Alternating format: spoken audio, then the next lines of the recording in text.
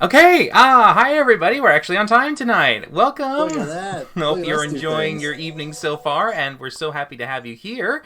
And of course, this is Ages Past, where I am your DM, and I have, of course, my plethora of players here, the amazing five that I've got. Now, if you have to guess who they are and figure out what's been going on, you can check out some of the previous episodes they've been in for the past. Oh, I think we're coming up to near 50. We're at like 45, 46, somewhere around there. Oh, that. But yeah, still pretty high up. So you can always check them out on the YouTube or on our Twitch. So previous On watches the YouTube. on the YouTube. So previous Twitches, go ahead and check them out so you can catch up on some of their names, their who's, their what's, the whys, the hows, all those things that you might want to know about the current situation that we are in. Now, of course, we are not the only show that operates on this channel. We have ones on Tuesdays and Wednesdays. Hoda's Season 1 and 2, Horsemen of the Apocalypse. They start at 6:30 p.m. as well, and you can find them with Sean DMing and a few of other reoccurring players that are in some of the other campaigns as well. So be sure to check them out because, of course, the more time you spend with us, the more you are accumulating total tabletop points. These can be used to influence any of those games by purchasing things like inspiration, health potions, and other goodies.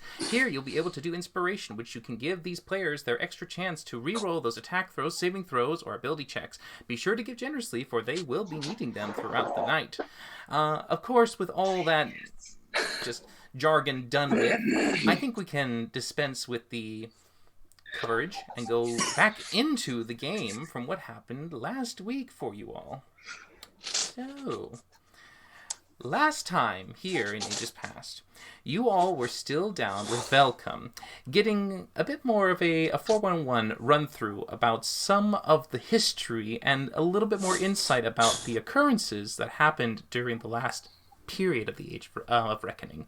Now, of course, you learned Valindra's mother, and also Valindra learned from the Raven Queen that there was a task given to her, that she was to seek out these black rods that somehow were tying to her divine essence, and told to find them in caverns and secret doors. Now, as we had her figure out what to do with that, we also had the rest of the party go into a little bit of a rest to recover themselves and to plan ahead for the next task, which Velcom said was to probably use the previous rods, but instead of doing them half infused, was to instead put in a full essence of a dragon inside them to allow them to have enough power to actually be more effective. Now, with the information dealt to them, he helped them by preparing them for their journey on the next way, by heading up to the next way of the White Dragon to go and take that one out to fill up the one rod he had. And of course, he gave you all little trinkets, things to use, some armor, a cloak, a rod, as well as a miniature workshop, a portable space that could be taken with you.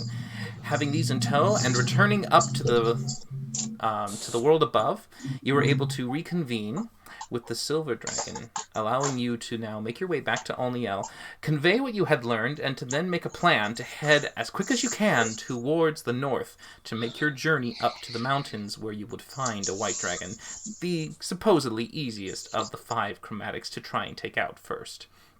Of course, the closest that she could get you to was a mountain range just south of the White Peaks, sorry. Now, as you made your way there and she deposited you, she left you in good faith and hopes that you would make your way up there with little to no problems. And luckily for you, that was the case. For Smokey had learned the Magnificent Mansion spell, allowing you to have a very luxurious campout as you traveled all the way to the north. 12 days and nights it took you to go across this barren waste, a plain that didn't seem to have any kind of life form inhabiting it.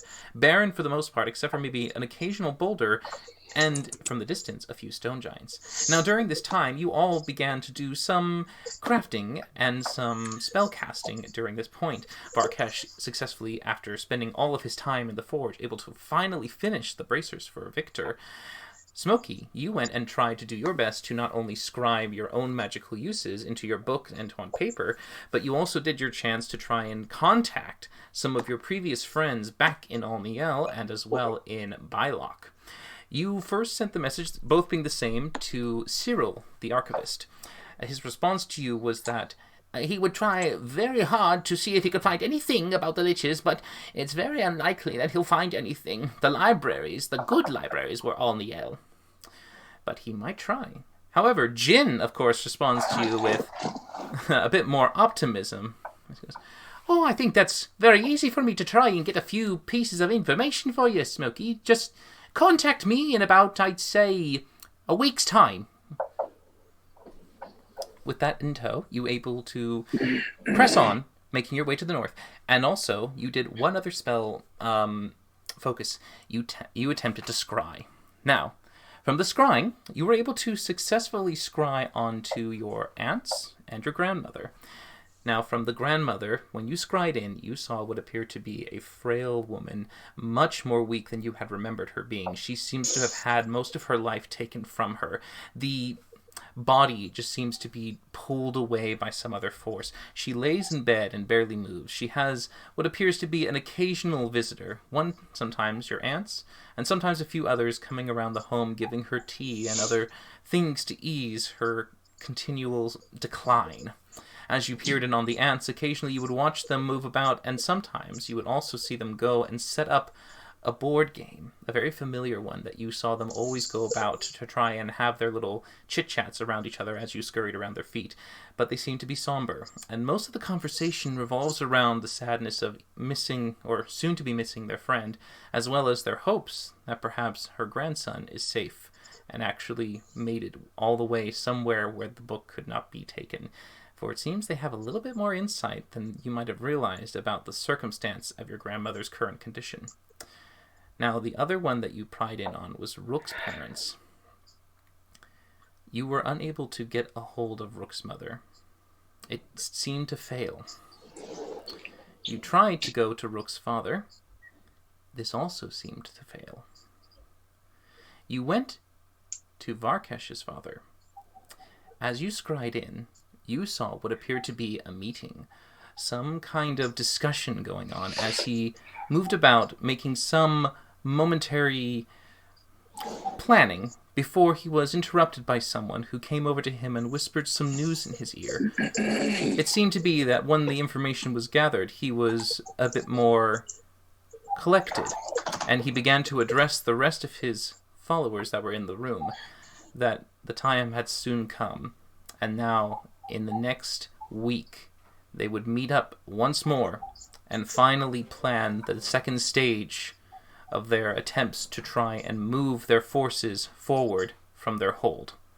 So that was as much as you got from it, as well as a few bits of information and details regarding it, knowing that from your current state right now, in about 3 days' time, he is going to re-meet with what appears to be the rest of his council and begin the second stage. Oh, we've got some inspirations for Varkesh.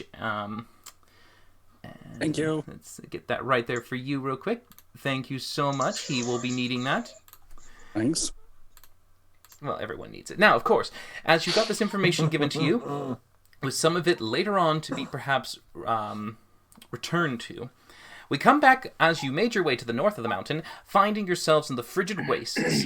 Having successfully traversed up most of the slopes, you found yourself suddenly surprised by a large gathering of insectozoid-like creatures. These young Remorazes first came around, trying to take on what they thought might have been an easy meal. Unfortunately for them, you were able to dispatch them quickly. However, the adult Remoraz came in and was not too thrilled to see its young being destroyed, and though you were almost quick enough to take it out, it wasn't the only one, as the final, the prime Remoraz that came out was trying to finish you off, and fortunately was able to take down one of your party members in revenge for the loss of its kin. But, as you were able to finally slay it with Varkesh shooting a hand of necrotic energy with inflict wounds into the creature to allow Rook to slither and slide out of its esophagus onto the snow below, you all saw what appeared to be a large frost giant emerge from the forest and make his way towards you in a bit of a, what you could see as a guarded pose, but he seemed to pose no threat at first as he made his way towards you. Now, as you all stand there, Rook now on the ground, he'll go ahead and make another roll to me in secret, but as he does so, you will see that the giant is moving forward and speaking in a very booming voice as he makes his way with a bit more of a jovial kind of expression. Can I cure wounds level 1 him before we get trampled on by giants? In a second, but yes, Rook can roll a second time. But yes, at that time, of course, he is going to Oh yeah, of course. And Victor, you were tinkering in the workstation as well. Okay, brilliant. We're doing really good so far. Okay, so as the giant walks forward, he seems to be in a happy nature going, "Impressive! I never expected such vigor from those so small." As Varkesh, you quickly are looking down and looking up at the same time, just kind of like trying to bleed in and cure wounds. It just barely goes off enough to save Rook from death. Wow. There we go. I'm just there, just like doing compressions, going, "Be with you in a moment." But as the giant moves forward with a bit more of a casual kind of greeting to you, you all start to notice that in the distance, behind him in the trees, there are other stone giants waiting. Many of them seem to be in formations, getting themselves ready and positioning themselves advantageously to see what might come from this encounter. But the one that makes his way forward seems to be the most decorated. You can see large leather pieces onto his body, as well as bones and other ornaments that seem to display as trophy, as well as armor, for him to kind of make his grand display towards you all in the world. As he makes himself go a little closer to you all, what do you guys do? Wait, did you say there's more of them? There are more of Yes. them in the distance, yes. Oh. And just to clarify, these are all stone giants. No, these are frost. Okay, you've been saying stone and frost. Have okay. I? Oh, I'm so sorry. It is a frost. Okay. Tomato potato. I greet him in giant after I ensure that Rook is breathing on his own. Okay. What do you say? Greetings, giant bearded one. Thank you for the compliment. He's a I little think. surprised as you speak giant, and he replies to you now in giant. He goes, "Well, you speak our tongue. You also seem familiar." He looks at you a little more inquisitively. "Perhaps, tell me, are you the one they call Best Blue?" What the what? We don't understand this.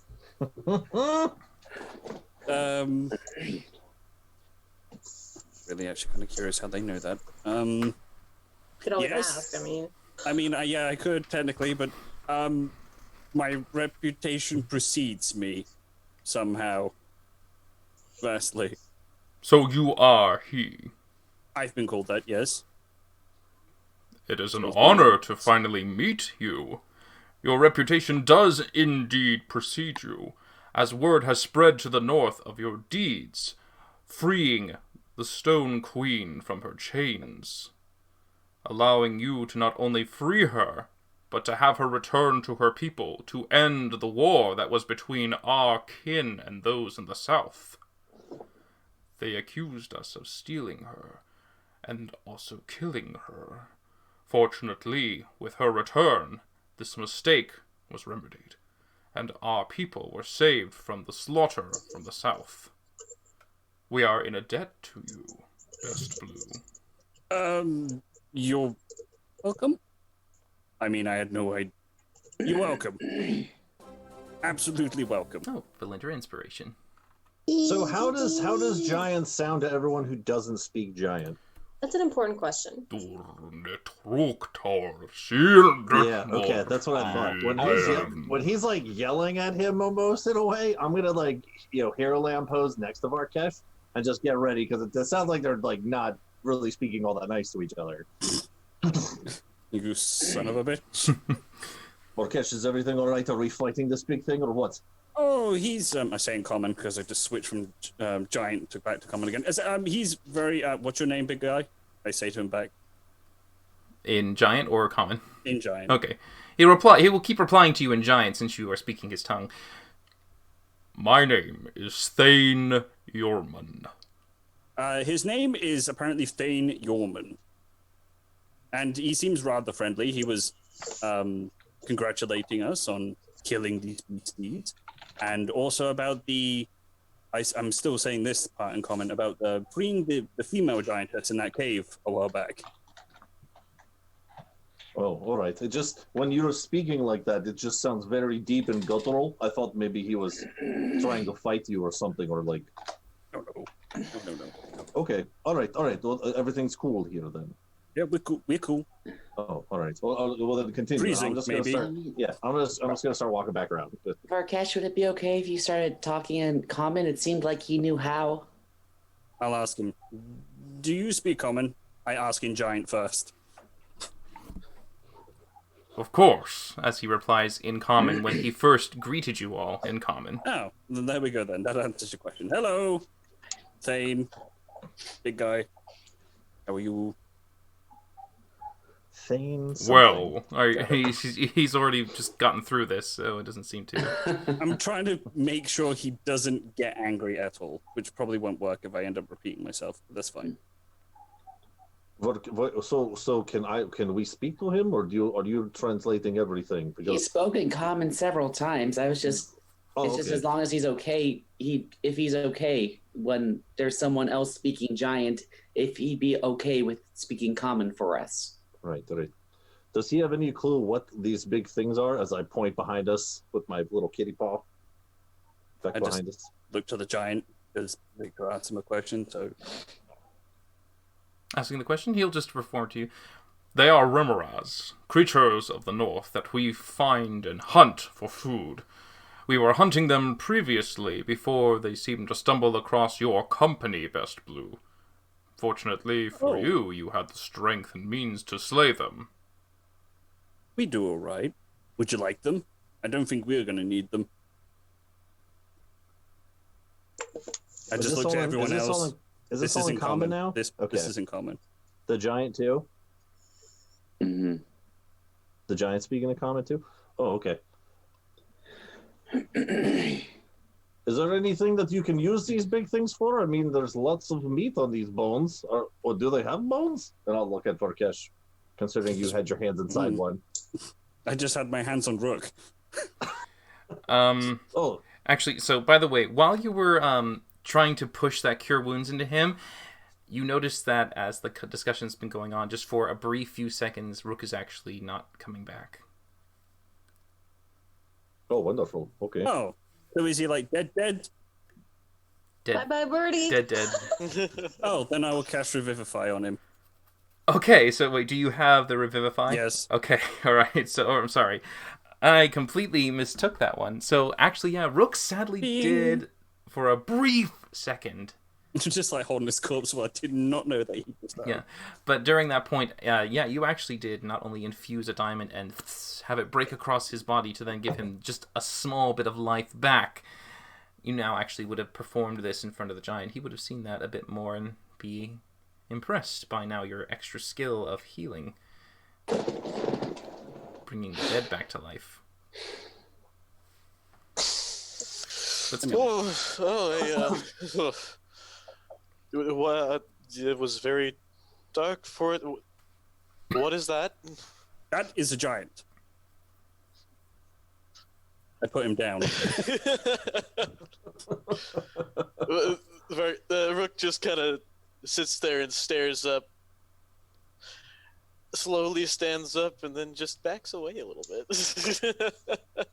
It's fine. He's friendly. The last thing that I saw that was giant just ate me. I don't think that they eat Kenku. They probably eat birds. Do you guys eat Kenku?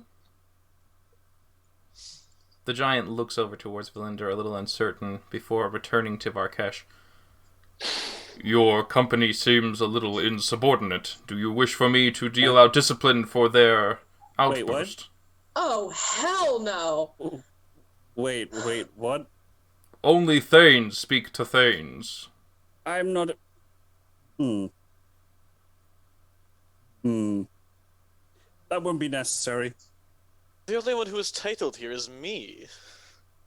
That's true. He's the only one that's got, like, royal blood-ish. Really? Not really royal, noble, I don't know. He's got a big name attached to him. And the pen? I am literally the steward of our fort. And this guy is kin to the people that serve a really powerful family line. They've got cred. Are you speaking to the giant still? Yes. Okay. I'm very upset. All right. He'll look at you with a bit more of, like, disgust as your continued outburst.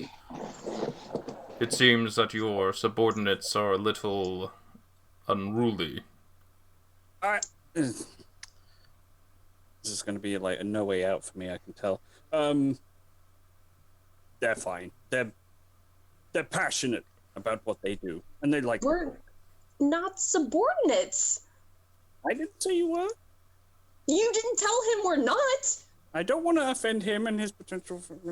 Oh, okay. Yeah, you don't want to offend him, but you're fine with offending us. That's fine. That's Just okay. Point Marquez. to the fact that he's a giant.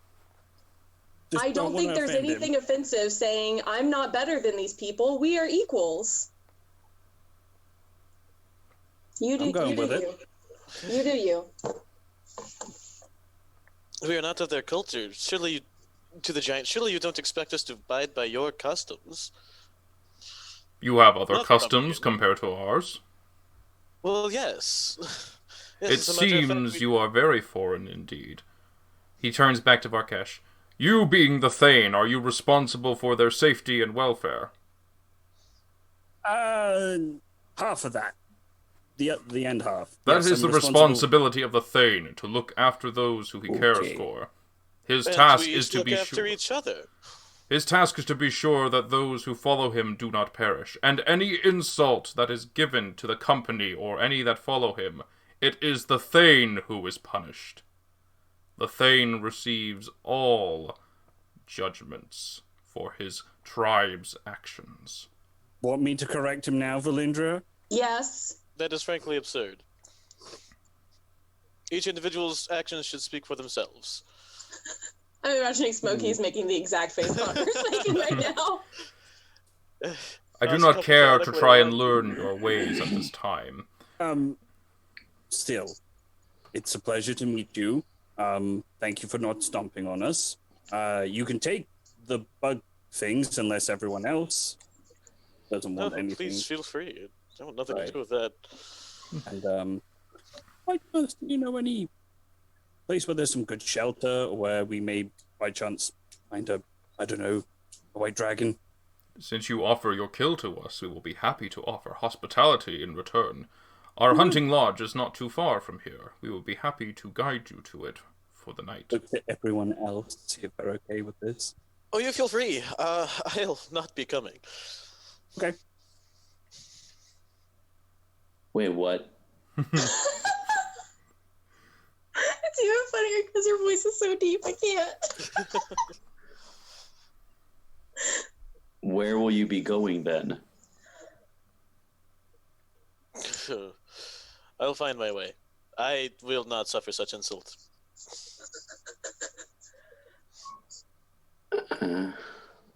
Can we look? Okay, if we go with them to the cave, as long as we stay with Smokey, we don't actually have to stay with them. We'll be in the mansion.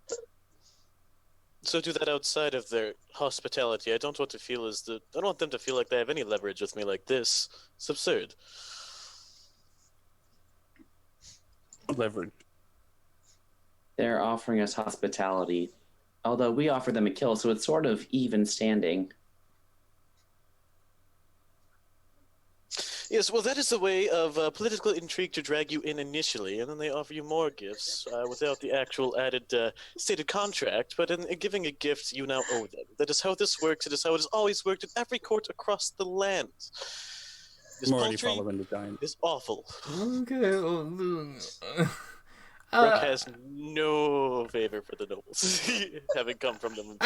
Rook, make an intelligence check, actually, because, I mean, just from the little teeny bits of information he's been telling you, you might glean a bit of difference from this kind of mannerism. Teeny bit, because it's not a nobility thing right now. Oh, okay, you rolled. Okay, yeah, absolutely. All right. You rolled really well. You're very well. All right, so you would understand a little bit of this. The way that he talks and the way that he seems to describe things, it looks to be almost more akin to like a colonel or a lieutenant leading troops.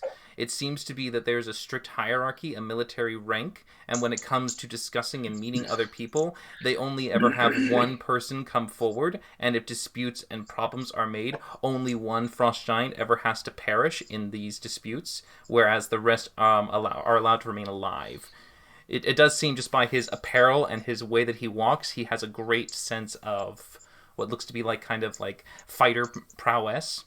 and it seems that whoever is the Thane of these groups is in charge of protecting the rest and will be the one to take all accounts of damage and problems and things like that. So it doesn't look like he's like diminishing you. It looks to the find of like the more you choose to like do something that he might perceive as insulting, the more he assumes that it's Varkesh's fault. And if Varkesh doesn't do anything, then he will do something. But if the insults or anything like that continues to stand, then he might just take it out on Varkesh. That's kind of what you kind of get the idea of. Okay. So it's not really courtly. It's more of a military kind of regiment rule. Okay. I mean, Valindra's gonna go to keep from freezing to death, but she's still a little PO'd. Oh, PO'd. I said BO'd. No, although she probably hasn't. No, we the have the mansion has. Magnificent Mansion. It's okay. No, yeah, you're fine. You've been living in luxury for the past 12 days. It's like you've had bubble baths, you've had feasts. Trust me, you've had no exhaustion checks. What Rook has always been raving about. But yeah. All right, so the Thane will be happy to escort you to the hunting lodge as he tells the remainder of his kin. In Giant, Varkesh, you would basically understand that he's telling them to grab the corpses and to haul them with them as they lead you deeper into the mountains. Now, the trek is a little perilous, but not that bad, for the Giants are showing you a way to make sure you don't have to suffer too much of the terrain. The snow is deep, and for the most part, you are kind of trudging halfway through. Varkesh, it's about maybe below his knees, but for the rest of you, it's kind of like up here. So the path is being forged and allows you to kind of cut through this deep snow. Just his ears sticking out the snow. Well, I'll probably be flying. I was going to say, he flies. Damn it. But you do travel for what appears to be 4 to 5 hours, making your way to the point where the sun is starting to descend in the sky. But at that time, in the forest, you can see what appears to be in the distance a large lodge, a section of wood that has been built up with a kind of triangular roof. However, when you stare at it, it doesn't seem to be tall enough for to fit a giant. But as you make your way around, you can see that it is not only just that, but there are also a few other structures as well. There seems to be at least 2 others nearby, positioned in a kind of little, like an encampment, a little way to surround itself and to give some protection. The smallest of the buildings, as you approach, looks to be a storage shed of some sort, maybe something to put away tools and other pieces here and there. You can see just a bit of a, what look to be bone and other potential tools that are about to be made, or weapons as well, stored in that slot. Off to the side, you can see a smaller building that looks to go down and further away. Again, very small in terms of its roof. You're surprised. You'd think that it should be a little higher up for them. But as they make your way to the largest building, you can see that there, at the front, there is a set of steps that lead down into the earth. It descends a little bit. For you, it's a bit of a kind of a jumping slide drop. Each step is a little too big for you, but you're able to make your way easily down into what appears to be this half-buried longhouse in a sense. Inside, you can see what appears to be a large rectangular surface with many different kinds of creatures' pelts and bones decorating the side walls, trophies, and other things to be transported later, pelts and hides and other things that they gather throughout their journey. In the center, you can see what appears to be a large expanse of 2 tables on either side and a big one at the end. It seems to be almost like a dining area for them. And at this time, as they begin to set up and get themselves situated, they all begin to prepare for the evening, cutting up some of the Remoraz meat and beginning to pile it and serve it in ways for you to have a feast, a dinner to enjoy the bounty of the kills that you have so generously given. There seems to be a bit more of a quiet routine kind of activity. Each one seems to be more focused on their task and doesn't waste time idly chit-chatting or talking with the party. Many seem to even try their very best to avoid conversation because they're not allowed to talk to you. But it seems that for the most part, the Thane in the back is more than happy to have people sit next to him so that Varkesh can sit right next to the Thanes and the rest of you can be on the right-hand sides close to them as the remaining Frost Giants flank on either side.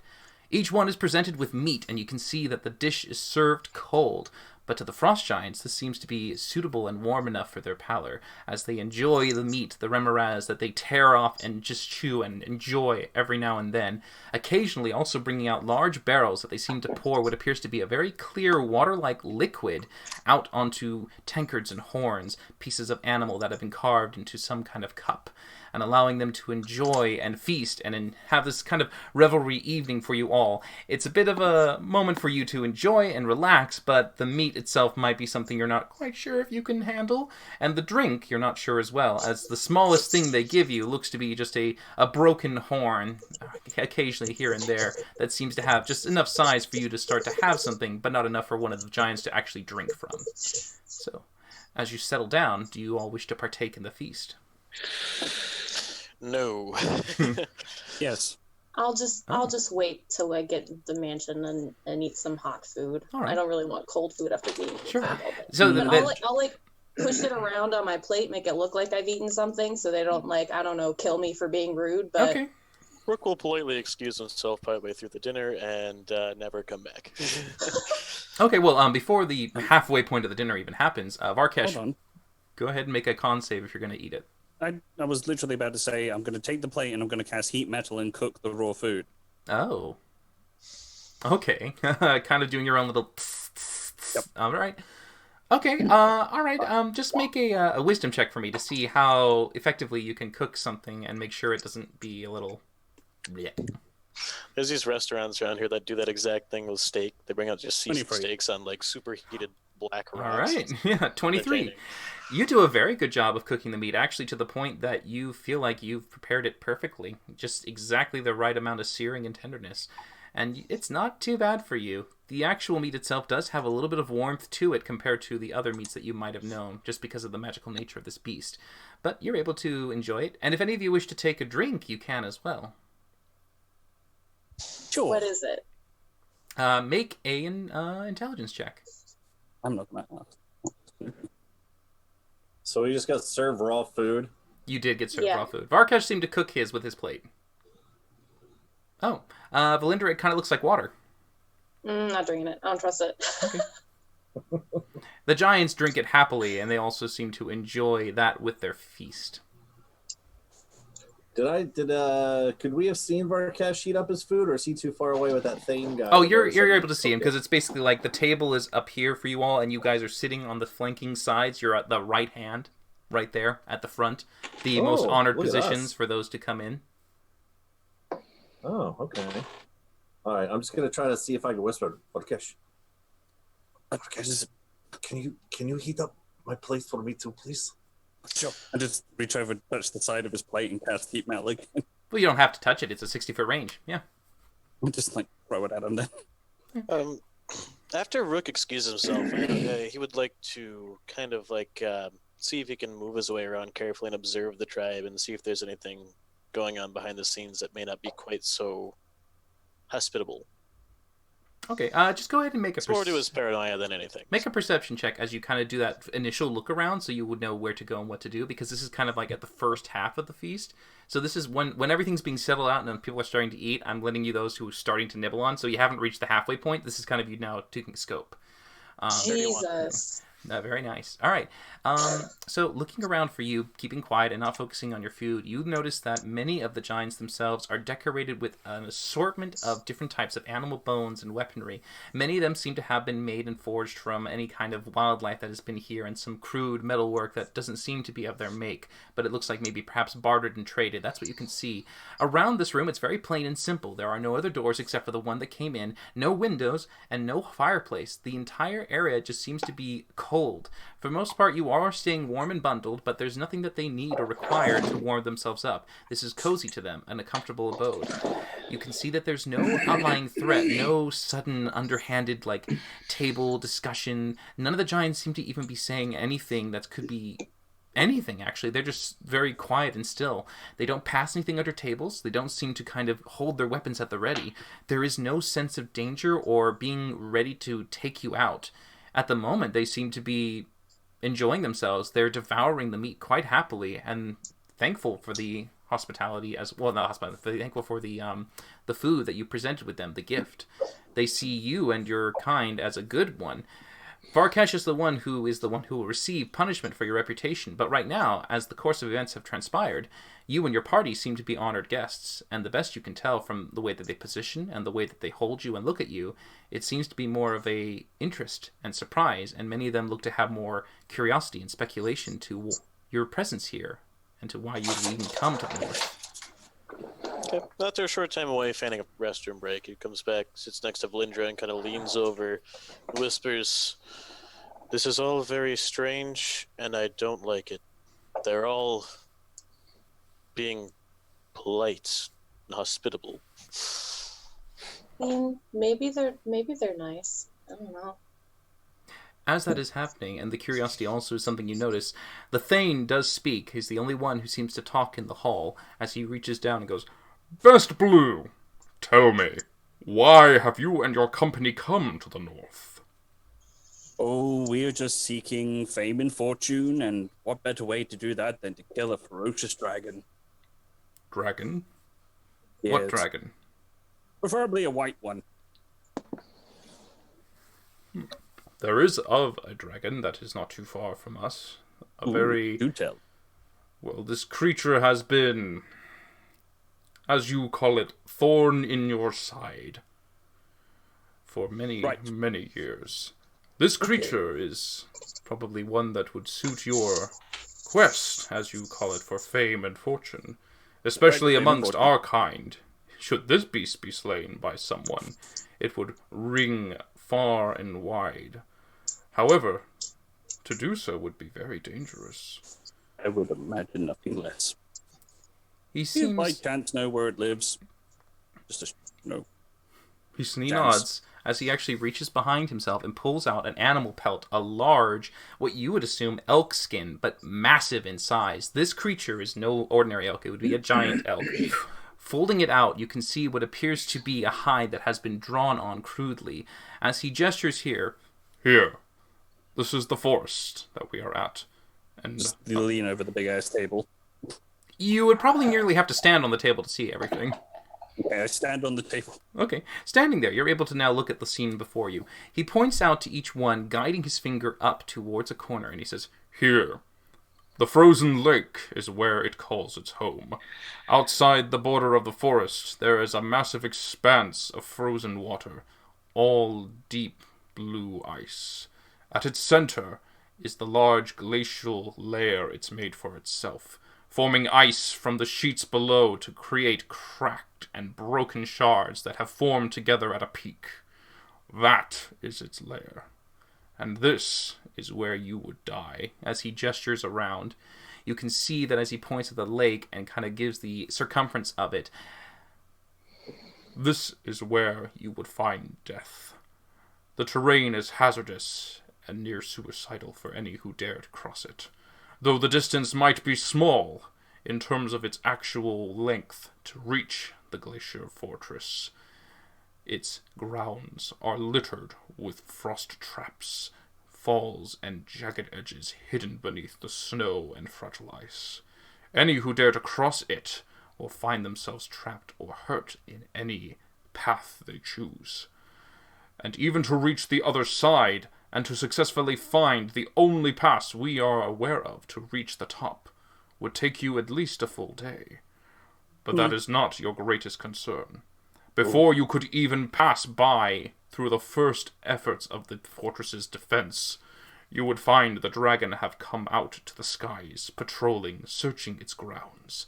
Aware of your presence, it would attack you immediately, and you would find yourselves dead and frozen, corpses left there. If someone were to fly, say, fly to the dragon's glacial lair, how long would it take? If a bird were to fly, it would take no more than perhaps less than an hour, perhaps. And does the dragon come out patrolling often? So what? Does the dragon come out patrolling the skies often? It tends to look around its lair continuously. The only time we have ever seen it not is when it goes out to kill. Once it returns with something to feast upon, it spends its time devouring the prey and then digesting it. If you dared to venture at that point, that would be your best time.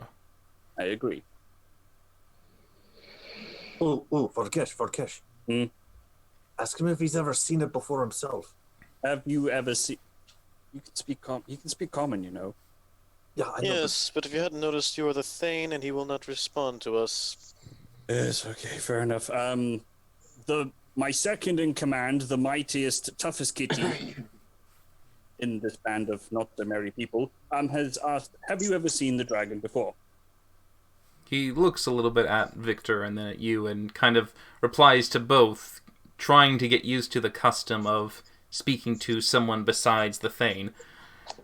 Yes, I have seen this creature. This giant worm that flies the skies. It has roamed around these parts for many years, and has grown fat and large. Fuck. Well then. I try and lean across the table to Rook, Valindra, and Smokey to see if they've heard any of that. Does the Thane know the dragon's name? Do you know the dragon's name? Wait, it would have a name? Oh, fair enough. Do you know the dragon's name? We do not converse with that thing. How would we know its name? Fair point. Lean across the table again. Nope, apparently not. Any who have come close to this creature fall prey to it and die. We have had many giants venture to try and remove it from the lands, but instantly when they reach it, after being wounded and scarred from those around the fortress, it comes out and takes many of our kin down as we attempt to assail it. No. Those who try to get close, who maybe even glimpse at it, or barely learn it can talk, will find only death afterwards. Hey, Smokey, do you think we could potentially fly there? I mean, he seemed to think that a bird would take an hour to fly to the heart of its lair. I can make most of us fly for 10 minutes unless I'm missing my spell. 10 minutes, and that's if I don't lose concentration. To be quite honest, if we were to go through the air, it would be easier to spot anyway. If we stay close to the ground and move carefully, I think we'll be better off. Cool. Spend some time in your forge, perhaps take Victor with you. I can move on my own, and then Loki and Valindra can jump as closer as need be.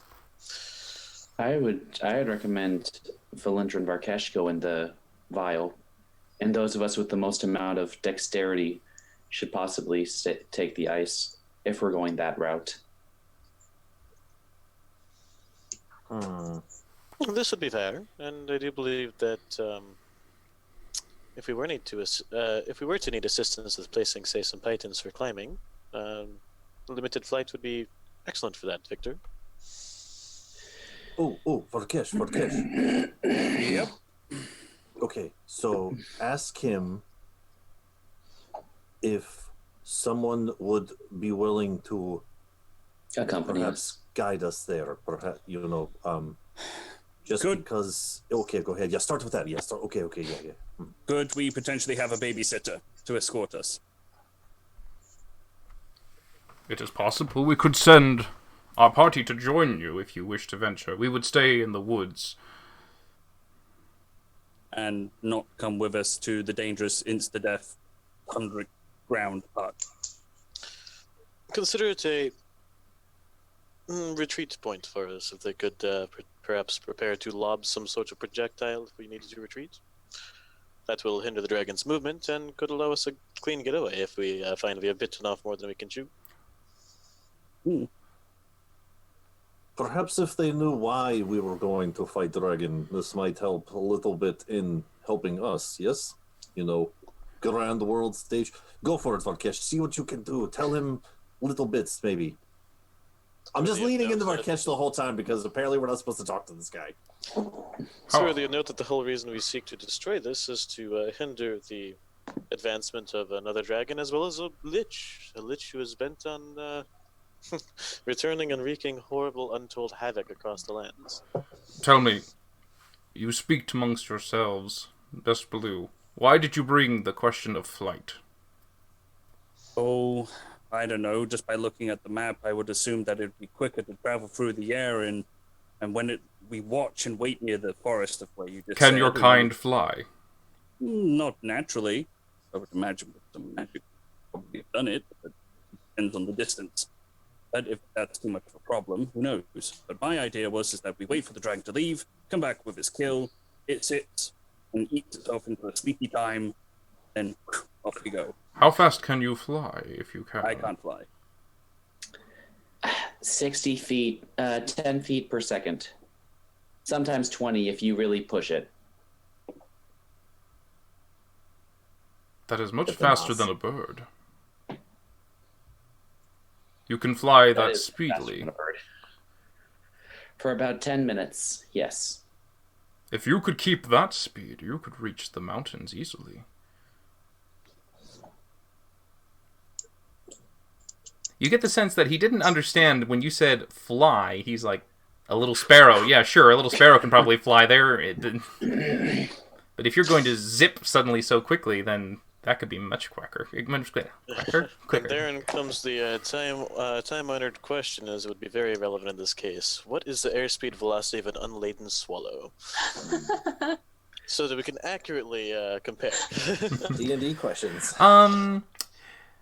For those of you who can see the map, you can make a survival check looking at the map to actually get a good guess as to how the distance might actually be. Okay.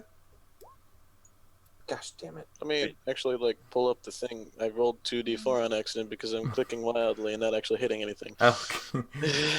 2d4 survival. This is supposed to be survival. Oh, okay. Rook, getting a little closer and analyzing it, you're able to instantly pick this up. Smokey and Varkash are able to confirm with you on this assessment. By looking at the map, yes, actually, if you were to fly at that speed, you could reach it in possibly 8 minutes, maybe less. Oh yes, actually they're quite close. If we were to maintain the speed that I know you can, assuming of course we're not hindered by weather, we could make that in give or take 8 minutes. It's true. And another thing I was thinking of possibly as a backup plan is that between the workshop, if Valindra and Varkash were to go in the workshop, I was to make myself gas, all we would need is Rook to walk, and then Victor could fly.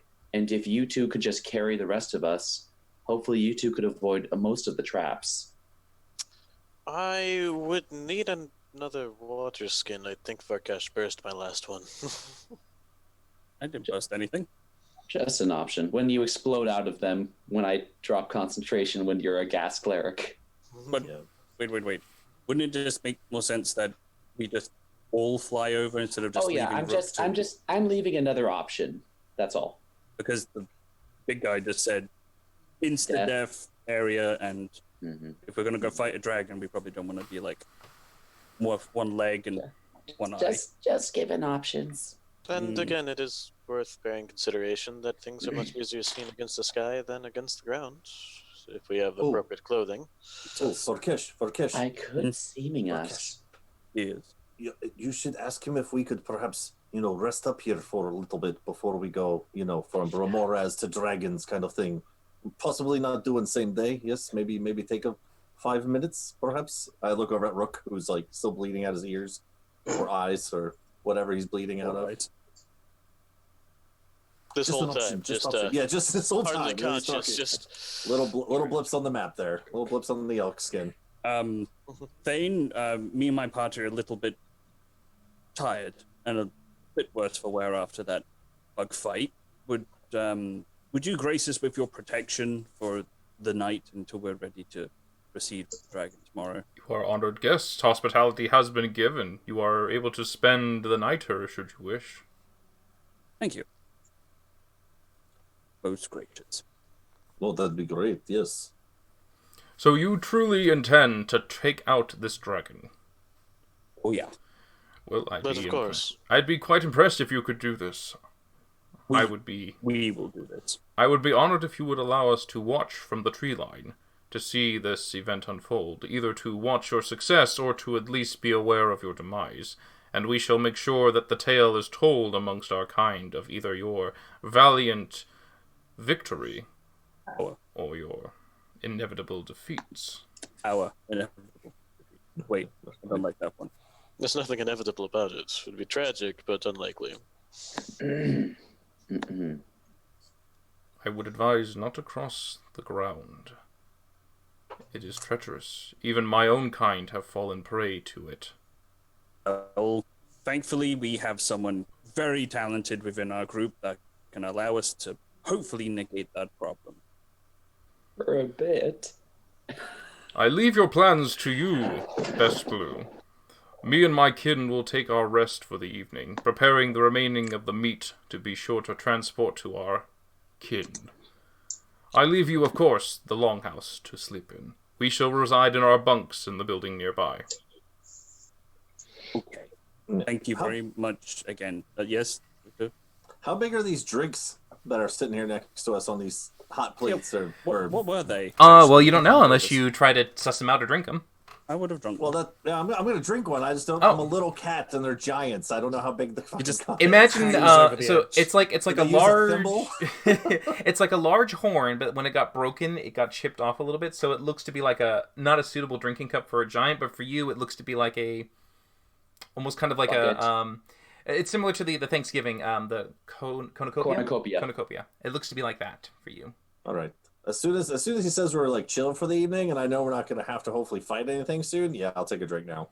Okay, go ahead. I was making sure we're like halfway safe for 5 seconds before. Those who drink of it make a con saving throw. Sure. Hey, why not? That should be fine. Yeah, Okay. Victor, it is a potent alcoholic beverage. It is strong and hits you hard. It is warming, though, to your body, and you feel that as you let it take you, you kind of drift a little bit into this warm bliss. It is a hard spirit, similar to vodka, but a bit more potent. Varkesh, you are able to withstand some of the intoxicating effect, allowing you to be a bit more clear-headed, but both Victor and Varkesh, after drinking it, seem to have warmed themselves, and at the moment are immune to the cold conditions of this environment. Oh, wonderful. This is delightful. This reminds me of drinking with my uncle when I was growing up. This is kind of hits the same palate. This is delightful as I'm like talking to a stone. I mean, yes. I turn around to my group now. Realize I was talking to a rock. You okay? No, I'm great. Are you okay? I'm fine. You were talking to a rock, though. No, I wasn't. You're crazy. You were. All right. Can we take some of this back to our room? You ask him if we could take more of this back to our room. Could we partake in more of this lovely liver killer? I'll be sure to leave a full horn for you. Awesome. Is this like a giant horn? It's like a jacuzzi. I don't know how much it is, but it sounds good. Imagine, so just take the the tip of the horn that was a cornucopia and now just extend it to full. Okay. It's about as big as Varkesh is, almost a little smaller. Okay, fair enough. Definitely be taking that then. All right. Can we go? Can we have someone take us to the rooms now, or? We shall leave you to have your privacy. As he stands up and he beckons the rest in giant to leave. Varkesh, can you ask him how far from here it takes to get to the dragon's lair? Are we asking from here, or where or the closest point they're going to take us before they can't go any further? How long do we travel to get to the dragon's lair from here? If we were to, excuse me, Thane, guy, how long would it take to travel from this point right here to the dragon? Less than an hour. Right. Shoot, they live dangerously. It's really close. Okay. They stay in what appears to be the trees, and you notice that when you entered, it's a dense foliage. The forest itself has a lot of cover, and you can tell that when they buried their house down into the ground, it's kind of keeping away from out of sight. So it looks to be like they're very capable of being able to not be hunted, in a way.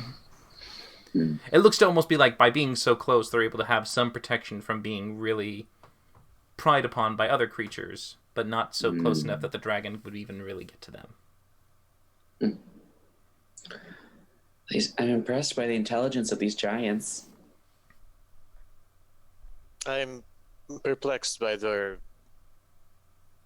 social. forthrightness. Yeah. What's so wrong about them just being nice people? Well, it's always veiled. It's always been veiled. This is different. Were you not paying attention when we were with the dragons? They seem perfectly kind, but it's all backroom dealings and political backstabbing. It's a gosh darn shame no one made insight checks. Rook, are we back in our? Are we in our own room now? Our little privacy room thing? During that time, the Thane had ordered the remaining giants to leave and allow you to have your privacy, as they would go to the bunks next door, another building, so that you can have the hall to yourself. I'm gonna still a little tipsy from this giant vodka. Rook, who hurt you, man? I mean, like, you don't trust giants. I don't understand.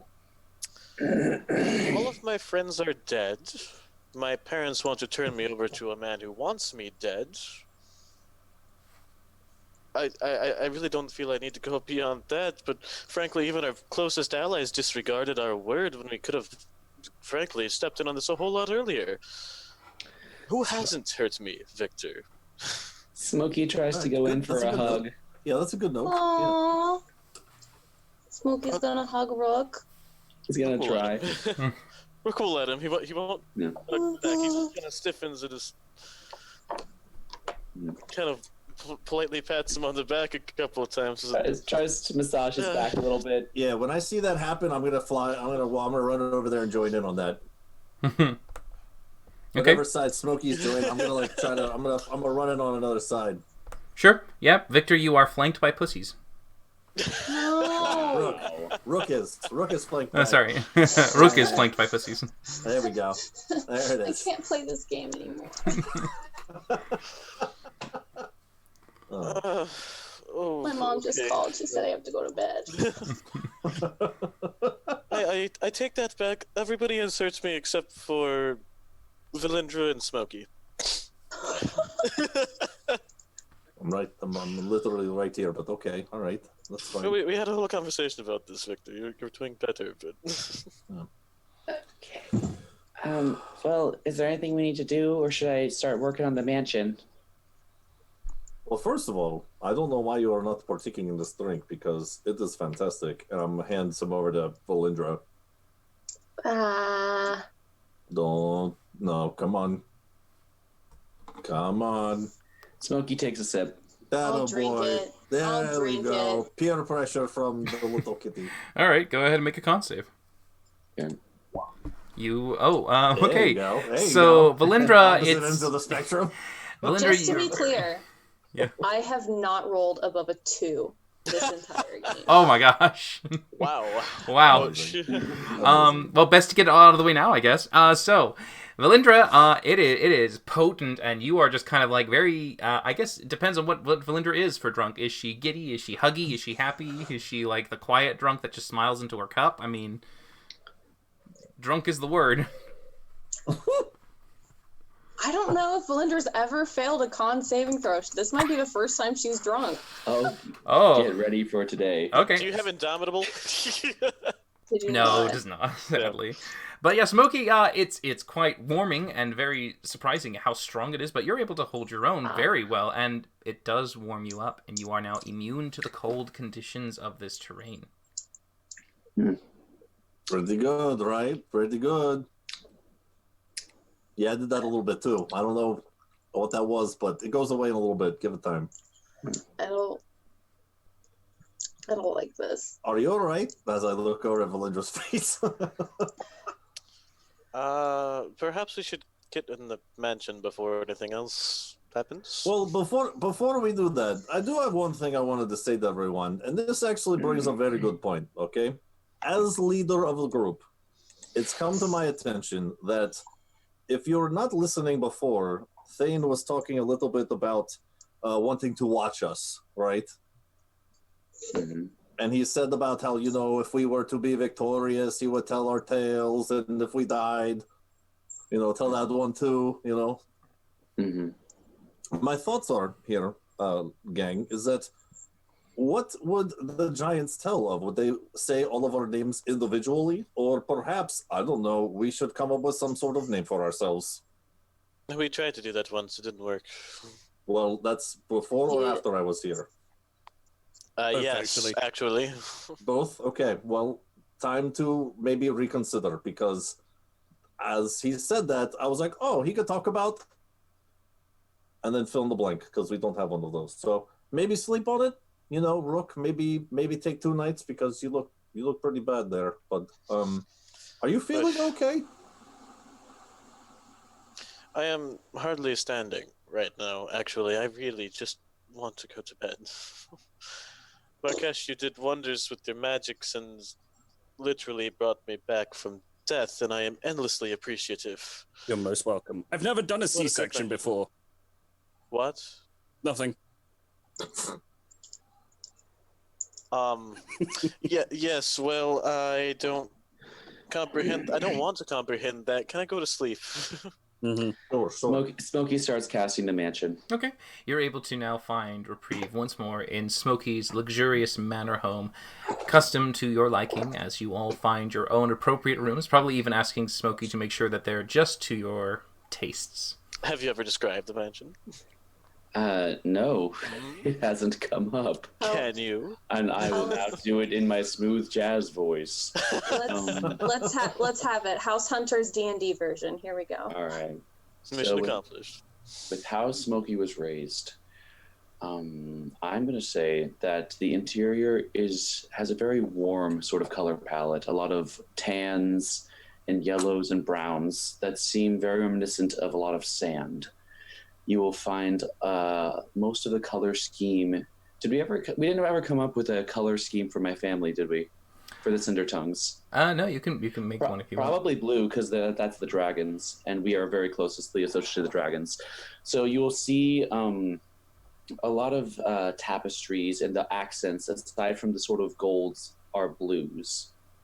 Very much similar to Varkesh's color, actually. And it's not particularly ostentatious, but it has its own sort of style that is understated. And as opposed to many floors, it maybe has 3 floors, but then it has a very extensive ground floor. So more like a ranch-style house, more than an actual, like, many stacks on top of each other. And yeah, there's a lot of just open areas. Like the rooms are kind of connected to each other without too many walls. Like the kitchen's connected to this giant central living area with couches for sitting around, and there's a fire in the middle where people can talk. And it's an open concept. It is a very open concept. And everyone has their own rooms that I'm sure over the 12 days of our travel have been tweaked for your very specific specifications. And yeah, that's the gist off the top of my head. I like it. Oh, I can't just remember. I forgot to tell this. Valindra, I totally forgot this. Once Varkesh had actually revived Winnie, and Winnie's now back among the living, and you now have Winnie too. The mark of Draken on your arm is gone. Free of his influence. You're welcome. Just from what you would know, actually, from just kind of understanding the contract and what it was, his contract is that as long as Winnie was brought back, that you would remain packed to him. Since the body parts were no longer animated by magic anymore and no longer filling the contract that he had made with you, and Winnie has now been brought back, all of it has been erased. The Raven Queen suppressed it. Now it has been nullified. Point of clarity, you've said Raven Queen several times. Is that Ebon Empress. So sorry, yes. Just checking. Yes. The Ebon Empress, yes. Okay. Yeah, totally forgot to mention that to you. That's one less thing to worry about. That's one problem. I'm glad you're not dragging that around anymore. Hey. Before we go to bed, I will try and get a hold of Victor and Valindra. Hey guys, so while I was in the I'm gonna pat Smokey's face because I'm still drunk. Oh, okay. I love it. This is a new development. But you're a good friend. Yep. So remember how I was inside of Varkesh's workshop for most of our travel? Yeah, so I was able to add a few a few new spells to my book, but I also was able to make some things that I think are going to really help us in this fight. And I pull out 9 rolled up scrolls, and I give 3 to each of you. Now, Valindra, you shared the spell Absorb Elements with me. Each of us have 3 spells of Absorb Element. So during the battle, if we get hit with a breath weapon, you can use your reaction to activate this scroll and take only half cold damage for a short period of time until the beginning of your next turn. Whoa. Okay, there's a lot going on there with some of the words you were using there, but yeah, no, no, hold on. I will flip it around for Valindra to read the other way. Wait, you said we each got 3. I have 6, though. No, that's I math. see 6. Nope. Hold on. Oh, that's what we're going with. Okay. Yep. We're gonna do 1, 2, 3, and close hands. That's it. Do you want me to hold on to these until tomorrow? No, I got it. I'll put them in a very special place. Yep. Nope. Put them in my bag. Right there. Yep. That's a good spot. That'll work. Oh, perfect. Hold on. No. Start taking things out of my bag. Here you go, Victor. I'm gonna hand him the immovable rod that we have. Whoa. Okay. Why are you giving me this? Are you just drunk giving me this right now? Or are you just drunk? Oh, you kitty, you don't understand. Yep. Okay. Because you can, and sometimes dragons are, and you can like up with them, and I'm never close to. Okay. I feel like. Plus, it makes you look even smaller holding this big old rod. Okay, wow. Okay, so, all right. I'm going to accept this because of the situation we are in right now. But yes, thank you so much, Valindra. I will hold on to this thing. Aww. She's drunk. Okay, yep. My little poofy friend. Yep, all right. Just kind of like squinting down. Okay. Well, I don't have gifts for either of you, so... great for me, I guess. Thank you so much. As I have you all here real quick, Valindra, okay, hold on. Do we really have planned for Dragon that we're going to go? We're just going to go, right? That's the plan? We're just gonna... Here's step 1 of the plan. Step 1. Go.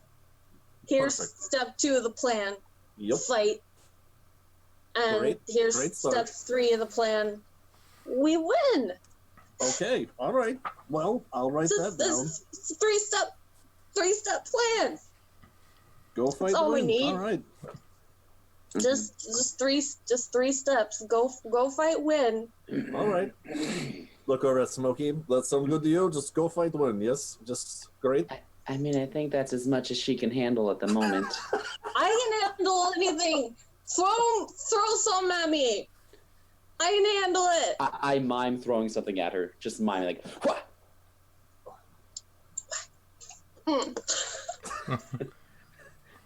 There was nothing. I would have got it. I would have got it. Whew. All right. I think perhaps maybe yes. You should probably lay down. Big day tomorrow, Valindra. We need you at your go fight win bestest. All right, let's. I'll fight the dragon right now. No. Tomorrow's probably a better day. And where's her room at, Smokey? In conjunction to wherever the hell we are right now. I'll usher them to Valindra's room. Yeah, easy enough. And there are 2 distinct little doggy beds. Only, of course, they're Fennec Fox's bed for Winnie and Twinny. So when we walk into Valindra's room to put her down in her bed, what's Valindra's room look like, Valindra? It looked like whatever Smokey had originally designed it as. Way to pass the buck again. She doesn't. Okay.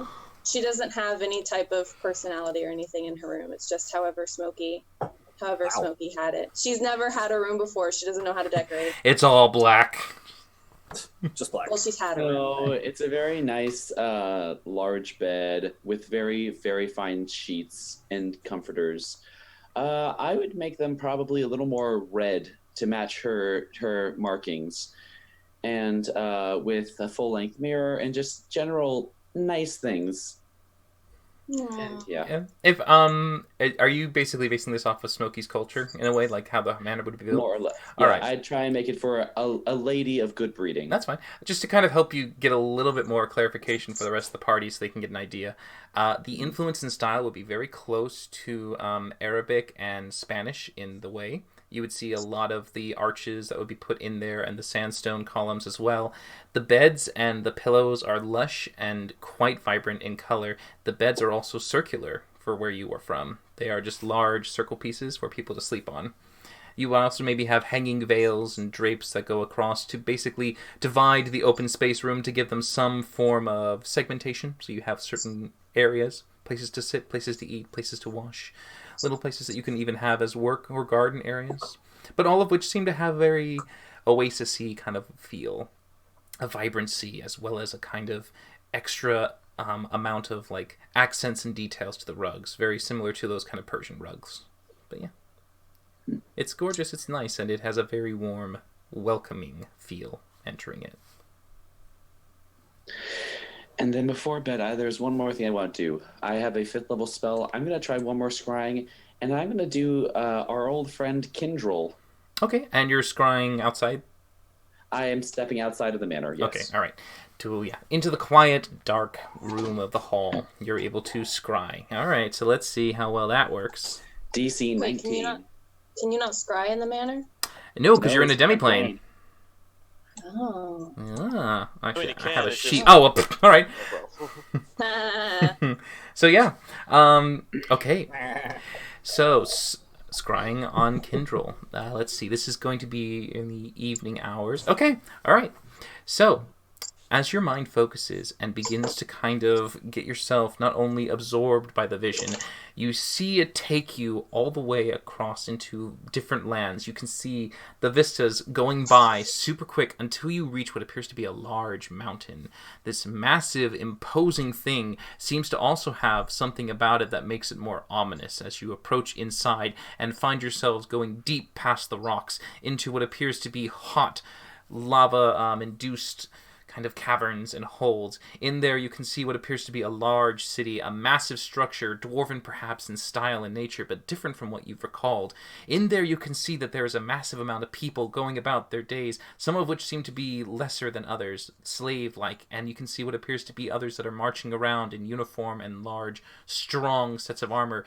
These creatures look closer to what you recalled from many, many, many times ago as Dragonborn, but not.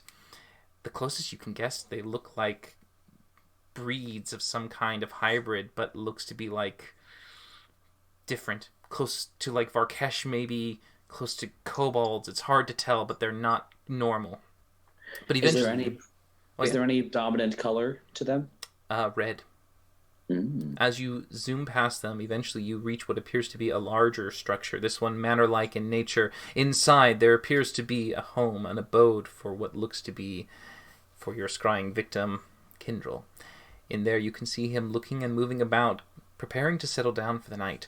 The glimpses that you can see of him as he walks about look to be going through workshops and other interesting pieces of arcane knowledge.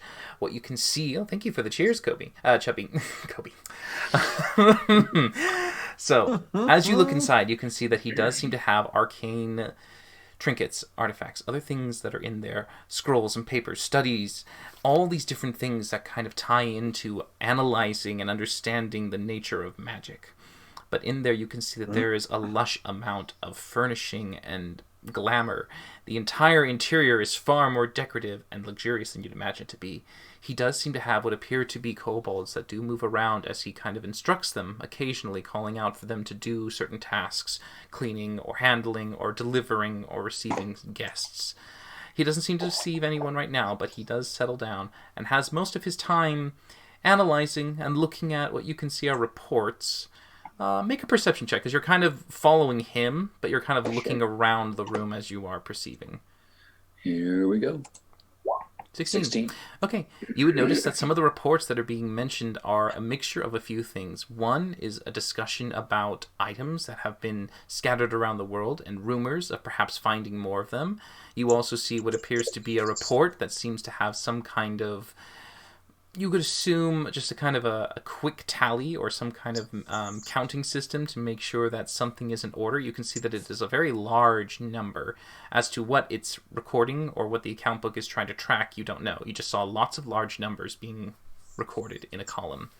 The only other thing that you would see in his room would appear to be his own relaxation kind of choice. It seems to be he looks at books and stories that still revolve around magic, stories that kind of discuss or speculate or even maybe give a small glimpse as to what might have happened and occurred during the Age of Wonder and also during the Age of Dragons. These tomes actually look to be in very good condition, and as you stare at them, realize that they are centuries old. This particular place, the entire area that you have entered, seems to almost be a place that has come from almost a kingdom lost in time, one that wasn't ravaged by the reckoning. And as you stare for a moment, it races you back and pulls you once more to yourself up in the Winter Peak Mountains. Wow, he's got it made. And he'll scurry back inside the mansion. Okay. So Can I go out of the mansion and back in the mansion at will? Is that to step out? If you want to. Yeah, because I want to scry too, since I'm going to be up all night anyway. Okay, so you would definitely be going to Smokey and saying, "Can I borrow the globe?" This is true. We only have one. Can I borrow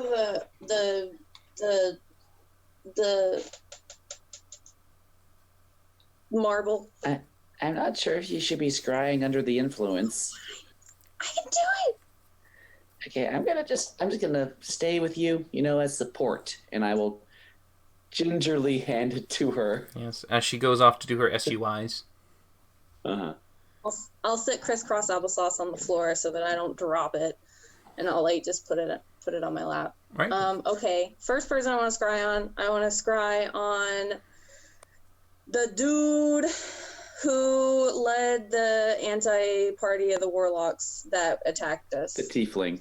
Yeah, that Tiefling bastard. warlock. Okay. That bastard. That guy. Okay, and that is, I believe it's this one. Yes, it is. Okay. So he makes a wisdom saving throw? Yes. Okay. My DC is 20. It's a 22. It seems that as you try to press in, the energies that seem to kind of guard and protect from you being able to pry in block your attempts to be able to scry on them at this time. Cool. Monk next. The monk chick from the warlock party. Okay. You have 2 spell slots, right? Yes. Okay. All right. The monk. Okay. No, she fails. What's she doing? All right. So, as your vision zooms across, you can see that it goes all the way back to the south as it visits what appears to be very similar landscapes that you had come across previously. All the way down, you find yourself going to what appears to be a forest past Trilak. In there, this is where you had found the entrance into the underground watered ruins of Bylock. But in the deep wood, down there, you can see what appears to be a formation of a few individuals moving about, some of them going in tasks and doing what appears to be some kind of mission. It's hard to tell exactly what they're supposed to do, but there, of course, as your vision is focused on, you see Lilith, the monk, as she is focusing and meditating in the night. She is taking her time to calculate and do some kind of what looks to be planning or preparing for something, as you look around to see what might be nearby, as she is just in her tent in a quiet crossed position. Make a perception check. Oh no. I'm really bad at these. All right. There you go. The details elude you as you're unable to really focus the vision to go where you want with ease. You can see what appears to be a map nearby on a table. It looks to have some kind of marking towards somewhere in deep wood. You're not sure what or where, but it looks to be like a marking there. And you can see what appears to be just a few pieces of paper with some orders on it. The best you can get with the vision cloudy and hazy and unfocused, you can see words of find, follow, do not kill, bring back. That's not good. Okay. Okay. That is the most But part, yeah. I can't see. But they're from where they met, they're away from the direction that we were traveling in. From the way that the vision kind of zoomed you down, yeah, it's in the south opposite of you. Okay, so we were because we were in the same place and they went this way and we went this way. Yes. Okay, cool. That's okay, I guess. Okay, and then I'll take a short rest for an hour and then I'll scry on Rook's dad. Okay, so you would try to scry on Rook's father and find that it fails. Can I tell why it fails? Is it because... Make an Arcana check. 18. 18. All right. There is something blocking it. You can see that there is some kind of force that is preventing any kind of divination from getting through. It seems to be there's a kind of a wall. Okay. And then... Okay. Because she's drunk, she's gonna scry on her aunt. Okay. I dig it. Okay. Inside, you can see as you zoom across once more down to Alniel. At this point, inside the temple, it is dark, and most are most are going to bed, taking their rest. You can see she's there in a very not very presentable or ladylike pose, splayed out on blankets, snoring a little loudly and a bit more inconsiderately, as her nature just tends to be, as she is in her room enjoying the splendors of her position.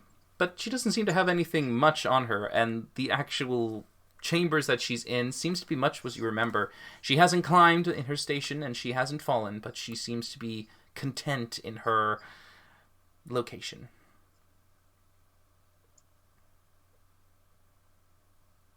Okay. Okay. And then I'll give the ball back to Smokey. All right. Finishing. Which I'm assuming Smokey's asleep, so I'll All right. Going inside and making sure to nestle it back into his satchel. You're able to also find your way to your room, no longer needing to rest in terms of sleep. You just spend your time doing as you will, just casual things, reading or maybe drawing in a book. Something I small. will say, Valindra, there are multiple board games in one of the central rooms. Yay! With instructions. And by the way, he does have transparent servants who will play the games with you. Sweet. So you can have multiplayer games. Sweet. Amazing. Yeah, I'll play. Okay. I'll play How does that games. feel? How does that go if you lose to one? Like, how does that go down? Oh man, too bad no one's around to see it happen. You'll never know. But yes, you all successfully rest in the mansion, allowing you to regain your spell slots to prepare yourself for the next day, recovering everything you need and laying out the groundwork for your adventure in the north. You seem to have a plan slightly ready, knowing that at least with a fly or some means to go in the air, you could reach the glacier, avoiding the traps below, if you so choose. But yes, at the moment, the giants outside will leave you to whenever you're ready to leave. Did we come up with a group name? Oh, I actually have been thinking of one for a while. Oh, okay. It actually kind of still works. It was just usually for the 4 of us, but it still kind of works for the 5 of us too. So I came up with FUB. FUB. Mm-hmm. FUB. Yeah, it's short for, well, now it's 5 Unexpected Blessings. Aww. That's really sweet. I mean, is that what we're going for in a team name? To be sweet or heroic or what? Fub. I don't even know if I can say that correctly. I'm gonna try to. Hairball. That's really hard to try to roll off tongue. I can try to give it the roll. Did no one else think of names overnight? Your team captain here said to think of names, and only one. All right. I was a bit busy attempting not to die, and for the matter of fact, That's fair. That's you fair. are each a blessing in my life, so that's fair. You seems did reasonable to me. You needed to rest up. Yeah. Okay. So you're excused, Rook. That's fair. You were, dead for a bit. So okay. But the rest of you, and I look around. No one. All right. Well. Okay. We can stick with 4 unexpected blessings. I think Victor doesn't really count himself as a blessing to us. Oh, okay. Well, he's he's getting there. We can just be. Or we put pin in it. Yes, maybe put pin in the Fub for now. I don't know. Team vote. Is that how? Is that That's. I like what it stands for, but I don't like how it sounds. Fub. Good point. Yes, Fub. Like nobody's gonna be like, thank the gods, Fub is here. Right. Okay. I mean that's fair, right? But I do like what it stands for. Okay. Maybe just put pin in this for now. Yes. That's not bad. Can we just? We could be the half-breed heroes. Well, that's kind of fun. We are all half-breeds. That's kind of catchy too. I like it has hero in name. Yes. I don't mind that one. Did we do it? Did we accomplish the hardest task of any D&D game, coming up with a party name? What do you feel, Varkesh? Yes, you haven't weighed in yet. I do not mind. Do you have a better suggestion? No, not at all. I think half-breed hero sounds really good. Well, Lindra, try that thing you did before with Fub, with the role playing there with like townspeople or something. Try that one. Okay. Oh, thank the gods! The half-breed heroes are here. Okay, all right, that's not bad. Half-breed heroes. It's catchy. All right. Does half-breed sound bad? Is anyone else picking? Is that okay? I mean, it's not generally a nice term to call someone, but I mean, it's kind of like we're taking it back a little bit. Yeah, which is kind of nice. Make it so it's not such a bad thing. It'll be good. Yeah. Then people will be proud to say that they're a half-breed. Well, we haven't really been treated with disrespect in any way since the asshole back in the woods. And the elves who treat everybody with disrespect, and not really about that. I say we work with that. All right. Let's go. Go fight, win.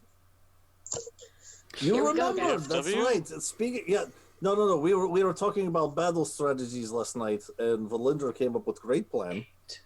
3-step process, pretty straightforward. Go fight, win. Just right in. I thought maybe we could distract dragon, perhaps lay trap for dragon. You'll bring him out in the open for dragon, but Valindra has pretty straightforward plan. I thought maybe just go fight, win. Right in there. I mean, that would be a lovely outcome. It's a bit bare bones, but we can work with it. We'll be fine as long as we stick to the plan. Go fight, win. All right. We'll fight, win. All right. Perhaps we can make that into a name somehow. That's not necessarily team name, but that could be our motto, right? The goers, fighters, winners. No. That's not the whole team name. But okay, hold on. No. All right. Just we got a lot of thinking to do here. But all right, let's go talk to this guy and find out what the dragon is. Yes. Yeah. Time is of essence. World to save, rods to make. All right. Okay. As you all make your way outside, eventually getting yourselves prepared and having yourselves set for the day, you begin to march in that direction as the Thane helps to lead you with his reigning party, giving you discussion as he guides you up there.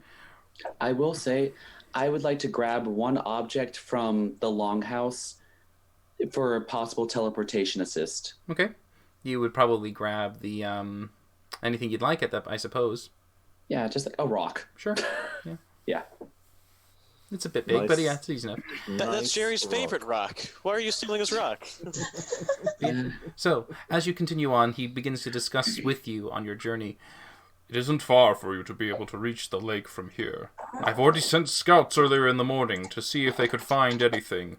Currently, the dragon has already gone on patrol and has moved about. It might be hunting soon. We don't know. We will lay low in the trees until we perhaps see it return with maybe a feast or to rest in its lair. Either way, that might be your best time. With your Thane, not Thane, best blue, giving the notion of flying. If you perhaps can use that, I would be very impressed, and it perhaps could allow you to make your way to the glacial mountain without any trouble. The distance for the speed that you can cover, it would seem impressive. I look forward to watching this. And we look forward to living it. What if we were like, I don't know, hold on, pause that. Carry on. I didn't say anything. How long does the mansion last for, by the way? 24 hours. How long do we stay in the mansion for, by the way? A little more than the 8 hours we need, I imagine. Basically, yeah. All right. Side note, is there any way that we can stay in there for, like 12? With the recast? I mean, no, not. I mean, yeah, we should. That's easy. I mean, the giants will be waiting for us. But okay. Only reason I'm saying is, this is all out of stuff. But yeah, I need 12 hours for a little recharge on these boots because DM said it was a 4-hour fly time from Remorhaz to Giant Lodging, right? I mean, honestly, one of us could carry you, Victor, while we walk to the forest. That would let him recharge, wouldn't it? That's why I was just asking how long we were staying in the mansion for. I thought you don't forget like you 10 had hours or something. You had dinner and everything prior to it and breakfast, so pretty much it would have been at least 12 hours so far. Because after you flew, you would have had. Dinner was. Oh yeah, dinner would have been like at least. Dinner would have been at least like 2 hours, and then you would have had an 8-hour rest, then 2 hours to get ready without having to fly. All right, cool. But yeah, I know that. I'm just making sure I'm playing by the rules here. No problem. I can't fly. No problem. Yeah, so making your way up into the forest on the edge after traveling for a little less than an hour, you do reach what appears to be the borderline for the forest and the lake. It is a vast piece of frozen waste that has nothing on it, except in the center what appears to be large pieces of ice that have been somehow forcibly jutted out and up from the surface below. These large, tall pillars of ice seem to have almost like knife blades that come together at points, leaving gaps in between them, maybe small enough for a person to fit through. Certainly not enough for a giant, as it seems to be a useless kind of entry point. But onto the sides, there are what appears to be one path leading up in a treacherous climb towards what appears to be a larger cave-like entrance that the dragon might use to enter and exit. But of course, around there you can see that it itself is a hazardous-looking piece of frozen lake. It is broken up in pieces. It is an uneven terrain. It doesn't have a flat, solid surface. It seems to kind of be this mishmash all around, snow covering the tops and clouding and disguising anything that could be hazardous along the way. You can also see, though, that on the edge, as you stand there and wait for a little bit, another frost giant has already been stationed and watching carefully. He gestures for all of you to look as he points up to the corner in the sky. Up there, you can see what appears to be, very faint in the distance, a silhouette of a dragon. As you peer at it, you can see it is carrying something underneath its claws. Looking at it for a moment, you can see that it has caught something, a prey of some sort, and it is making its way back to its lair to devour it. Is there any chance to do a perception check to try and get an idea of what the prey is? You can make it with disadvantage. I'll give it a try. Is this it? Are we supposed to try to attack it now while it's distracted, trying to eat? What are we doing? Are we following it? What's happening here? That is rather far away. It will definitely see us coming. Nature.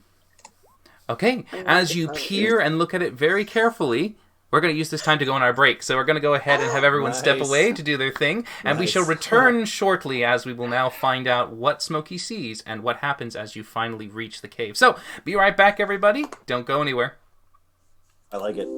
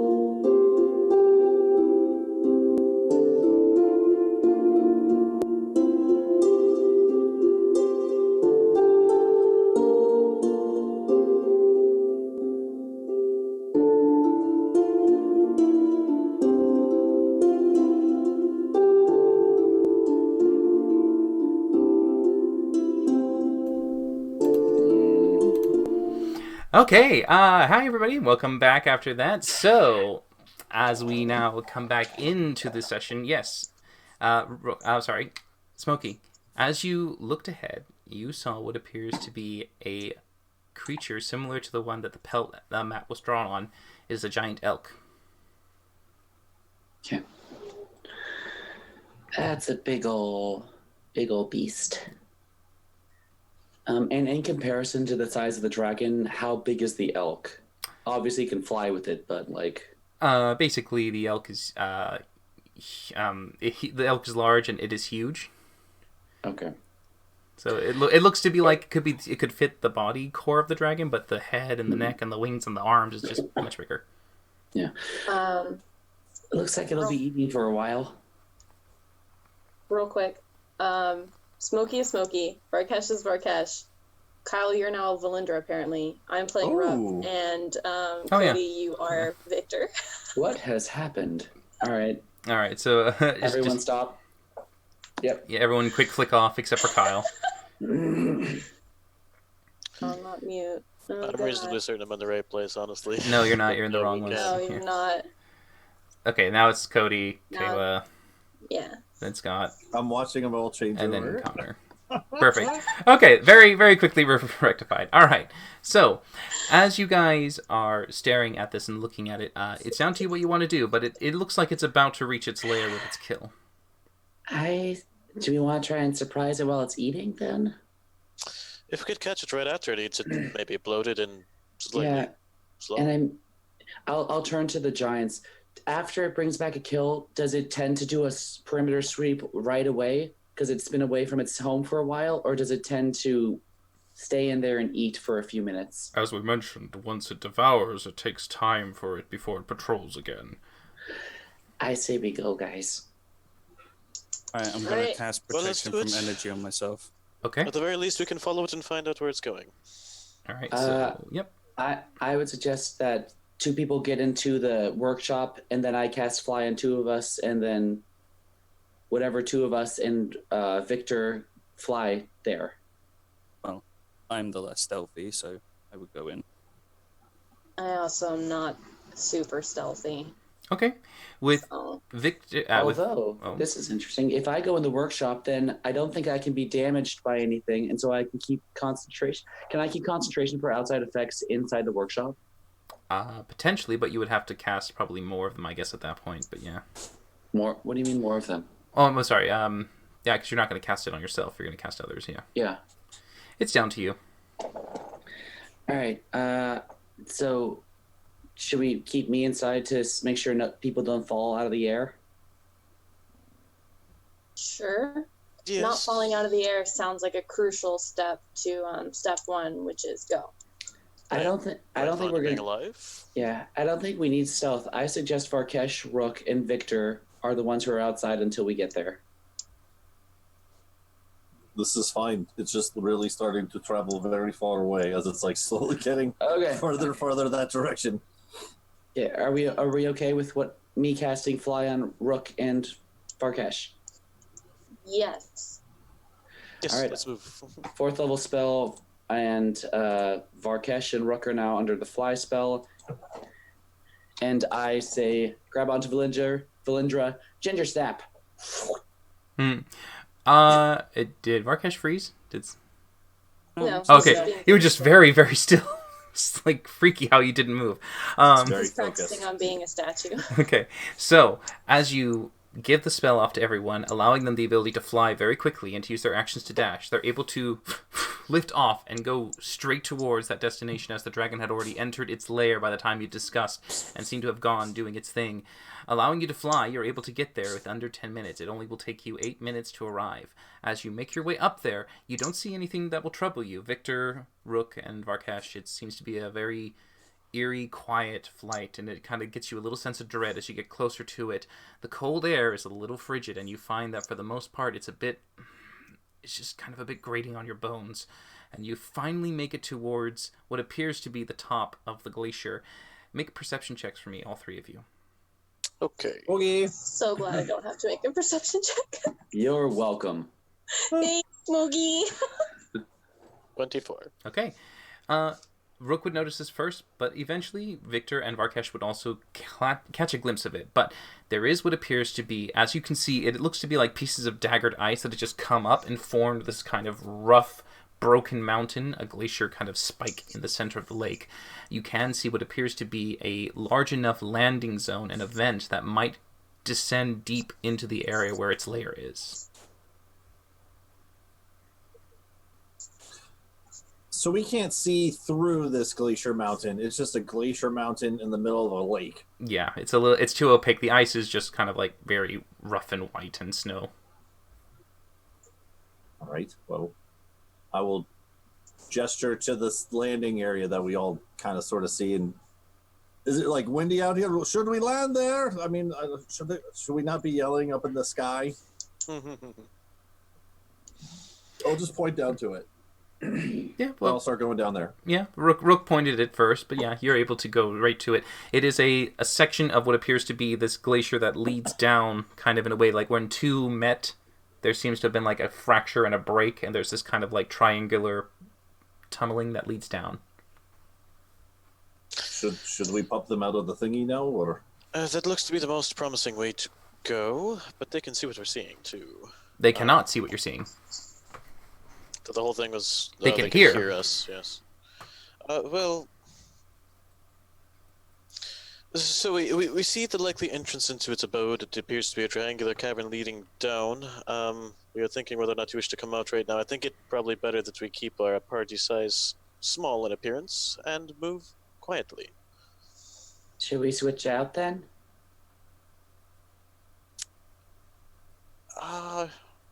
Yes, I do believe so. Varkesh, do you think you would be willing to switch places with Smokey, please? Mind? Right. Perfect. All right, doing a quick swapperoo. Varkesh inside with Valindra. You make your way down. Smokey, can I get a stealth check? Sure thing. I will continue to fly, so I don't leave anything. Exactly. I'm imagining those with the flying spell don't have to worry too much about it. We're just kind of... For what's left, yeah. You still have, about 2 minutes left, so you can fly down there if you'd like. Well, Victor obviously can just fly. But so yeah, Rook making his way quietly and floating down with the fly spell, and Smokey being very cautious, making his way down.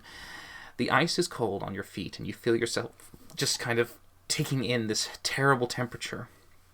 As you descend down to the bottom, the ice begins to become a more vibrant blue. The hue seems to reflect and almost kind of glow with an aura of this frigid nature. Deeper inside, you can start to hear the sounds of maybe a few pieces of ice that just resonate very softly around the chamber. And then you hear a crunching noise, a sound of something that is just being devoured, but it sounds more like broken ice being eaten and taken chunk by chunk and swallowed. Eventually, as you make your way down, you can see just as you get to near the edge of the vent, the ice is barely transparent enough for you to start to see a large white figure in the distance.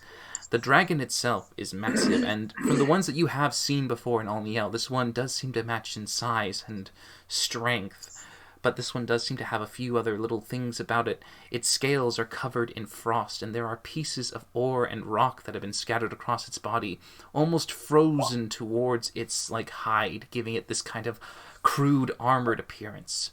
It has what appears to be its kill in front of it, devouring it as it had been frozen into a solid block of ice, chipping off pieces at a time and then swallowing the cold cubes in its throat. It looks to nearly be done with it. I will start casting message. I'll go to Rook first. Should we try and surprise it or do it while it's still eating? Yes. Okay, I will bring up the cube and just whisper, "Okay, guys, come on out." All right. Come on out. As everyone comes out, let's go ahead and just roll for initiative as you quietly move around. Okay. Oh, for fuck. Damn it, I wanted to get off mirror image first. That's fine, that's fine. This is just to kind of get you all ready. Sure. Great. Well, guys. Off to a great start, guys. Oh, those rolls, guys. Well, you guys are in a thing. I mean, it does kind of fit. Until you pop out. I mean, I'm not, and I still rolled poorly, but if you say so. Where is Rook? Oh, Rook's. Yeah, it's pretty bad. All right.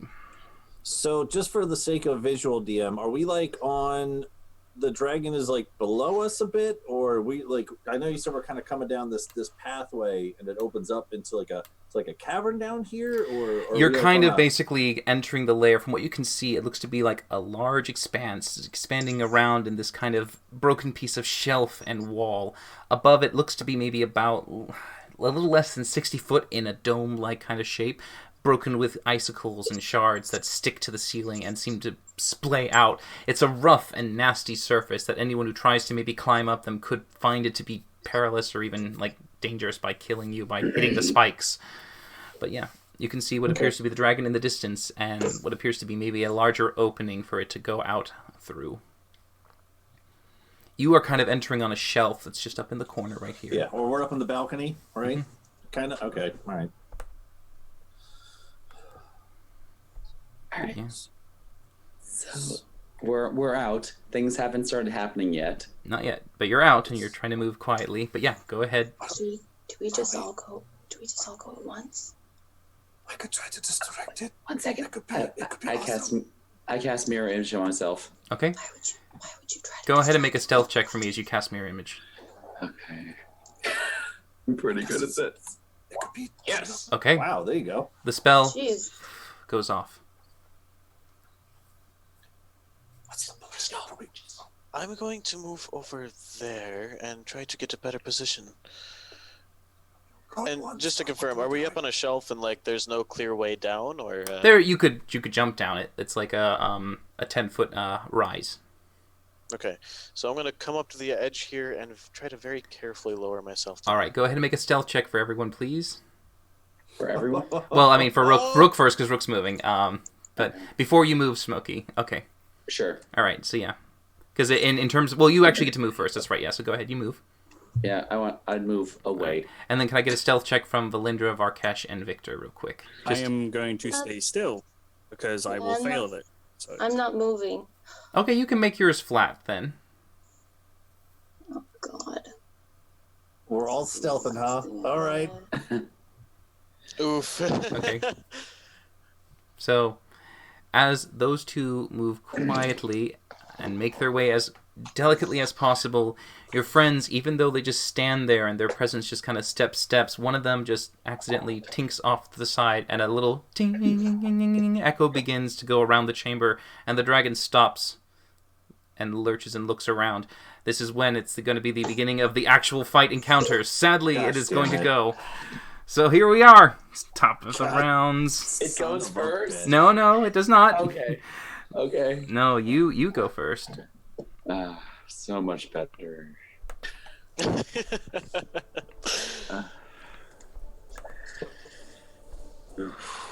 All right. Oh no. Would have really liked to have gotten a better drop on this thing. Okay. So, top of the round, it's going to be... Well, Victor, I'm just going to say, since they're both standing still, not doing anything, you would have had a chance to move. Did you want to move anywhere real quick? Yeah. When I see the other two knuckleheads start taking off in different directions, I'm like, oh, it's go time. So I would like to fly about 40 feet up in the air. Okay. But I would like to go right about here. All right, as you flutter right up there and stop, this is when it happens. Smokey, you can see the dragon is alert to your presence. What do you do? I'm gonna so it's difficult terrain. What are we looking at? Difficult terrain. It is half movement to move across. I'm gonna just gingerly 5, 10, 15. Okay. And then you reach a wall at that one. Oh, it's a wall. Yeah. There are 3 shelves, what appear to be the north, the south, and the northwest. But yeah, the rest are walls. Okay. In that case, since I think I was here, I'll go 5, 10, 15 instead then. Okay. And then I'm gonna try and cast blindness on it because we're gonna try. Okay. All right. So I believe in us. You try to cast blindness. DC 19 con. All right. It makes its Constitution saving throw of 16. It's blind unless you want to do something It's about blind it. at this point, but as you do that, you can see that it goes right to its eyes, and as it blinks, it just gets clouded with blackness. Okay, I think it worked. All right. At the end of Smokey's turn, it's now going to be the lair. So, as the alert happens, the dragon suddenly becomes aware, and now, in this almost kind of instinctual flurry, as the blindness takes hold of it, his wings hit the ground, and you can see a whirling of cold, frigid air begins to now arise and move about the entire party over here to the distance. Each of you can see what appears to be this mass of cold, frost air encompass you all. Oh shit. All those inside, I'm going to need you to make a con saving throw. It is just going to be Smokey, Victor, and Rook. Alrighty. Is it like a dome Rakesh thing? and I have the right It is idea. a sphere. A sphere, okay. That's a beautiful effect. All right. Yes. And then Victor. All right. Everyone but Rook passes. So you guys will take 11 cold damage for Rook and 5 cold damage for Smokey and Victor as this sudden blast of chill surrounds you and obscures the entire area. This is heavily obscured, so those of you on the other side, Varkesh, Rook, and Valindra, you cannot see anything on the other side. Smokey is gone, Victor is gone, and the dragon is nowhere to be seen. That's annoying. The dragon, on his turn, suddenly unable to see, looks around. He seems to talk in Draconic. Who dares enter Gorin All-Eater's lair? As he goes and makes his move over towards you, he steps and then he senses your presence. His blind sense able to pick you all up. He intakes a breath and breathes out a frigid cone of frost. I need everyone in its line to make con saving throws. Reaction scroll absorb elements. I'm afraid you don't see it though. Oh, I don't. Okay. You are blinded at this point. I'll go ahead. Make perception checks with disadvantage for those inside the actual thing. Can I see it? You can't see it either. You can make a perception Does this thing check. still send me 40 feet up in the air? It does still hit you 40 feet up in the air. Holy crap! Okay, so we're gonna do a skill check, disadvantage. All right, Valindra. Still have not rolled above a 10 this entire game, guys. Smokey, no. What save is this? Perception. Just see if you Perception. can, with disadvantage, to see if you can actually detect that a breath is coming. No, sadly not.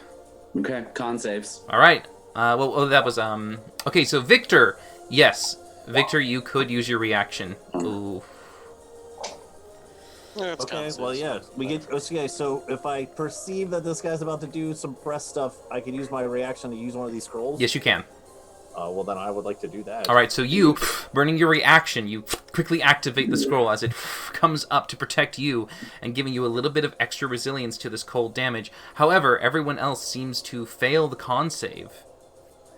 So, Ruh-roh. Victor, I think you need a con save. Yeah, Victor needs a con save real quick. I'm coming. All right, failure. So, sadly, every one of you has failed and will take, quote, the full damage to some I extent. can use a luck point. That's a save, right? Yeah. Yes, you can use a luck point, yeah. How's that? That better? That is better. Yes, you actually now pass this time. So you will take half the damage. Varkesh will also take half due to his absorb elements being activated, giving him protection. Nice. So yeah, all right.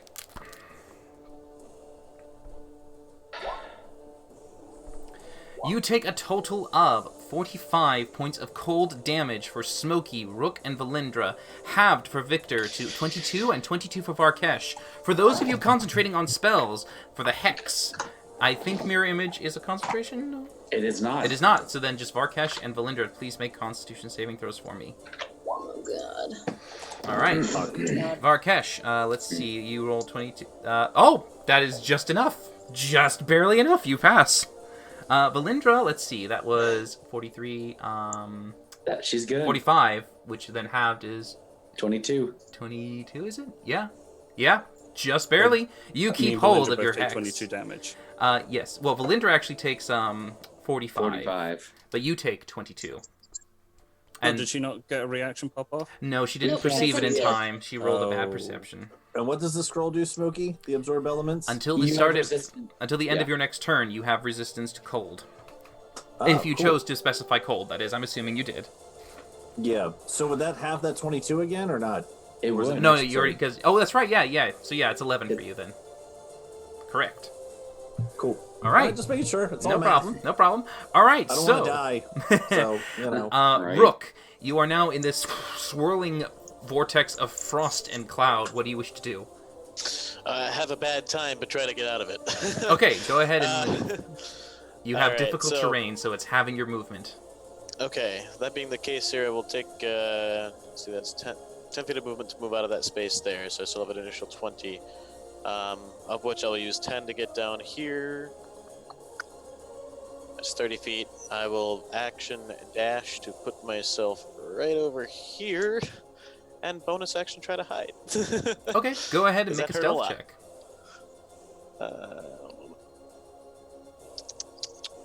Stealth.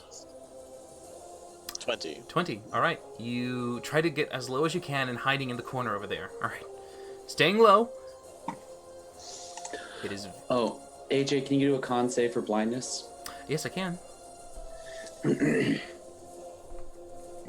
And it is no longer blind. Okay. As it shrugs Holy off the shit. magic. All right. Victor, what's going on? Okay, so as this thing beats its wings and we can't really see what's going on, and we hear it mumble some stuff and it blows out shit at us, and I read a scroll real quick so I don't die all the way completely, I'll kind of like shrug all that off and like I'm floating in air. And I don't know where it is because I can't see, so I'm just gonna bolt where I think it was last. So I'm gonna go in that straight line, and you tell me if it's still there or not. It is still there as you just go through it, able to move without having the interference of the difficult terrain impede your motion. Cool. You suddenly go right up to the dragon as it stares There's at a you. fucking dragon. Okay, yeah, right in front of me. Okay, I'm gonna try to hit it. I'm gonna hit it with what should I hit it with, guys? A stick or a whip? Make it Whoops. powerful, whatever it is. Yeah, Whip it real good. Yeah, we'll whip it real good, man. You know, the whip seemed to do pretty good against the other cold Ramirez things with the Okel, all that stuff. As soon as I come out of there, it's just like initial instinct to hit it. Okay. So we're gonna go ahead and try to whip it real good. 17? That will miss. Shit. 26? That will hit. Stunning strike. Alright, so you deal 7 damage to it. And Here we its go. stunning strike is a DC of... 16. 16. It passes. Son of a bitch. Cool. I will... Flurry of blows. Okay, as you come in and you try to then go in with a quick punch or kick, whatever you go for, strike away. Dugan. 20. That will hit. 13. Stunning strike. Alright, well, so we'll do the 13 damage, and then he will make another con save. Come on, you son of a gun. Natural 20. God damn it. Alright, I still got one more kick on this guy. For flurry of blows. That misses, 16? sadly. Alright. As you definitely get what appears to be one strike in, but then you hit off what appears to be some kind of rough-skewn armor on its scales. Okay, and then, so when I come out of the fog from the wind and everything like that, is this the front of the dragon, the back of the dragon? The front. Holy shit, yeah, I don't want to be there. I'd like to try to fly around to the other side of the dragon, staying within his, field of vision. Okay. Well, not field of vision, but in his area. Sure. So he can't swing at me. Yeah, you probably would move one square up. You don't occupy the same space as him, technically, but just for sakes of purposes. But yeah. So yeah, you definitely... I'm 40 feet up in the air. I don't know how big this guy is. Okay, he's actually... I mean, when you came in right to his face at 40 feet, that's right where his head's at. Okay. I will fly wherever you want me to fly to. That's fine, right there. Wherever you want. Wherever you want. As long as... Yeah, there we go. As long as it's not inside the token, so I can at least... Wonderful. All right, great. Well, that's where I will be. Okay, Varkesh. Over here, everyone! Over here! That's all I say. What do you do, Varkesh? Right. I'm going to look to Valindra. And obviously I can see that she's a bit hurt, so I'm going to move 15 feet away from her. And 5, 10, 15. And then I'm going to turn back around, look at her, point in a general direction, and cast Life Transference at 3rd level. Alright, so life transference given to her as you make your way down, Valindra. A sudden surge of healing goes towards you. Go ahead and roll the 48.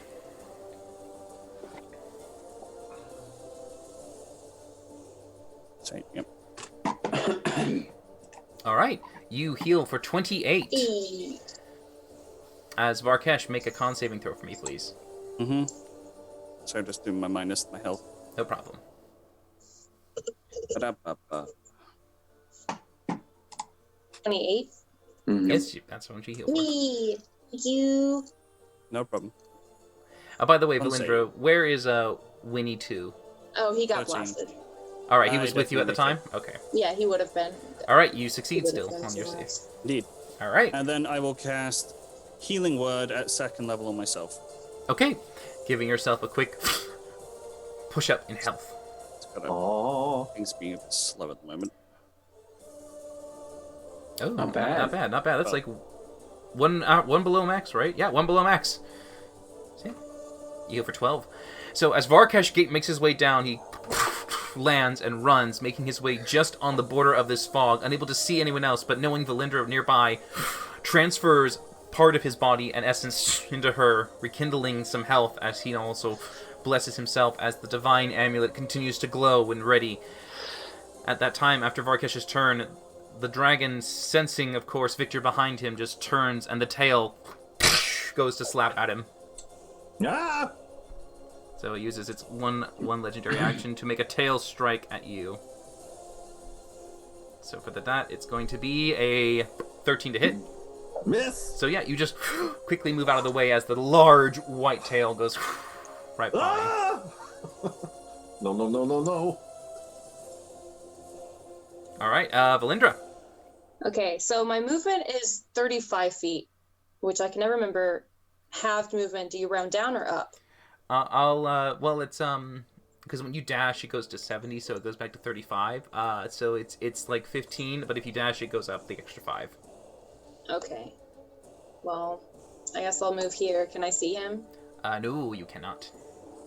I have to dash, so I'll use my action to dash. Okay. 10. There's a wall. That's a wall. Cool. Well, what do Can I, you know? I mean, can I... Oh, well, hey there, Wall. How you doing? Okay. You can press up against the wall if you want. Yeah, but I still won't be able to see him.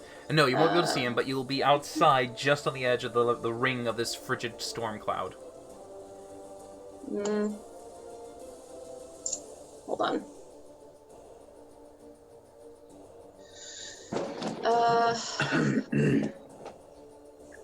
Yeah, I don't really have another choice, so I'll do that. All right, getting yourself close, pressed up in there, you just kind of take a few breaths, preparing yourself. Smokey, your turn. I'm getting the F out of this storm. Probably a good plan. 5, 10. And I'm out. I look around, I see Victor, and that's it. I see the storm cloud behind me. I start gathering up my energy, and I cast Whirlwind. Mm-hmm. So I'll draw you a little shape. Yep, and so initially it makes a dex save? It's either a dex or a strength. It's actually its choice. So what I'm doing, though, is I'm going to cast it. That's not a shape. A line is a shape. I'm guessing you're causing the center to go right in the cloud to disperse it and then guiding it over towards the creature. I'm going to mop up this cloud and then throw it at the dragon. Okay, as you quickly begin the incantation and then the whirlwind swirls up around, causing the fog to dissipate as you then gather it and force it towards the creature, as it will then... It will succeed on the save. Okay, so I think it takes half damage. Or half as much. So yeah, 17 damage. All right. It is too large to get sucked up, but at least I got rid of the damn layer so effect. 17 damage to it as you suddenly bring this large whirlwind to life and cause it to hit the creature. He looks at it and moves away, unable to be blocked or sucked by it, and just moves off to the side, seeing you cast it around. Is that it? I have 5 more feet. Yeah. Back away. Okay. Run away! As you back away in that direction and you can see that the creature looks at you, he just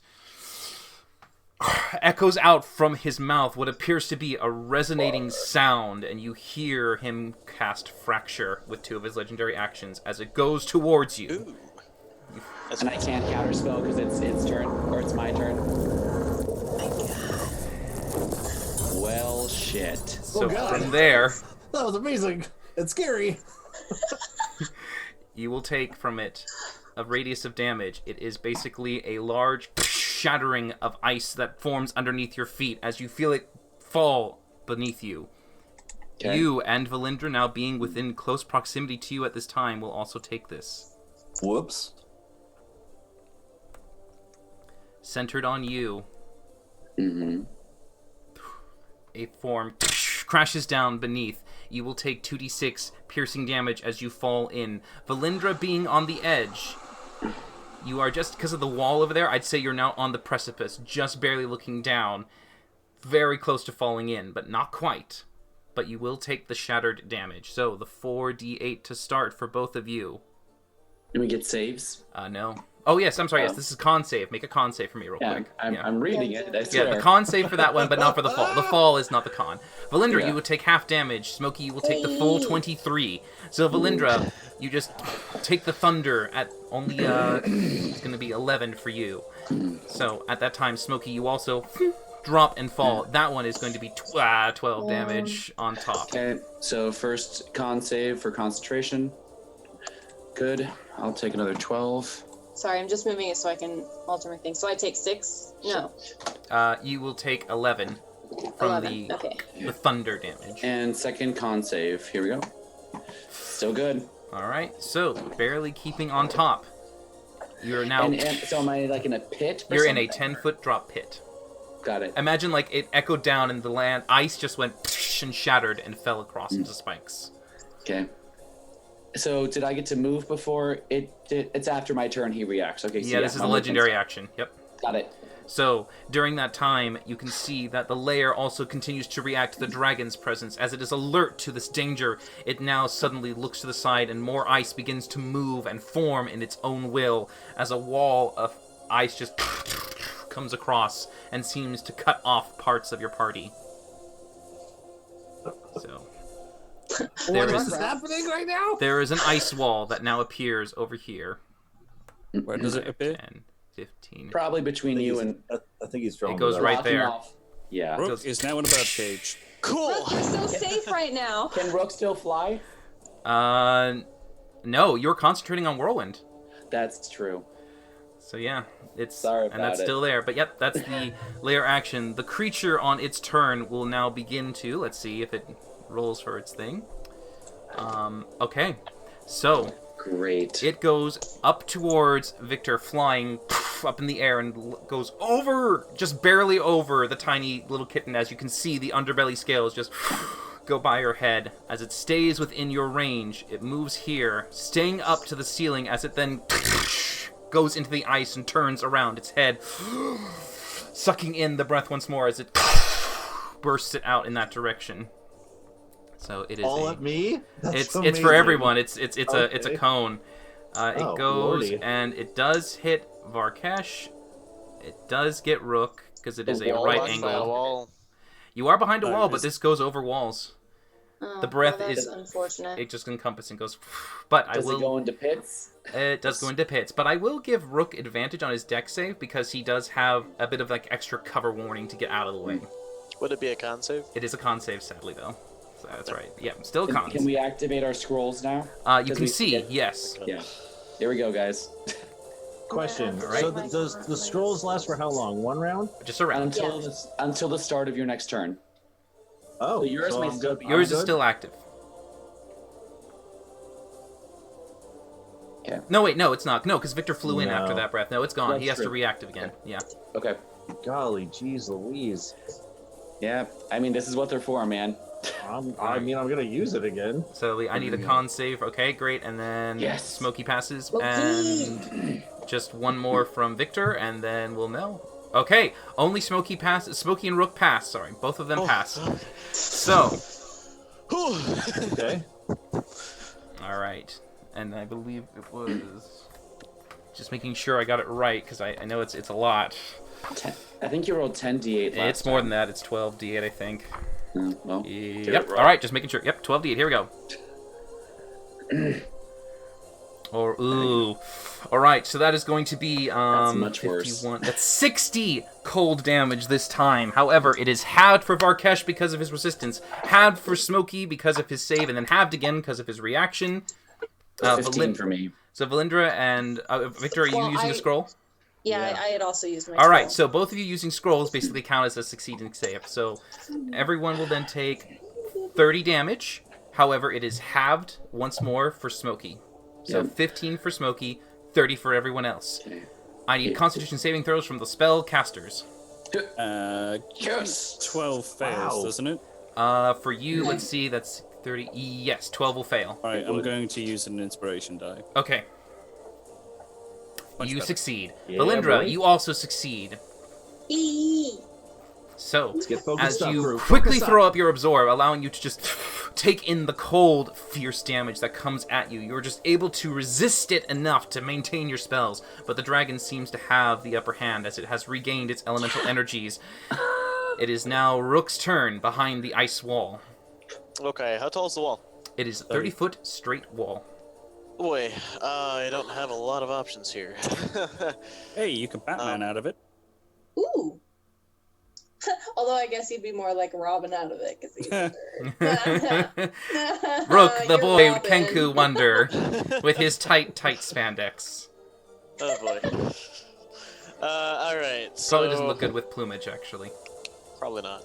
Either way, so I have okay. So I'm gonna go ahead and pull out my adamantine silver rapier and a you know, scratch that. 2 adamantine bolts, and I'm gonna try to like dig them into the wall and start climbing up. See if I can get at least up to the top of the wall. All right, you have to make an athletics checks to climb. Go ahead. Which way are you climbing?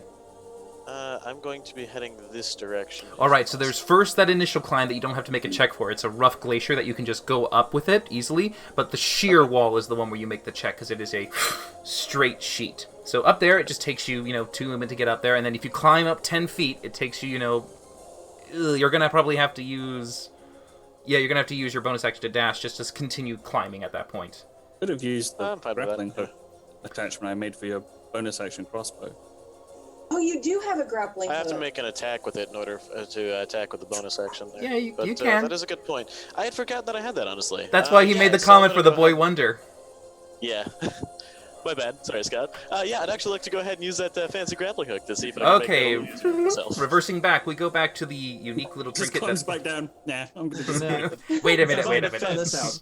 This was all played in his head. He's like, this could be a plan. No, wait, there's a better one. Yes. All right, taking the grappling hook that Varkesh had attached with mithril wire, you fire it up straight above you, I guess? Yeah, essentially. All right, go ahead and make an attack. Okay, and we'll see if I can get it to impact. Come on, man. I rolled a fucking 2. Impacts. Alright, well it impacts at the very least. And I'm gonna go ahead and try to use that and hope it holds. Well, no, give it a couple test yanks first and then start climbing. Yeah, it's good and solid. Yeah, as you now testing the use... craftsmanship is insulting. You use that to now use your can't see. climb. I'm more testing the ceiling in this case. So, with Varkesh's aid, you're...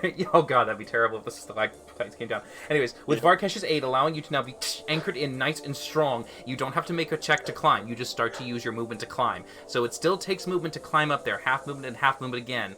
So it's kind of like you're slowing down. You're up there on the shelf, but there's kind of a bit of a wall still between you and the rest. Okay. Alright.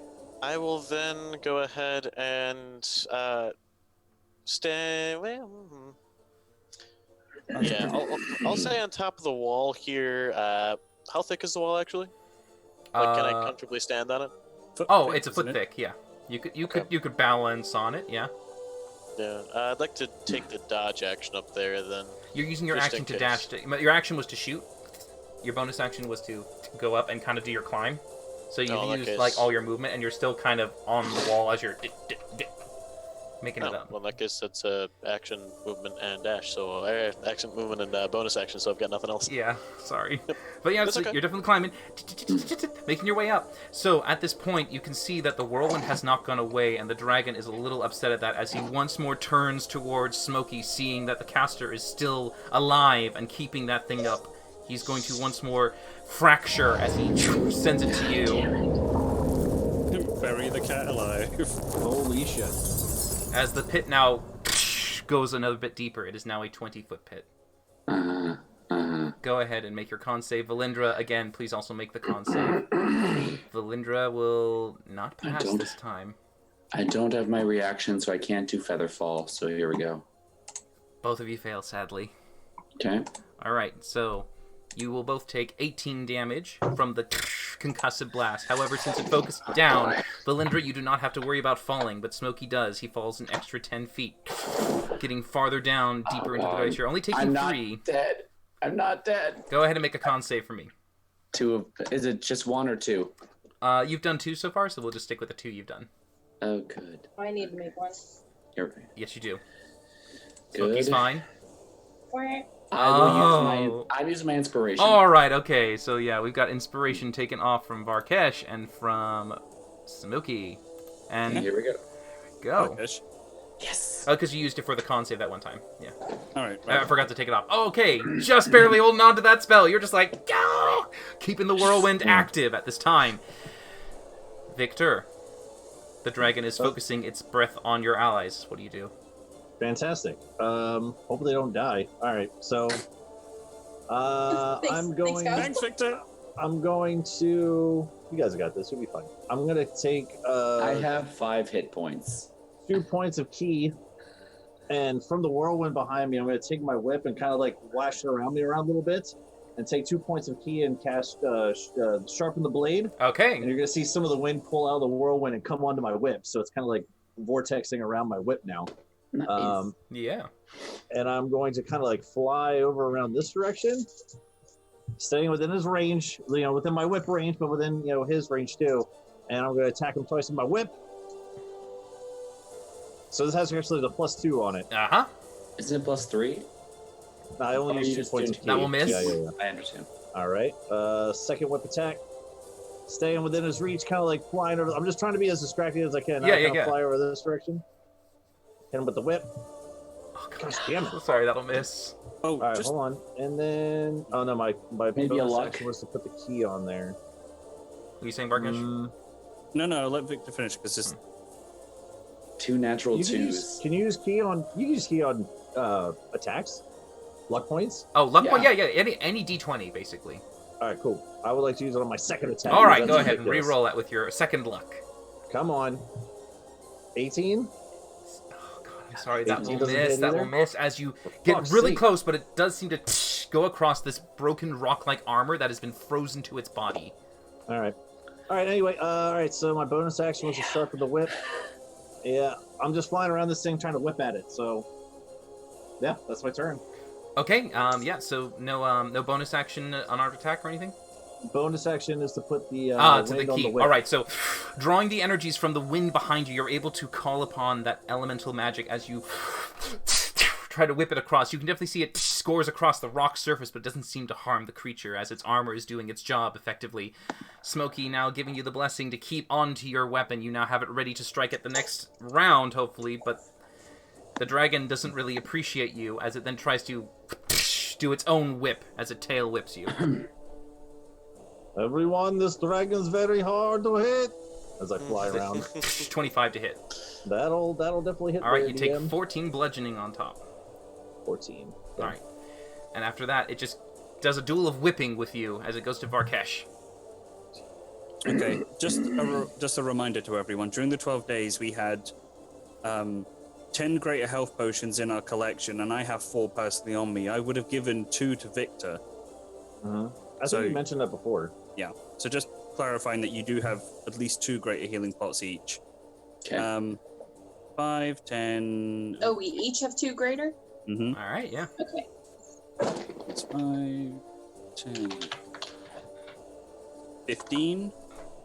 Shall I move only had down. 1 written down, but 2 works better than 1. And I will then bonus action healing word myself at 2nd level. Da-da-da.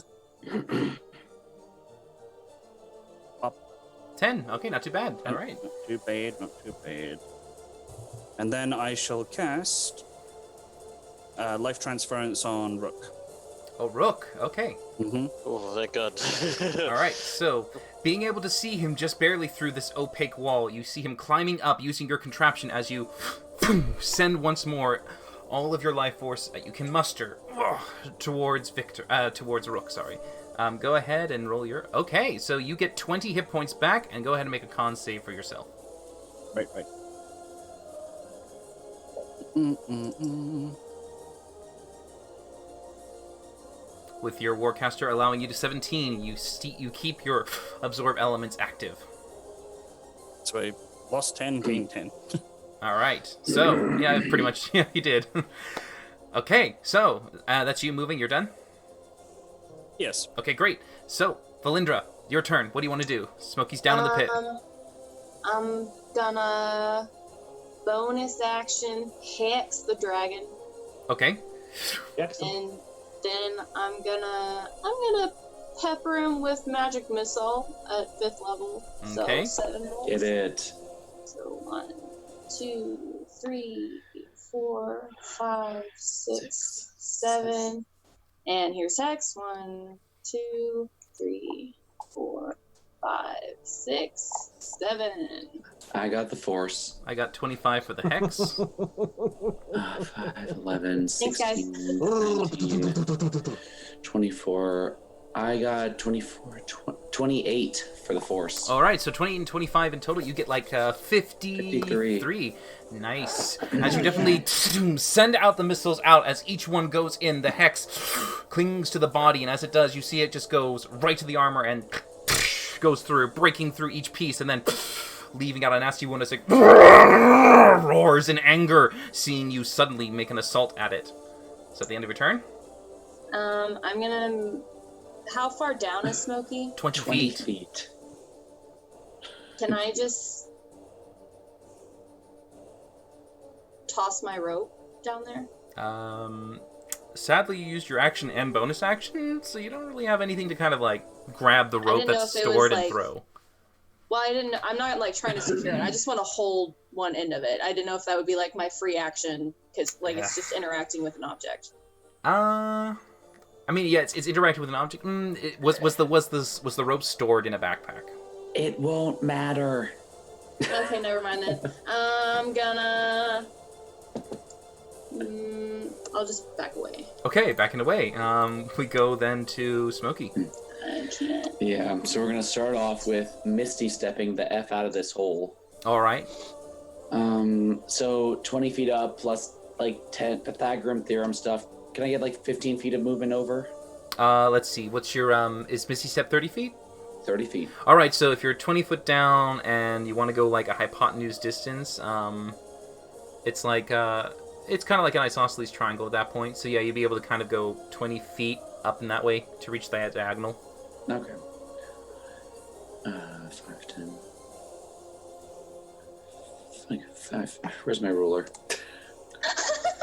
Okay. I'm okay right there. Okay. That ruler is a lifesaver, man. 20. That's my bonus action. I'm going to move my tornado, and I'm going to hit this damn dragon. Where are you going to direct it? It's going to come... Thwomp, thwomp, thwomp, thwomp. Okay, trying your best not to hit Victor, I mean, yeah? Yeah. And not to It hit does, yourself. though, doesn't it? It has a 10-foot reach. No? Well, I mean, it's a 10-foot radius, but that's what the circle is. Yeah, the circle is the 10-foot radius for sure, but then it doesn't have anything outside of its radius, right? It's just anything that's in the thing? Okay. Only inside it. All right. You guide it towards the creature as it makes another strength save for that one, right? Correct. All right. Ooh, good damage. It passes, and it will take half of that. So that's 19? 19. All right. And then with my 15 feet of movement, I think I may actually need to move faster than that. 5, 10, 15. I assume this is another wall. It is. Yeah, we're going to go with that. Okay, that's what I got. Okay, so after that, you can see that the layer is once more reacting, and you can see now suddenly as it beats its wings up there, gathering itself, you can see now that the swirling snow reappears. The frigid, cold fog that came before now once more returns to the field.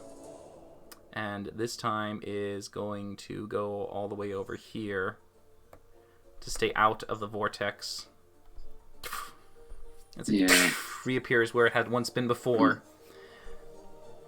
I need Varkesh and Valindra both to make Constitution saving throws for me. Oof. 15. All right, you both pass. You will take half and half. So it is, well, so 6 for Valindra, 3 for Varkesh because of his absorb elements.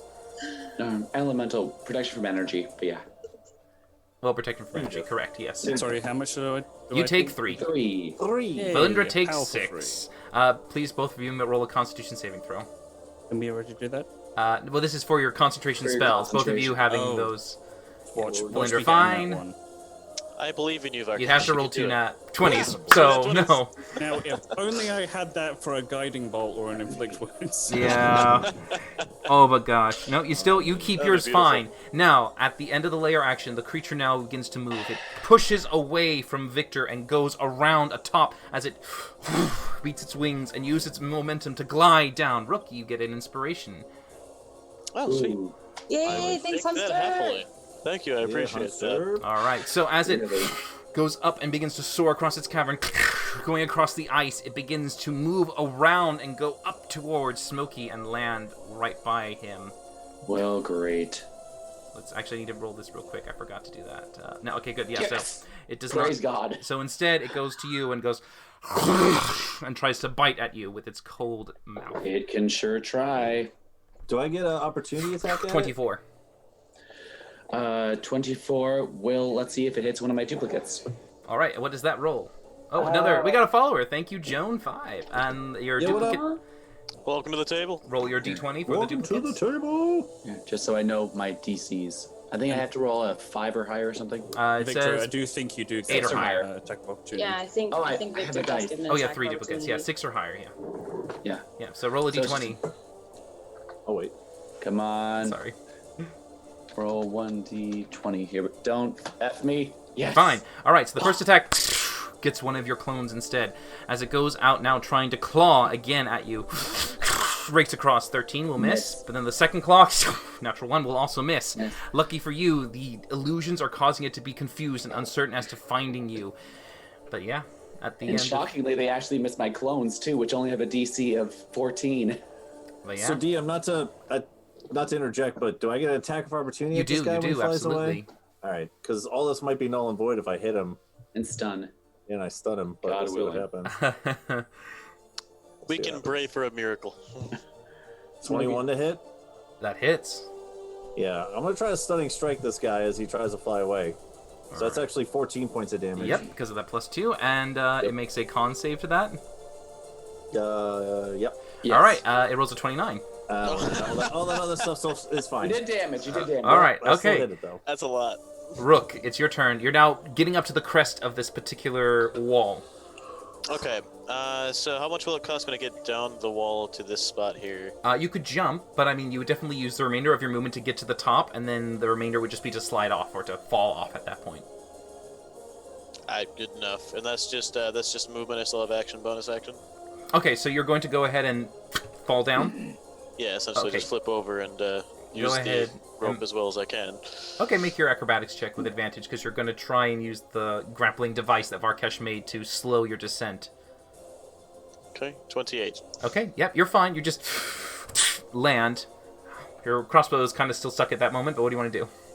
I'm going to, with regret, detach the crossbow for the moment, or the grappling hook for the moment. Come back for it later if need be, or if I have the opportunity to, I should say.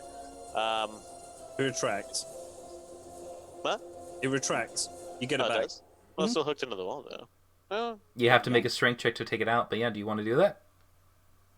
I'll give it a try. All right, go ahead and make a strength check. See if I can.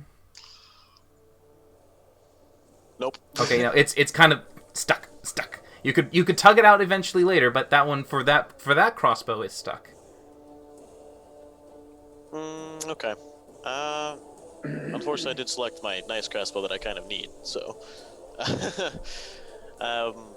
was that my action to try to pull it out? No, I would say that would be your bonus action to pull it out. Sorry, did you say you put it on your good crossbow? Because I made it for your bonus action crossbow. Okay,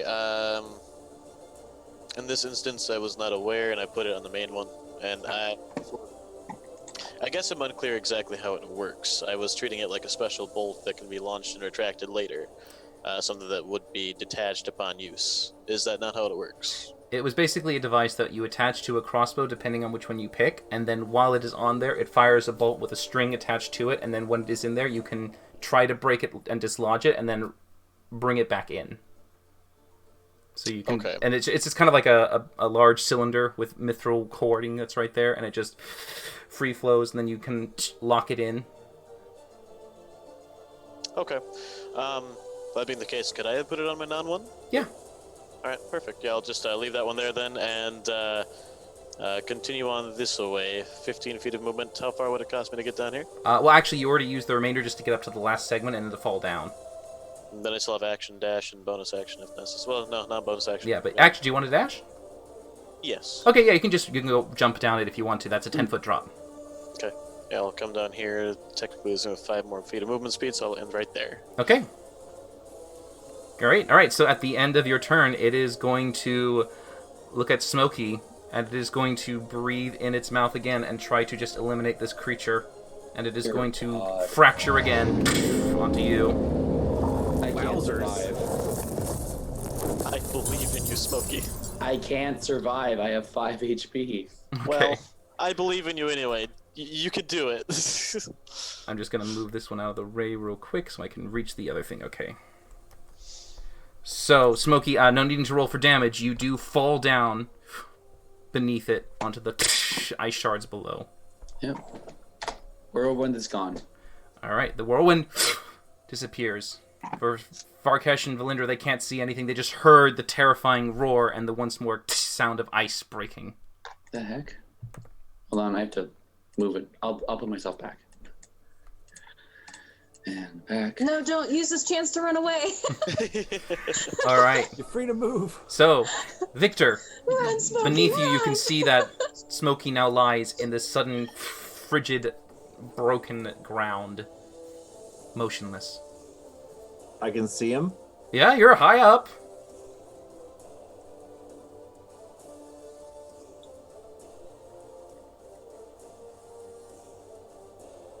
All right. So, as he drops down, I'll say, "No, Smokey, no!" And I will fly over to him. I can't see him. I don't know. He's in here somewhere. You can see him. He's right. He's the only body in the middle of this. On mine, I don't know. He's in here somewhere. I just see a big circle. You mean Victor is somewhere in there? I think you're underneath my token. All I see is a big... There he is. Hello, buddy. All right, so as I see him drop, and obviously lying motionless, fuck dragons. I'll just fly over to him real quick and pull out one of these healing potions and shove it down. Okay, go ahead and roll for the greater healing potion. As your action is to feed it into his mouth real quick. Just kind of like, right. Come back. Yeah, what's a greater? 6? 4d4 plus 4. 4. And AJ, just a quick ruling, if I fall unconscious, do my non-concentration spells fall? No, they just linger on for hours. Like, you're talking about, like, mage armor? Not mage armor, but mirror image, which is also not concentration. They just linger, just like spirit weapon. Perfect. All right. 9 plus 4. So 9 plus 4. 13.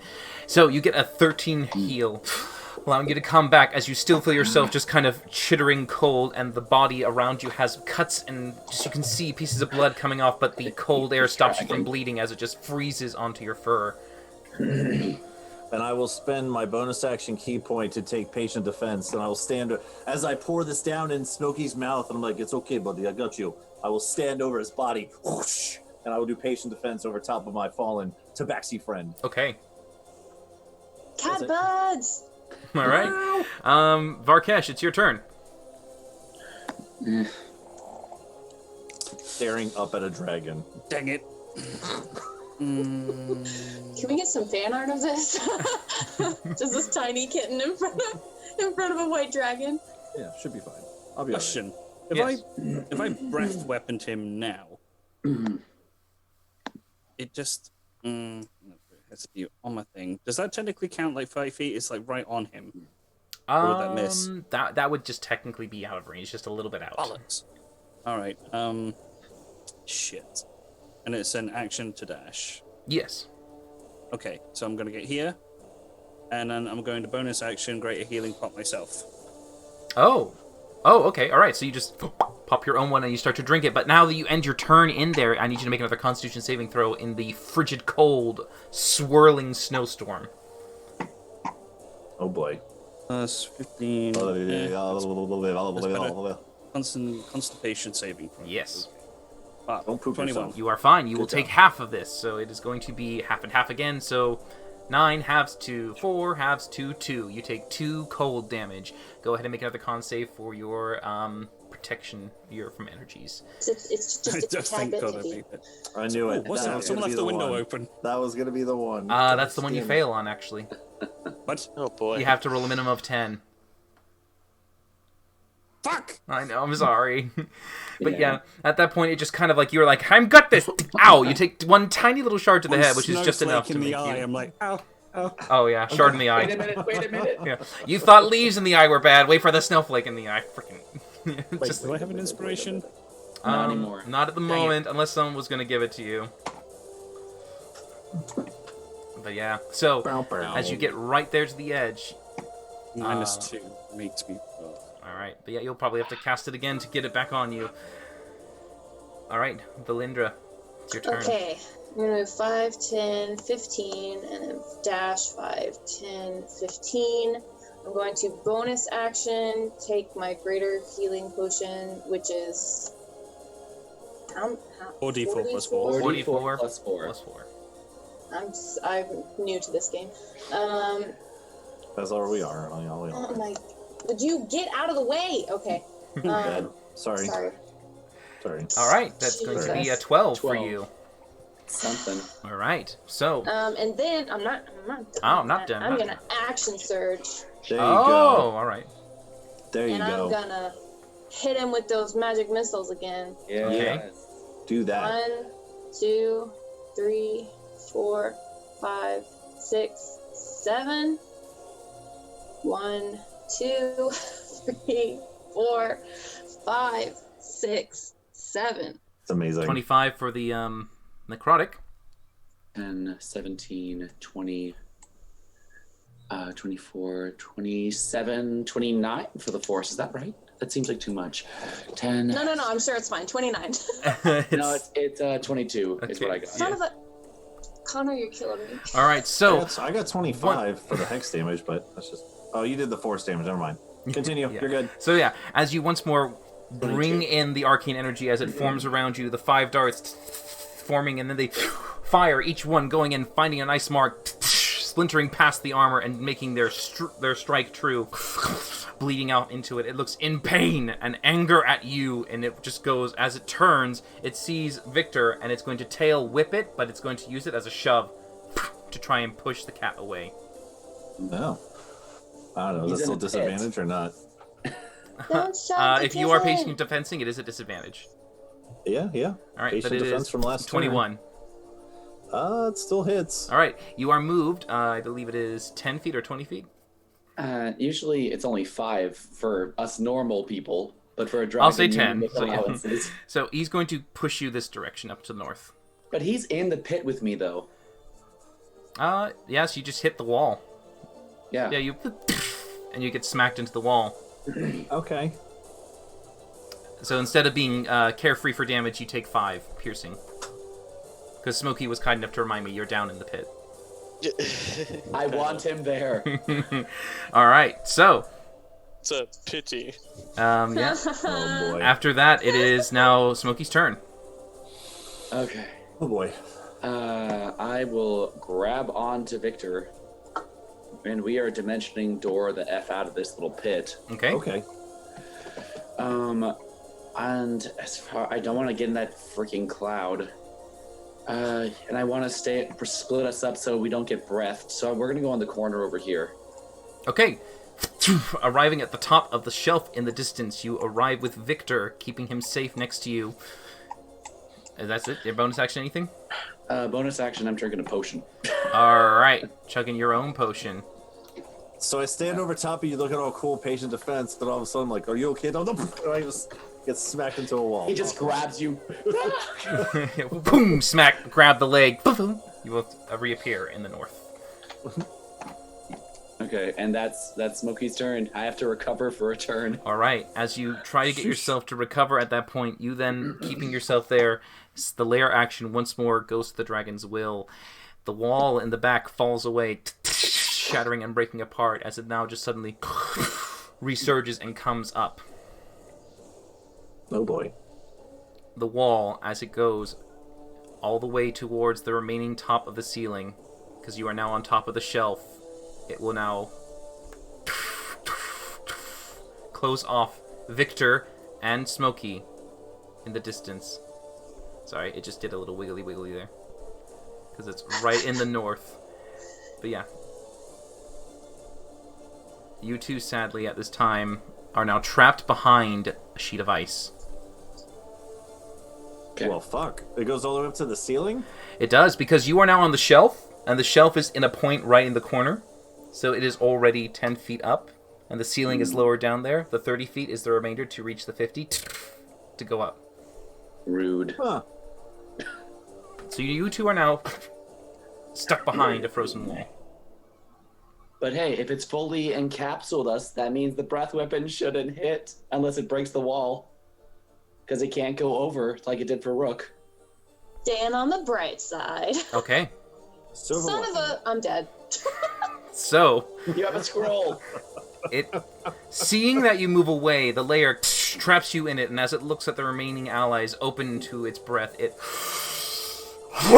shoots out once more the cold cone to all the allies. I need them all to make con saving throws for me. Oh boy. Yeah, I'm also using my spot. Oh boy. Oh boy. I'm gonna use my point of inspiration. Okay. I'm going to try to do the same. Okay. So we'll knock those off. Holy shit. Rook, you pass. Well, if someone needed a pass, it was Rook. Oh, let's see. I would also really like to pass. Well, I mean, like, in terms of who's in the worst shit. Okay, so, as it goes out towards you three.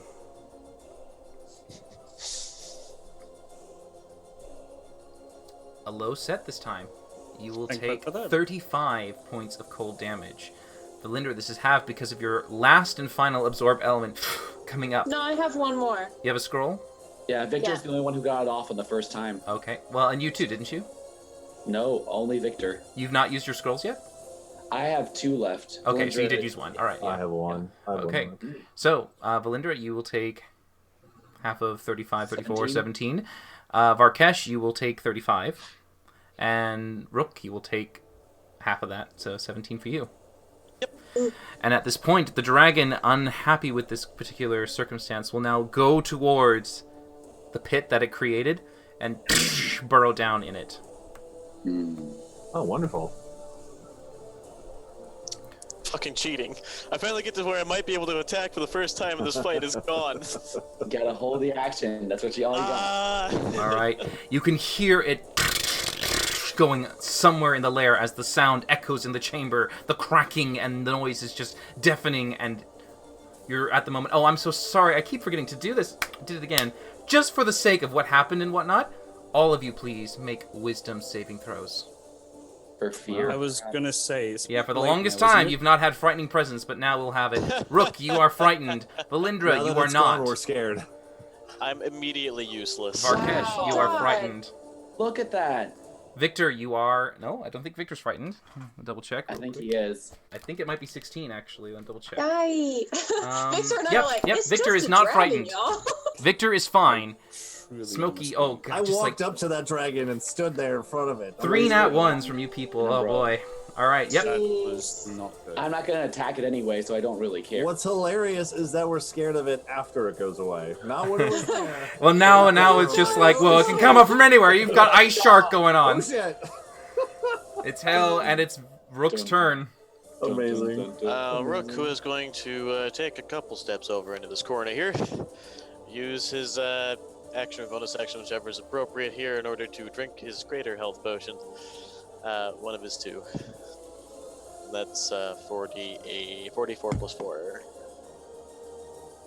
Okay. 44 plus 4 for 14 hit points regained. Nice. And then try to take the hide action. Okay, go ahead and make a stealth check. Alright, let's do this. Okay. 20. Yeah, good try. Thank God. As you try to get as close and low to the ice beneath you, not sure where it could emerge from. Victor, what are you doing? Can we move enough to move our hands? Yeah, you're still there. You can move across it, but there's a frigid wall of ice in front of you. All right. I'm gonna look to Smokey and be like, so, now what? And I will chug my other healing potion that I have. Okay. You do 2 as my action. Yeah. What? Yeah. Can you do Varkesh said I had 2. potions, or- Varkesh said I had 2. Yeah, you used 1 to revive Smokey, so you have 1 more left on you. I Right. don't know if you have Are any- these maxed out when using for an action or not? No, sadly, this is not that one. Okay. Not so too bad, 14 though. total. Yeah, 14 total? Yep. All right. I mean, that's my whole turn. I can't really do anything back here. I just say to Smokey, okay, so now what is plan? Oh, I think I need to make another wisdom save at the end of my turn, right? Yes. Alright, I'll do that real quick. That's my turn. You Taking pass. healing potion. Oh, thank God. Okay. Varkesh, it's your turn. Okay, I could definitely pass this. Technically the dragon isn't there, so I don't know where it is, so therefore I can technically run out of the actual Yeah, you can move anywhere, technically. You just can't move closer to it. You don't know where it is. Okay, then I'm just Don't here look then. down. All right. Yeah, you step there. And then I shall... Ooh. Okay. I can see Smokey and Victor, right? Yeah, they're trapped in a corner up there. Okay. Just Then hanging I'm going to cast heal on myself at 7th level. Ooh. More do you get for that? All right, the heal, giving yourself a Plus 8. sudden. Oh, a 7th level or 8th level? Oh, 7th level. So this is 80. Yeah, 80. Whew, that is a Holy huge, shitballs. sudden life brought back into you. You are now Just feeling better. I'm Yeah. I'm fine. That's how you inflate the Dragonborn. That's how you cast Half heal. dragon. Just inflate yourself. All right.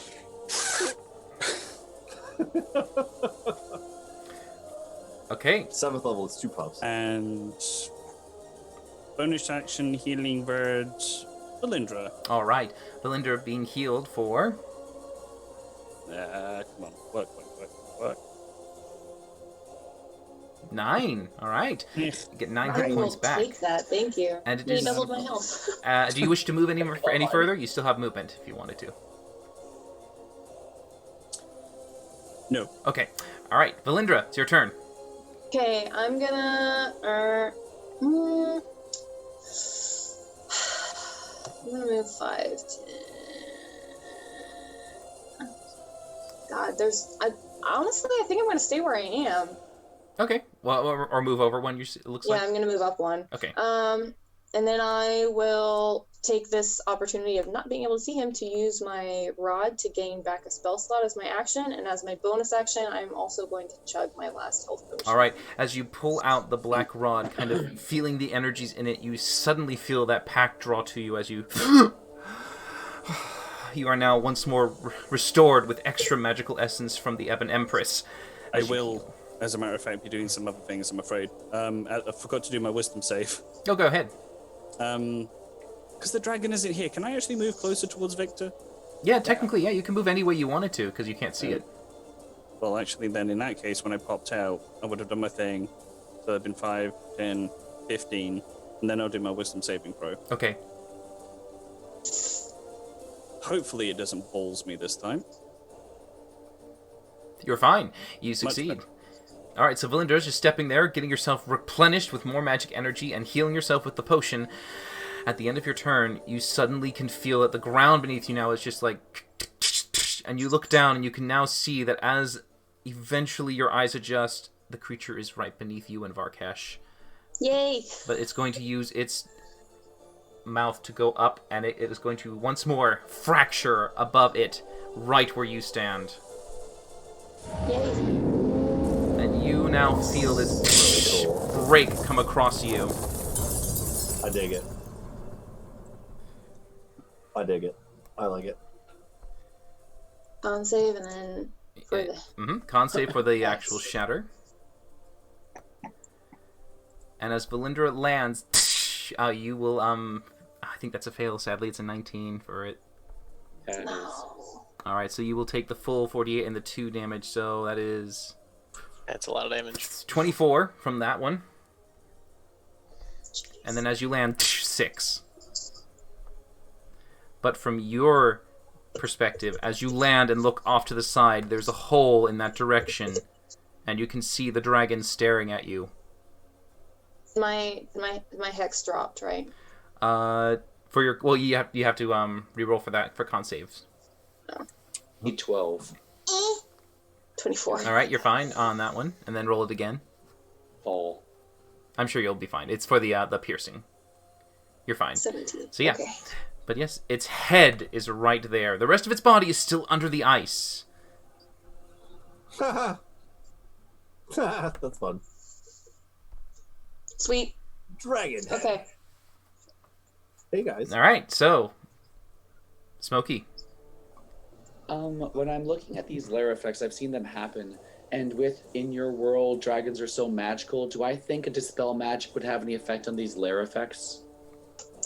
You can try. Yeah, no Arcana check or anything. It wouldn't be Arcana. It'd probably be.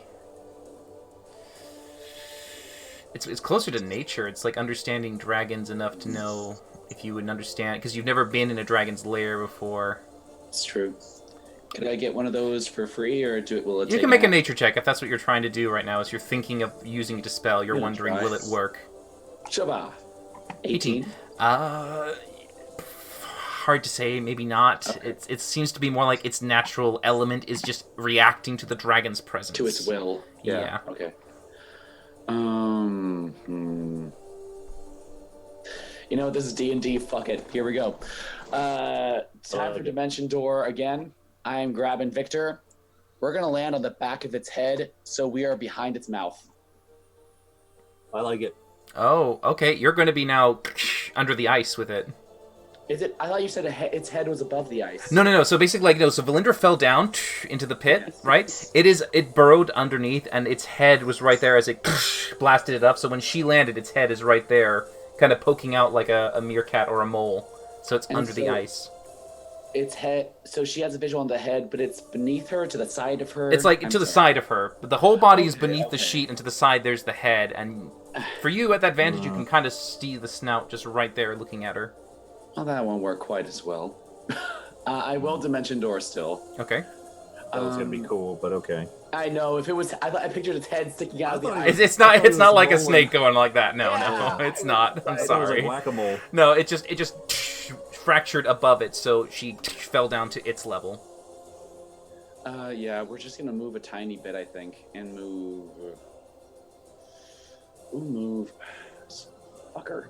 I'm moving yes here, so Victor can be anywhere within 5 feet of me. All right, Victor, pick your destination. Okay. Bonus actions. I don't have many. I want to kind of. I will take my last greater. I have one more normal after this. All right. So in case I have to get someone up. Sure. 4 + 4. Here we go. Hey, really good. All right. Holy shit. I am almost not bloodied. So as you quickly chug that down as much as you can, getting Victor here next to you, getting ready for what may come. Is that the end of your turn? That is the end. I'll move a little bit away from Victor because it seems to really fucking hate me. Okay, so as you get yourself a little bit of distance, all right, standing there. That's the end. All right. I have a quick question. Yes. Sorry. So whenever I took that shatter effect, is that him damaging me? No. It's technically the shatter effect that goes on, and then the piercing from the ground. Right, but could I have used Hellish Rebuke on him? I think so. He is within reach, so I believe so. It's like whenever a creature damages you, you can Hellish Rebuke. Okay. Can I retroactively use Hellish Rebuke? Yeah, it's your reaction though, so you can do it. Yeah, that's risky. I'm not gonna do it. Never Okay, mind. all right, I'm just gonna saving. Keep it in mind for the future. Saving the reaction. All right. Once you burned all that other stuff, then it goes. Okay. And I'm gonna do my wisdom save for fear. All right. You pass. You're not too frightened of it at this moment. But at that point, as you land over there, the swirling storm beside you now rolls over and goes towards the dragon and begins to encompass everyone here. I'm going to reaction use my second scroll. All right, as you pop it up real quick as it comes towards you. Yo, everyone in here. I need Valindra, Varkesh, Victor, and Smokey to make con saving throws for me. I'm also gonna... Jesus. Varkesh passes, Smokey fails. I'm gonna use my last spell scroll. All right, so using another one for absorb elements, you pass, and then when the whirlwind thing starts moving, we can use our reactions to do these scrolly thingies. Yeah, you can use your reaction to anything. Yeah. Okay, that's my last one. Yippee skippy. I'm gonna pray that we get shitty damage. There's that one. All right, sorry. What con save you said? Yes, con save for you. That's a fail. Wonderful. All right, so Varkesh and Valindra succeed, but the other two kitties do fail. So the failures will take full. You take 7, but you have it because of your resistance, dropping it to 3. Valindra taking 1. Varkesh taking 3. I need a con save from Valindra. Oh my god! What are you at? Oh boy. Oh boy. Yes! Oh boy.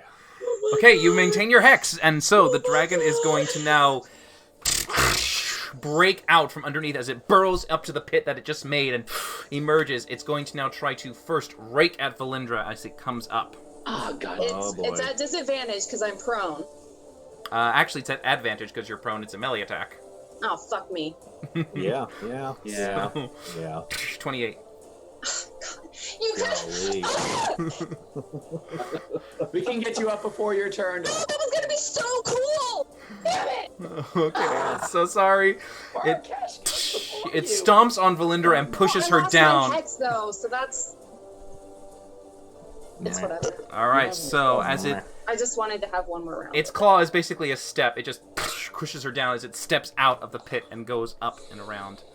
Just need that quickly. Oops, I rolled the wrong one. I mean, okay. it doesn't matter. I have 1 hit point, so. Sorry, you see it as it comes out, emerges, and then it goes into here and lands with the smoke covering it. Varkesh, Victor, and Smokey, you feel the impact and the presence of it there, but as it just barely comes into vision, the snow continues to swirl again. You are in complete obscurity. You cannot see the target one bit. It is going to make its attacks with advantage on you now, because you cannot see. You are effectively blind at this point. First, it's going to make the bite at Smokey. Of course, 27.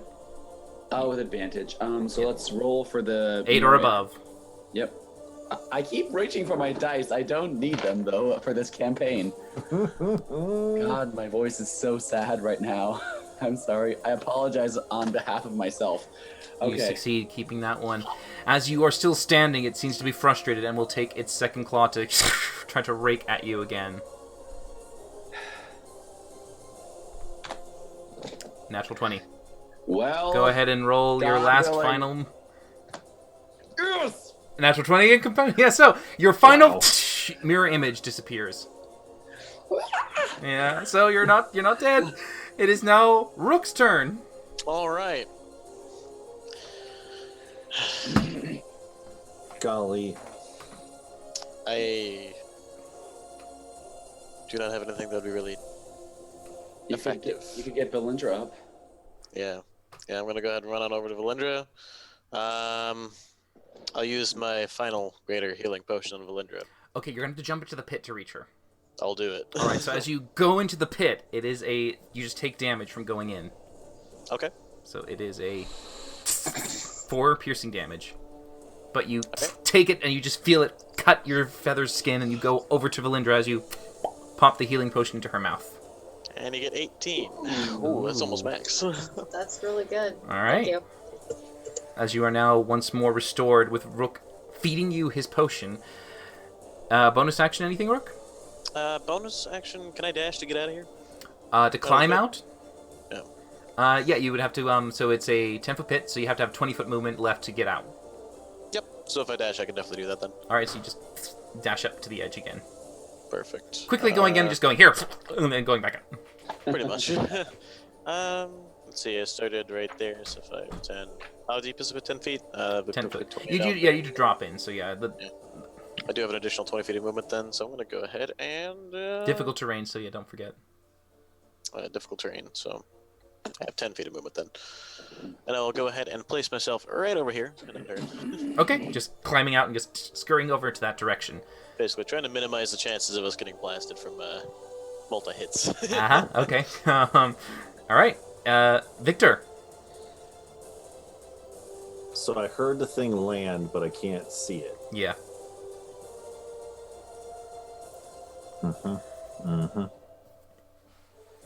Cool. So I heard it land. As soon as I hear it land, but I can't see it, I'm going to put my thumbs in front of me and cast Shockwave in that general direction. Oh, very nice. Okay. It's a 15-foot cone, so hopefully I hit the fucking thing. You do, and you... Okay, Varkesh will be caught in it. I have no idea he's even there. Yeah. Don't worry about it. So that's alright. Fine. So you go ahead and shoot it out. It is a con save for the creature. Wait, does it Dex save. Yeah. does it actually push you? This is no. It's like a burning. It's a burning hands adjusted to shockwave. Damn it! I wanted it to throw me out of the fog. Oh no, it's not. It's not a thunder wave. Sorry. Thunderwave, It's not a thunder sorry. wave. Yeah, my bad. All right, so it makes a Dex save for this one. 20. All right, so it will take half the damage, which is 7. going to be 7 lightning. Very nice. I don't think it's failed to save since my first blindness spell. Yeah. And with my elemental heritage here or whatever, when I cast a spell, I poof 10 feet away from it. You do without provoking opportunity attack. You just Yeah, so I'm gonna poof out of the fucking fog this direction. Okay. Right. And then now that I'm outside of it, so this dragon, you said how high is it when we're not in the corners? Like 60 feet or so? In the Up? center of it, like the mat, it's a dome, so the highest point is 60 in the middle. Cool. All right. So when I get poofed out, so I'm going to cast Shockwave. I'm going to poof out of this cloud. And I'm going to fly like 40 feet up. How high up does this smoke cloud go? It goes 40 feet in a big 40-foot diameter. All right, cool. So There's like a 10-foot gap at the top. Cool. I would like to fly up till I get to the top of it, and then I want to fly this way. So whatever, because I can use feline agility to double my movement. If you hadn't moved last turn, yes. Yep. Yeah, I haven't moved. Yep, because you stuck behind there. Yep. So yeah, go ahead. Yeah, I haven't moved at all. All right. So yeah, I want to fly up to the top, and then I want to fly over this direction. Yeah. However far you let me fly there. Well, I mean, it's just like 40 up, and then whatever the distance. So then that's 90, 95 right there. Cool. Yep. I still have a lot more I could go, but I want to try to get like over this direction. Okay.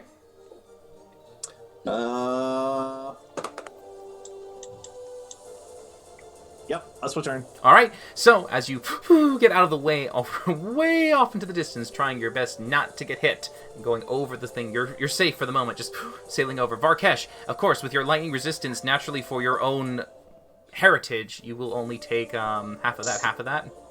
So it's thanks, Dad. You take 3. You take 3 lightning damage. But yeah, no con for you to worry about for a spell yet.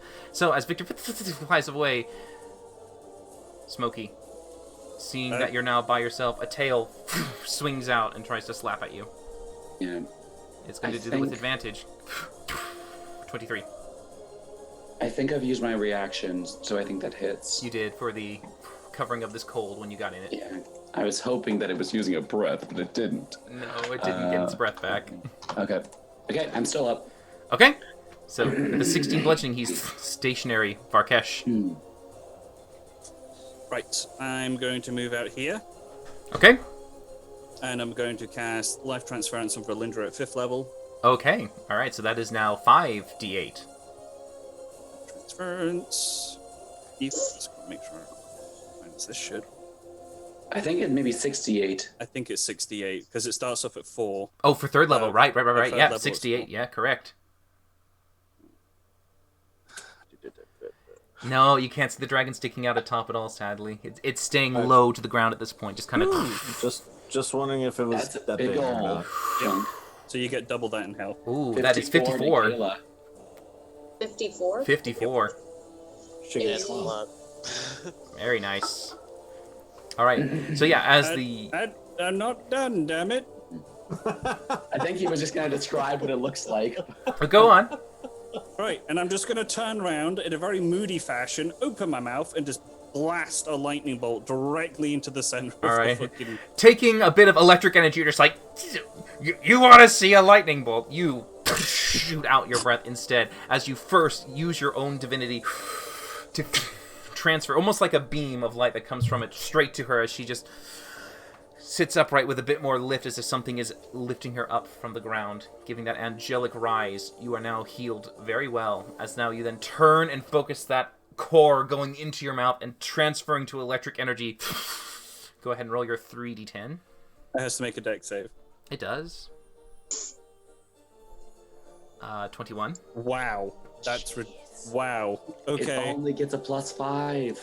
It hasn't rolled below 20.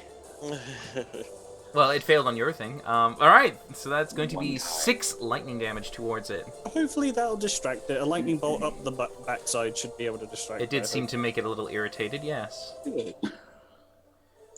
Alright. And that's my turn. Okay, Valindra, down in the pit, but you are now brought back, first with a small amount of that from the healing potion, and then a larger amount. You are now pretty good. Got energy. So, this, like, fog thing, it's like, can I see something if I'm, like, within 5 feet of it, or I can't see anything? Can't see anything. It is, like, effectively the blind spell at this point. Okay, then I'm just not even going to bother. I'm going to climb out of the pit. Alright, getting across and out. That's 15 feet of movement right there. Yeah.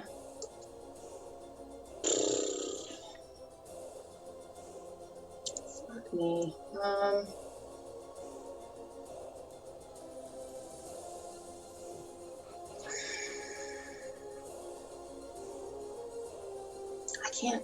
I can't do anything because I can't see him. You could prepare an action. Yeah, I guess I'll ready my action to Eldritch Blast in case I see him. Okay. That's all I can do. All right. Just getting ready for an Eldritch Blast. You can always fire inside at disadvantage. That's still, you can do that. I barely hit without disadvantage. Okay, all right. So, waiting in hopes that he's coming, you hold your Eldritch Blast ready to fire it away. Smokey. Yeah.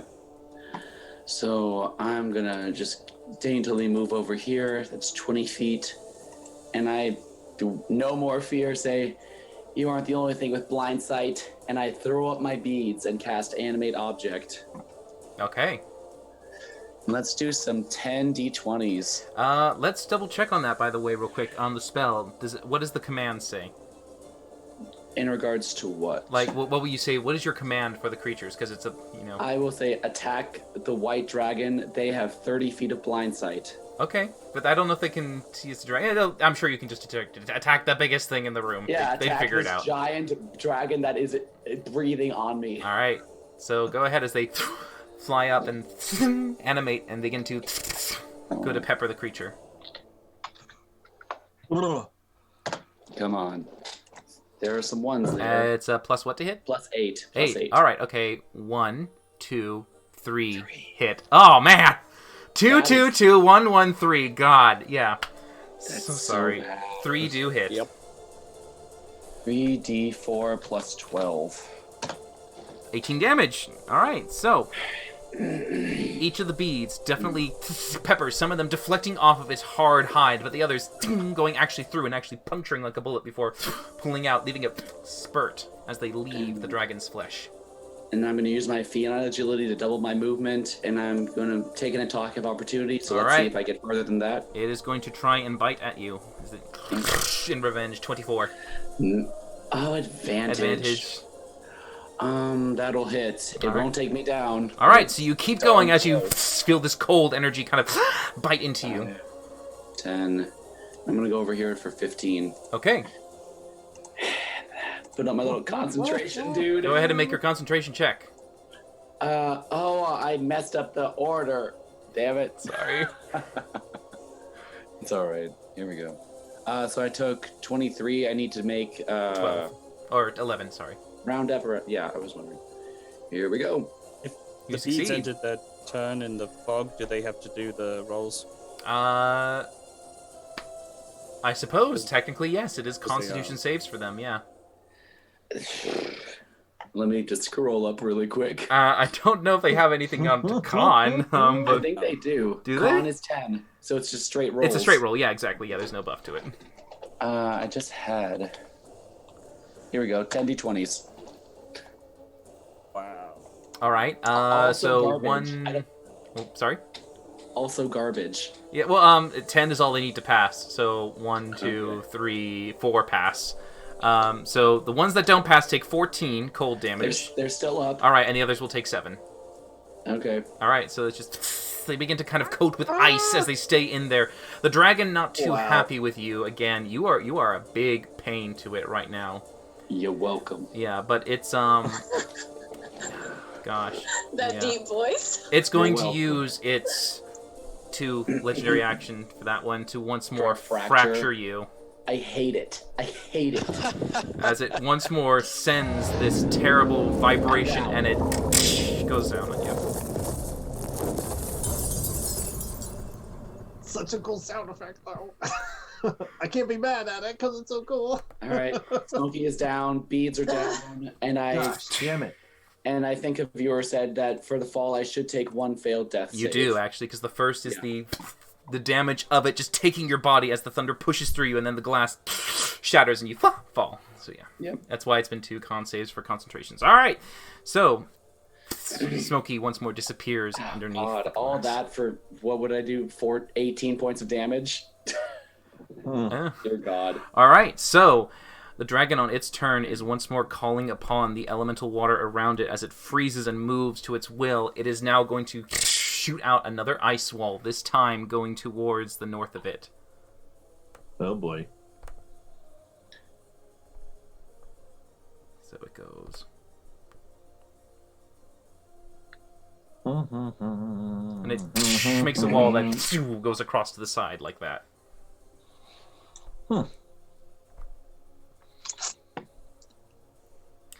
Okay.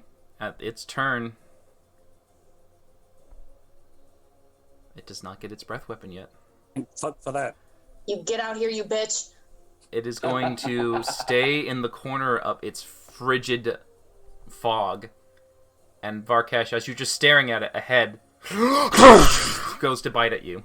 Jesus Christ! It has to come out. It doesn't, because it has reach. But Varkesh is not in the mist, so in order to come in contact with something out of the fog, some part of it has Oh, no, to yeah, come some part of it does come out of the fog. Absolutely. So its head comes out. Valindra can see the head and can fire, but it still gets its attack with advantage because you didn't see the attack coming. Okay, the miss. Oh, boy. Wow. The last one hits. Wow. Wowzers. As it tries to bite at Varkesh with a natural 20. Negates. It does negate, so you only take 19. 13 plus 8, so that's going to be 21 points of damage. That's fine. And Valindra does a nice, solid little 7 to it. Only character that can literally say, that's fine. And as the head I'll say. retreats back in, an arm comes out and tries to rake at Varkesh. And the claws will go each time. 1, 29, and 29. You take a total of 28 slashing damage. Sheesh. As the dragon then just rumbles and continues to somehow go deeper into the fog. And you just hear him kind of chuckling. I will devour you all. Rook. Alright. Well, this is fun. So this wall here, it's previously said it was about an inch thick. Or sorry, a foot thick. Yes. Does that still remain true? It is? Would I be able to get through here? You'd be able to squeeze by. Okay, so squeezing is half movement here. Which points are considered squeezing? It's just those two. Okay. So 5, 15, 25, 30 puts me there.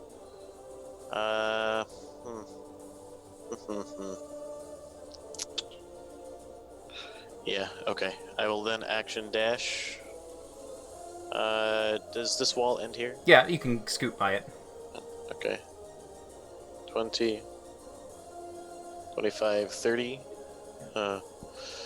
After to not place myself right next to Victor, bonus action dash again, and I'll place myself right outside. Well, no, that'd be a bad idea.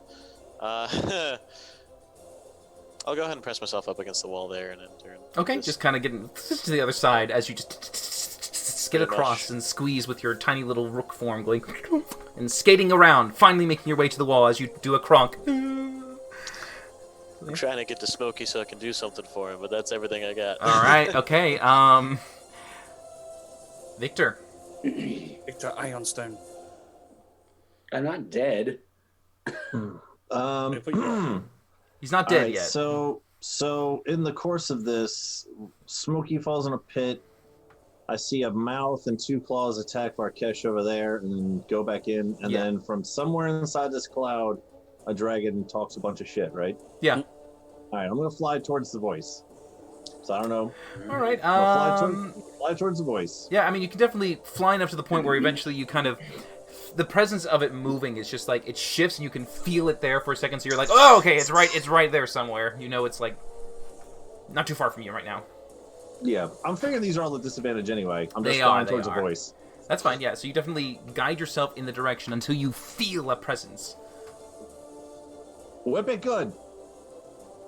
Disadvantage. Yeah, disadvantage. I know. Let's see. Victor could do some good hits. Yeah.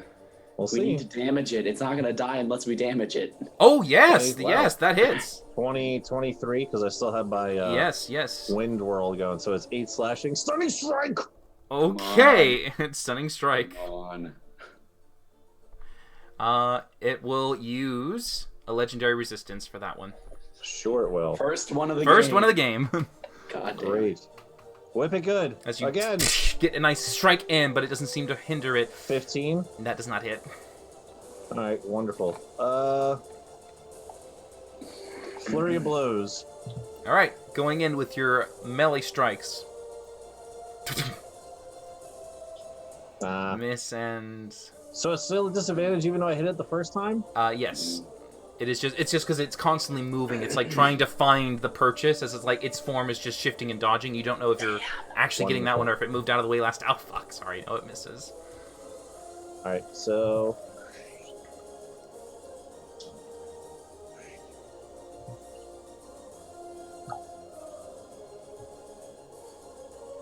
I'm gonna fly back over there. Okay. Luckily for you, your mobility allows you to kind of get in and get out. Yep. All right, as you go in, do your attacks. No one can see, and this sudden cloud as Victor moves out again, just kind of like, okay, Varkesh. Right. Okay. So I'm gonna go 5, 10, 15. Crap! If I get too close to Belinda, things can spike me too. I'm gonna move here. Okay. And I'm going to use my action to use my pray to Big Daddy Dragon up above and see if I can actually get something to work. Divine intervention. Good lord. All right. Go ahead and roll your percentile. And prayer will be, please, oh Lord, please bring us to full vitality once again. Oh, okay. So that we may slay this dragon. I'm not going to ask you to kill the dragon because that's just stupid. So what is it? A roll 1 percentile die. Yep. 13 or lower, I think. 13 or lower. Come on, dude. 32. No. Sadly, you try to call out, but your teeth chattering and your hopes dwindling. There is no response from your divine father above. Your call cannot be connected. Please hang up and try again. You have a bonus action. I'm going to use a greater healer potion for myself. All right, just popping up another bottle as you chug it on real quick. Valindra, it's your turn. Okay. I have a question. Yes. So, Heal for 14. Very nice. when he was under the ice, Yes. I could see him. Yeah, when his head was coming out, yeah. Okay. The shatter tunnels. Obviously, he went from this one Yep. to this one. Correct. When I was down there, did I see a path that I could like? You saw a straight path, yeah, like a tunnel that just was leading off towards you. Okay. Okay, I'm gonna... God. I'm gonna jump back down in the hole. Okay. Move 15. All right, you and then take I'll use 7 my- piercing damage. Yep, I'll use my action to dash Okay. to here. Okay. Looking up, can I see him? No. Not even his footprints or his feet? Not even that. The ice is opaque and it's just thick with this like kind of flurry of snow and debris inside. It is just so hard to see. It's not crystal clear ice. It is just filled with debris and minerals. And also, as Valindra gets closer down, there are treasures. Gold, chests, trinkets. There are a wealth of coins and things down here. Guys, I found some money. Money. Off the tunnels. Well, okay, since that didn't work at all, what, as my bonus action, as my bonus action, Yeah. I'm just gonna second wind. Yeah, safe for the breath weapon, potentially. All right, second wind, go ahead. Sorry. 1d10, 7 plus 3, so I get 10. All right, 10 hit points return to you. All right. At the end of Valindra's turn, we go to Smokey.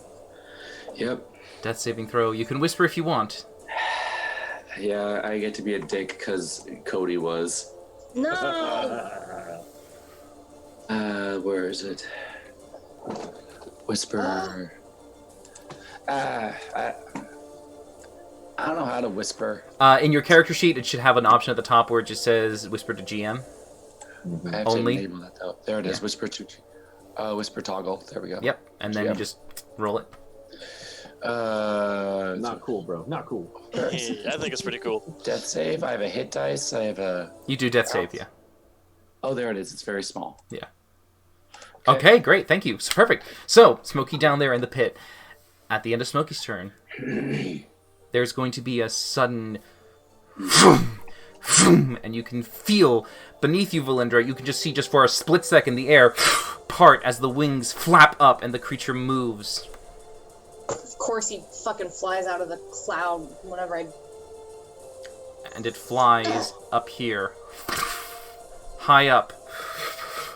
And as it stays aloft, it turns and sees the cloud, and it moves it with it as a lair action. Coming here. Victor, Rook, I need con saving throws from you. Smokey, that is one more fail. Okay. 15. Rook is fine, and Victor's fine. You both will take half. You will take 5 cold damage.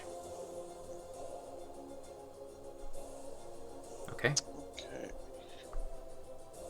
And now, as it is flying in the cave, you can see it kind of bumping a little bit into the ice, but it doesn't mind as it just goes towards Victor into the fog and continues to try and assail the smaller feline. Fuck. Advantage. So, first strike with advantage. 26. Yeah, that'll hit. Alright, you take 15 damage in total as then 2 claws come in to try to rake you down. 25. Yeah. And another one, 30. Yeah. Alright, in total that is 27 on top of your 15, so that 42. is 42. As it is now in there, and you can see that its presence is just close to you, as it's now swirling.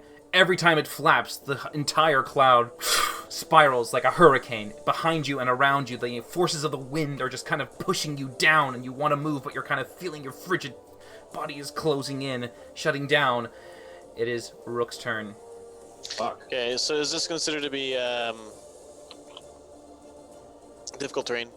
Yeah, you're still in difficult terrain on the ground, yeah. Okay, just want to confirm myself. So I will go ahead and move my regular movement there, then bonus action to dash into the pit. What damage do I take for that? 2d6. Alright. That is 8. Oh, party. Okay. And I will force feed the kitty cat one of my healing mushrooms. Oh! Which I still have from fucking ages ago. Great, alright, so you go ahead and you go to put it in his mouth, and you just kind of wait for him to chew it. Would you Oh, say no, you it's a have them force feed from situation. ages past? Ah, hilarious. And you wait for Smokey to chew it. Well, no, I don't. I force feed it. Like I said, You that force was the feed it. action. Yeah. It does nothing. Cool. Oh, okay. Alright, party. Well, I mean, I got nothing else, so end turn. Okay? Just trying to get the cat to eat and feed, it just remains motionless. Say something. Guys! Smokey's not responding! Victor. Okay, so first of all, before all of this happened, I was like over this direction, and I flew into the cloud that was over here, and then I flew back out of the cloud and saw that Smokey still wasn't moving. Yeah. And now that there's all this shit going on and taking all this stuff, and then I hear Rook say he's not moving. Yeah. I would like to fly down towards the direction of where Sure. I remember he is. Yeah, you can definitely use your best judgment to fly there, eventually kind of hitting stone or hitting the not stone, the ice floor. You'd know where to go. However, behind you there's And a sudden I will also use a key point to use patient defense, so when I like disengage from this guy, I can disengage actually as a key point. Yes. Yes, you can. Don't you have the mobile feet? He's not going to hit. He's going I to use have his to- action I for have to something take it. else. Yeah, I will use a key point to disengage from the creature. All right. Getting yourself nimbly out of the way, there's like a attempt to go after you, but it just is not going to make an impact. I only have so much key left, but I will float down and not, just seeing however this works. I will take the Ion Stone, I guess that's how you do it, and I will pump a Revivify into Smokey, hoping it works, because he hasn't moved for like 3 turns now.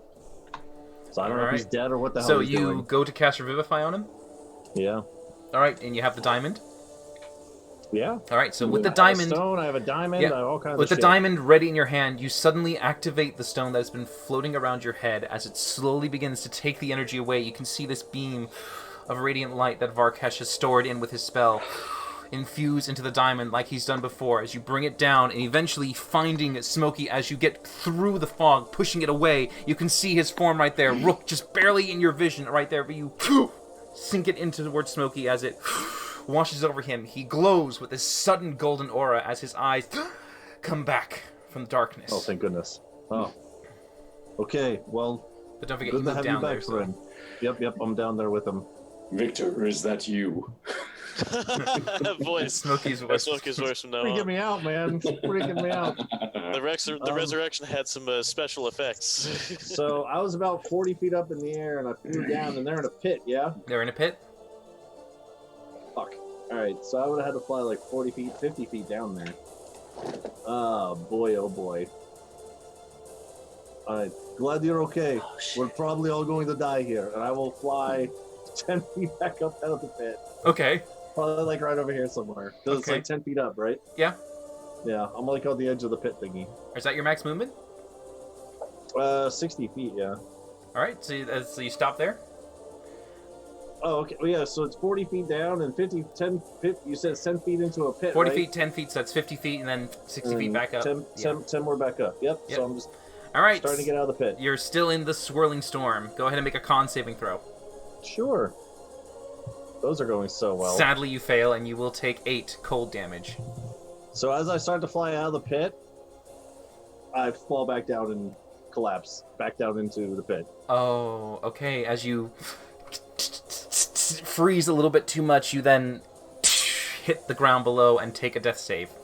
As you crash into the shards of ice. So don't die, okay?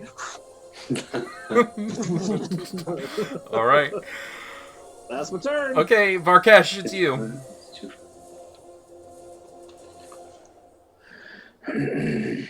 Bollocks. Okay. There's still a wall, or is that dissipated? The wall's still there. Shite. Really fucks me up. 5, 10, 15. Shit. Okay. 5, 10. I'll get here. Does that count as me being in the thing? No, you'll just be on the edge of it. Okay, thank God for that. Right, I will then use my last and final greater healing potion because I had 4 in total. No, there's 44. Dead. 12 plus. And then I will cast at 4th level protection from energy. And Okay. obviously it'll be ice. Alright, giving yourself that resilient nature to cold. You feel your body becoming protected by this energy. Alright. Is that it? That's all I can do at the moment. Alright. So then, on its turn, it's going to use a legendary action to now fly down and land. Wait, it's my turn. It's going to use it at the end of Arkesh's for the legendary action, as it uses its wing to land instead. It is right there next to them. Valindra, it's your turn. Okay. Okay. Okay. So let's see. So I can get back up here. Correct. Okay, and then. God damn. Okay, and then I'm gonna move. I'm gonna use my action. Okay, I'm gonna bonus action. This is dumb. I'm gonna bonus action use one of my Eldritch Knight spell slots to cast Hex on this elk. It is dead. Yes. It doesn't say it has to be a living creature. It just says a creature. Okay. I can boop it. Well, I'll just read it. God, I want to hit the info button. Yeah, on a creature you can see within range. Okay. Okay, so that's my bonus action. All right. And then I'm going to use my action to dash. Uh-huh. I'm going to move 5, 10, 15. Using all 35 feet of my movement, I can get here. Oh, okay.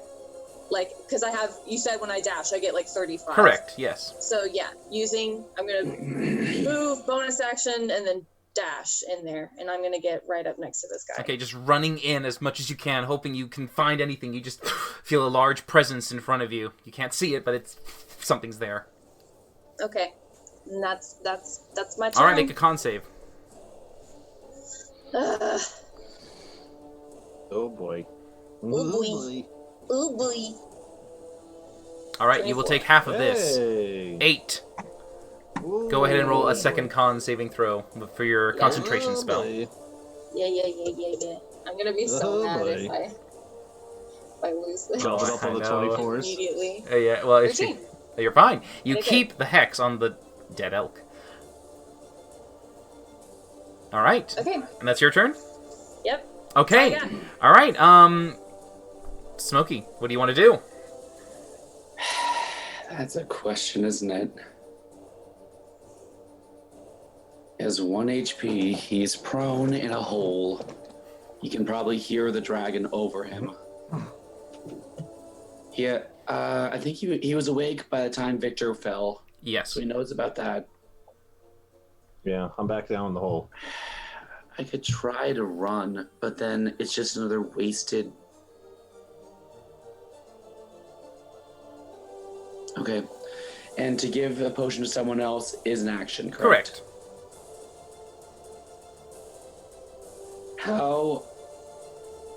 How bad is the dragon looking? I know you don't know. You're obscured in fog. You can't see it. Yeah. There's really just nothing that I can do. Save yourself. That's about... I mean, you have options. I don't know what you got. You can do things. I do have options, but it's not going to finish the battle in time for me not to die if I don't get out of this stupid cloud. It's okay, Smokey. Hmm. Tell my tale. Okay. Here's what we're going to Just try. pick up Victor's tail and go, Victor, I'm telling you. I'm telling you. Tell my tail. Is Victor small enough for me to carry? If I were to cast fly on myself, I'm gonna do that. I'm gonna cast fly on my. Actually, Rook is right. Is Rook right next to me? He is right next to me. Yes. Did he stay in the pit? Yeah, he stayed in the pit. Yeah, he did. He couldn't get out. We're all flying, boys. Oh hell yeah! I am casting fly at 5th level because I don't have any 4th. So me and Rook will be flying. Look, you're a bird. You can fly. You can fly. You can fly. I you am can grabbing fly. Victor, and we're getting the hell out of this thing. All right. Okay. Make a dexterity check for me because this is you kind of... It's technically interacting with an object, not quite an object. It's technically a person, so it's a grapple, but you're casting a spell. So let's just see how good you are at like being able to do all these things at the same time. And you say a dex check? Dex check. I should get +1 to this because of my stone, so 15. 15. All right. I'll say that is enough to grab onto him with the fly spell. So it's like reaching and shooting it. You then lift off, holding the lifeless form next to you, or the unconscious form. Yeah, I can't throw him, but I'm gonna get at just ground level.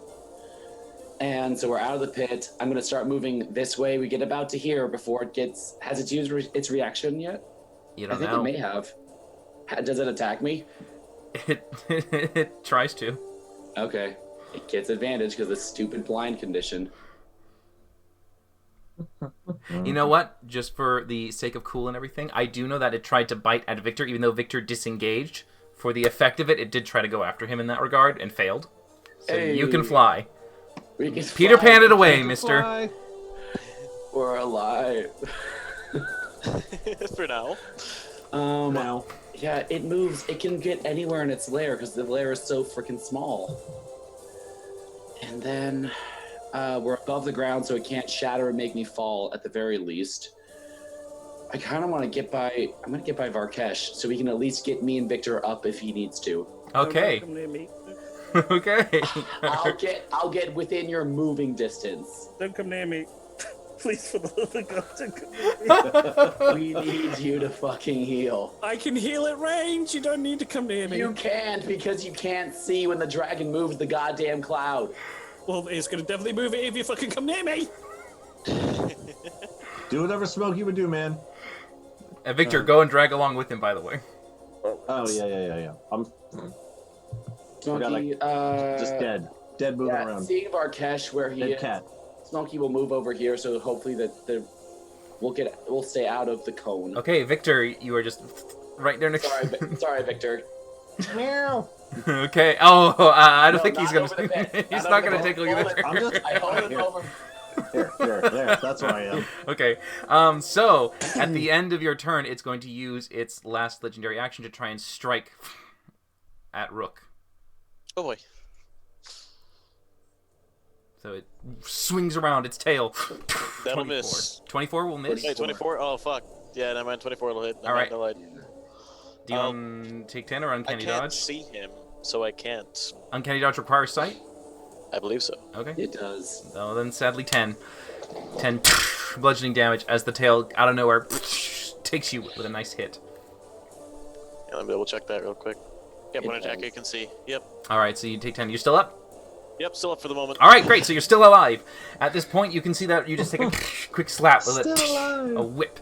At that time, during the lair, the wall of ice that had formed up at that particular location begins to crumble and fall away. I was trying to pick it without actually... Okay, I'm just going to have to move this real quick. It goes away. And alright.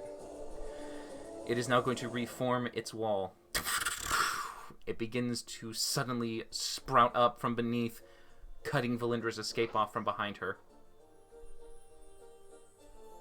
I ain't running, bitch. As it goes up to the other side of this shelf. On its turn, it does not get its breath weapon. It is going to now try to finish these people off. First, it's going to claw at Rook and try to crush him beneath its massive foot. Boy. Oh boy. 18. That just hits. Alright, you take 12 slashing. I'm unconscious. Alright, as he doesn't feel any resistance and movement, the head lurks to the side. It can detect and see, hear, and smell this other presence. I'll eat you next! Oh, and he goes to bite at her. God. First to claw and then to bite. 27. That hits. Alright, you take 12 slashing. And the bite, natural 20. Doesn't matter. She has that armor. God bless that adamantine armor from Arcrex. You would only take 13 from that. Wowzers. Hellish Rebuke. Alright, Hellish Rebuke to a creature that does damage to you. Yeah. And it makes a dex save for that? Me? It's 3d10 pure damage. Yeah, it's a Dex save. dex save. Yeah. I feel like that's a little Nice. too much. No, it's 3d10. It's automatically cast at second level for Tiefling. Oh wow, she Yeah. rolled really well. Yeah. You rolled really well. Alright, its dex save is going to use a legendary resistance. Alright. It's 2 down, but it does take 13 fire damage. Ooh, very good. So you definitely get this like sudden surge inside of you as this infernal energy of just anger and wrath retaliate to the bite as it goes inside as if you're breathing into its cold mouth, a kind of resistance to its attempt to try and devour you. Cool. Yeah, and then it's Rook's turn. Go ahead, Rook, make a death save for me. You got it. And then Victor, I need a Save. death save from you. Okay. You can whisper these if you'd like. Varkesh. You like. Okay, I'm gonna go 5, 10, 15, and I'm gonna turn around and face away from the group. Okay. Unzip my pants and start urinating in the corner of the room. And in Draconic, I start spouting Atruast Unkumare e Arosin Draconis, which translates to "You are weak, this lair is mine. Come challenge me for it." Oh, That was pretty badass. okay. Oh. Final words of my life. That's what's gonna happen. Okay, Wow. I mean, As literally the only one capable of saving our ass. Maybe not a great idea.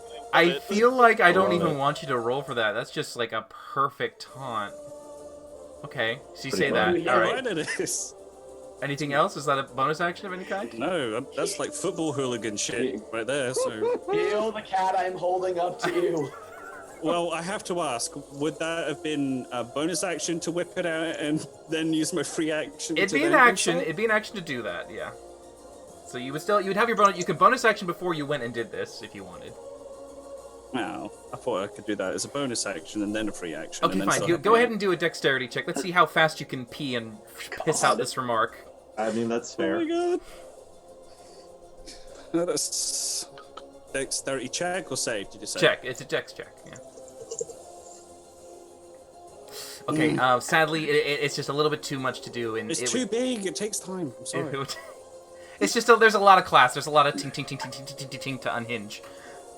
Does he have a bonus action? He does have a bonus action. Bonus action to healing word at my final second level for you. To Victor? Where is Victor? I thought he was under Smokey. I'm holding Victor. Oh, he's under him. Okay, fair enough. I'm holding him out. He's doing the Lion King. So healing word Victor at level 2, my final one. All right, so Victor, just on the edge, gets a sudden kickback as he's lolling his head to the side. Just goes, "I'm weak." As it comes back. I've been weak this whole time. Did we win? You get healed for 10. A nice surge, but as Varkesh definitely, does his version of taunting. Okay. Amazing. The most glorious taunt I've seen in my life. I love it. And I missed it because I was dying. What happened? Why has Varkesh got his dick out? Okay. At the end of Varkesh's turn, it is going to use its wing to fly up. I need a dex save from Valindra, and Rook, you fail this because you are unconscious, correct? No damage, though, I don't think. It is damage because he fails. Do I get an attack of opportunity? I think you do because I don't think it says it doesn't give you one. So let's see. Is he like really pissed off? Yeah. Like so much so that he forgets to do layer actions ever again? All right. So first, I want just make a dex save for me first as the wings flap. Yeah, it's a 12. Okay, so sadly you fail. So when you do your retaliatory reaction attack, it's at disadvantage because you are prone. I was already going to be at disadvantage anyway, so that's fine. Good point. Yeah, you're already in the blind. Good. Yeah, but all right, so it's 2d6 plus 6. It is going to be 13 damage to you as it flies up. Okay, and then as my reaction, the spell I'm going to use. And I'll just do Eldritch Blast, I guess. I don't really have... Okay, 16 misses, 17 misses, but the 27 hits. Damn it. 14! Very nice, very nice. Alright, so you don't know, you're just kind of firing blindly, hoping that you're hitting something. And it is now your turn. Okay, You're prone. God, okay. Yeah.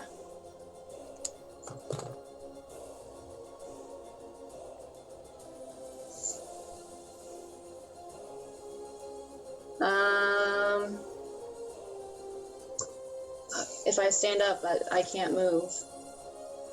Well, you can move 5 feet, but yeah. God damn. You have. I don't know that Rook is there. I mean, you did see Rook in that vicinity before the cloud did in. So you know I was underground when he put this cloud here. Oh, good point. Yeah, no. I guess you wouldn't. Stomp. In a crunch. Yeah, I mean, yeah, you did hear that the dragon did attack something. I don't have anything to help him. That's fine. Anyway, but... Well, then there's that. Then there's that. That does weigh into Well, it. then there's that. Wow. Wowsies. Just damage it however you can. We gotta take it down. I can't see it, though. That's the problem. Magic missile. Magic missile can't work. You need to see it. For magic missile. Oh, you have to see. You have to see it. Most spells require the sight. The spell attacks are the ones that can work. So Eldritch Blast can work. Go for it. I thought you just did. Or was that your That was the opportunity attack. That was my opportunity. Girl, just go for it. You got... not. Oh, 26 hits. And 19. One hits. One hit. That's 6. pathetic. Minimum damage. Jesus Christ. Okay. But I mean, just firing wildly, you maybe hope one impacted. And then you just shuffle there. That's my turn. All right, make another con save. Oh my god.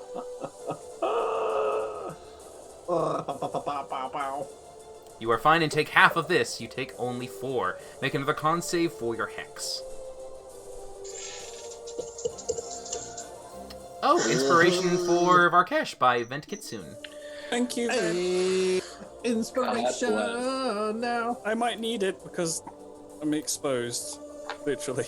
Yeah, you're gonna have a lot of things come after you now. Steady. God, I wish this lair was bigger. That's a bit of a size queen call out, but alright. What? No, because the breath weapon can hit literally anywhere in this stupid cave. And I have good distance shit. Alright. Valindra's stopping there. It goes, That's all I got. It goes to Smokey. Alright. Giving him a potion would probably take an action, I imagine. Correct. Okay, I'm not gonna do that. I am flying. Yes. He's awake. We were at like ground level, so I'm just gonna set him down. Just Okay. like, not drop him, but like, ease him down. Ow. And then I'm gonna cast Fireball at level 6 at this dragon that I can finally see. Holy. Alright, you footballs. can see just a little bit of it on the side. Yep, Yes. I'm gonna go right about there. Oh, no, you can't. Well, because the shelf is 10 foot above you, so it's kind of like if you look in that distance, you might. You can aim it above. I'm flying though. Is the Oh, thing. you're flying. Good point. Yeah, so you. So I can get a good aerial Yeah. advantage. Yeah. Okay. So he makes a dex save for your fireball. Level whatever. What you said? level 6 because we're there. Holy shit. That's where we are. It rolls a 20. You piece Little of mofo. Piece of garbage. 47. 47. Okay, halved is 23. Okay, it's not down. If it had fit, I mean, I wanted at least it to lose its last resistance. No, sadly, it still's got that legendary, but you definitely get a nice sudden blast from the back, and it is now just, and it suddenly gets itself lowered as the impact burns and singes the back of its wings. It is pretty pissed. And then learning my lesson from not going on the freaking ledge, I'm gonna come back here as far as I can. Okay. Bonus action, I don't really have anything. I'll actually come over here. Okay. We'll say I'm like 30 feet in the air. Well, not 30 feet. It doesn't matter if I fucking fall. I have 1 HP. Yeah, that's where I'm gonna be. Okay. I'm good. All right. So you're 30 feet in the air? Well, we'll make it 20. 20 feet in the air. Okay. Yeah. So 20 feet in the air. The frost cloud that was gathered in there begins to shift and move with the dragon as it makes its way, as it goes up. It begins to encompass its new location. On its turn, it continues and lands on the shelf above. Varkesh, you hear the sound of it above you as it just seems to kind of lean in closer and go, "You dare!" And it tries to bite on you. Oh, Actually, no, shit. before it does that, it needs to roll a d6. Okay, good. Yeah, so it's going to bite at you. So the bite with advantage is a 22. Alright, then the 2 claws that come in afterwards. 24. Oh, just meets. Alright, and then 29. Yeah, just meets. A total of 17, just meets. 17 damage. Roll 2 constitution saving throws for your spell. I'll do the con there, blah. Thingy-majiggies. Alright, so 1 and 2. Ma. Succeed. Ma. Succeed. Keeping on to your your protection from energy to try and resist any more of the cold, you just take a few slices from these claws. But at this point, it is going to be just focusing its own bestial fury on you, as it is now covered in this protective snow. All right, Rook. Yep. You know what to do. Oh, I do. Hey, at least you're still making saves, so we know that much. All right. Okay. At the end of Rook's turn, there's going to be a sudden vibration of sound once more, as you hear him fracture, but he doesn't fracture the ground. He fractures in the air towards Smokey. Interesting. If it targets the ground, it breaks open, but it doesn't need to target ground. The spear of this terrible thunder energy impacts Smokey. Is Con there a save. distance to how far it is? The distance, I believe it was 60 feet. I knew I should have gone to the damn corner. Yeah, I knew sadly, it. you're within. I'm down. It doesn't matter. All right. Well, so okay, you then take one death save, one fail because you hit the ground. Yeah. It is now Victor's turn. Victor, you're alive. And Smokey behind you just vibrates and shudders and falls. Rook, you're no longer flying. Well, I mean, that's good to know, I guess. I don't think I ever got off the ground in the first place, but... All right. Oh, gosh.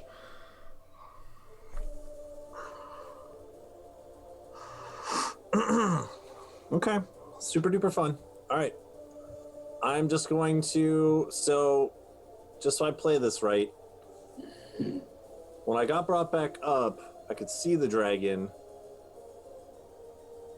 and Smokey flew away. Oh, I'm He sorry. threw a fucking fireball at it. Yes, Go ahead. just real quick. Sorry, I forgot this. Varkesh and Valinder, please make con saves because the fog moved in and did that at the start of its turn. So Valinder will make it again. And okay, Varkesh fails. Valinder succeeds. But Varkesh still takes half because of his resistance. So Varkesh takes 8. Valinder takes 8. All right, and then a con save from Varkesh real quick. But then go on. You're fine. So again, I want to play this right.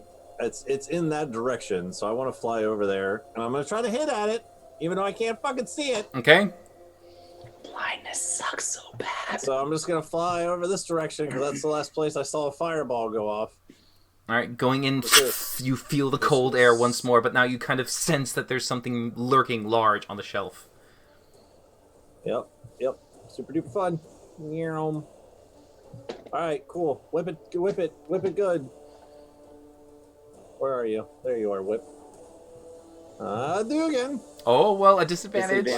Hold on. I'll roll it again. So Oh, 21. that will hit because of your keen blade. Yep. Okay. So that's 13 13, points of yeah. slashing. Keep going. Do you have key? And I'm going to stunning strike it. Oh, okay. It passes. Gosh damn it. Okay. And I'm gonna whip it again. Okay, go ahead. With disadvantage, you try once more. The first one, making a resounding hit. Oh, gosh, yes. Okay. So 8 points of slashing. All right. as it You whips definitely at get it. another score as the creature is now... It's upset. Last key point for stunning strike. Okay. It rolls a 16. Just passes. Yeah, that just passes. Just passes, okay. You can attack one more time. And luck point is only to make the guy re-roll attacks against me, right? I can't make him It's re-roll any saves. d20, actually. You can make them re-roll any d20, I believe, yeah. Is it on saves too? No way. It might be. Any It d20. might just be attack throws. That I don't seems- know. Oh No, gosh. it's That seems any OP D20. as fuck. It Lucky is. It's overpowering as broken. fuck. Wait, I'm gonna double check that one, like super duper quick here. It's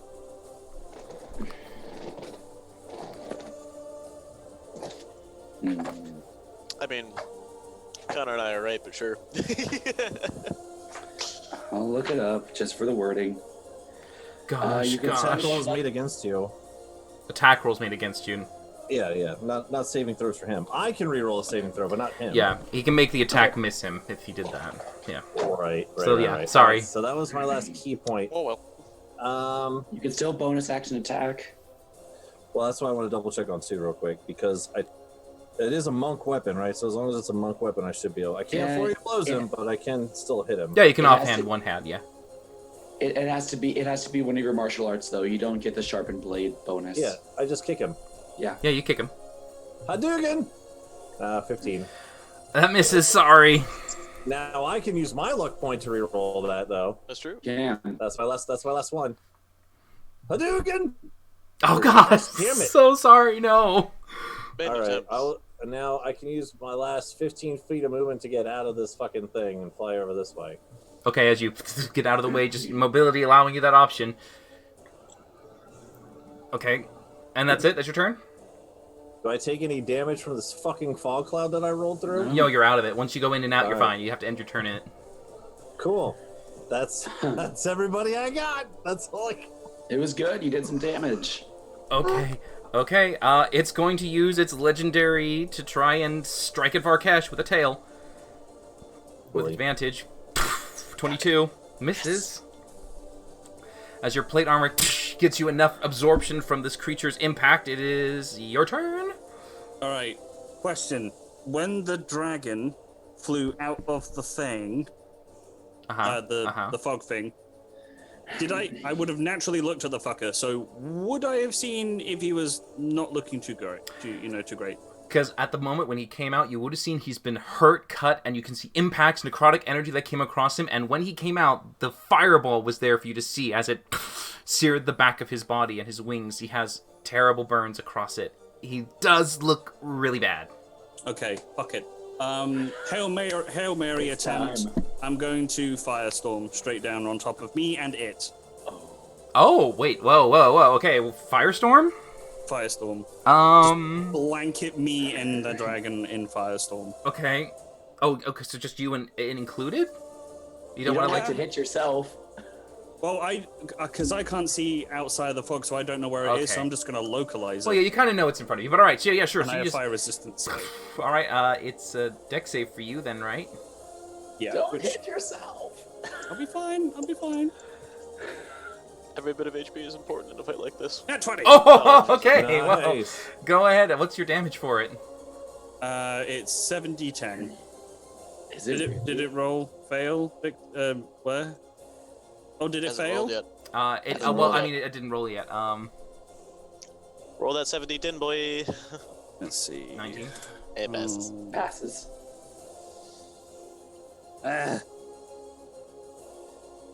Oh no, that's 1d10. That would be horrible. Let's see. No, because right now it's on top of the shelf. It is using its reach to go down for Varkesh. Varkesh can't reach it with a melee, so it is not threatening the dragon at that point. So that's the main thing. Is like the other thing has to be a threat for him to kind of disregard him. Yeah. Oh, are you reading our conversation? Yes, I am. I thought you guys were blowing stuff up. No, not yet. We're but waiting. soon. Right. Continue. Not Wow, it's that terrible much? 18. It's 7d10? Yeah. Okay, so that's halved to 13? 18. 18. 18. 18, okay. 18. In this swirling mass of snow, you suddenly see fire begin to form as it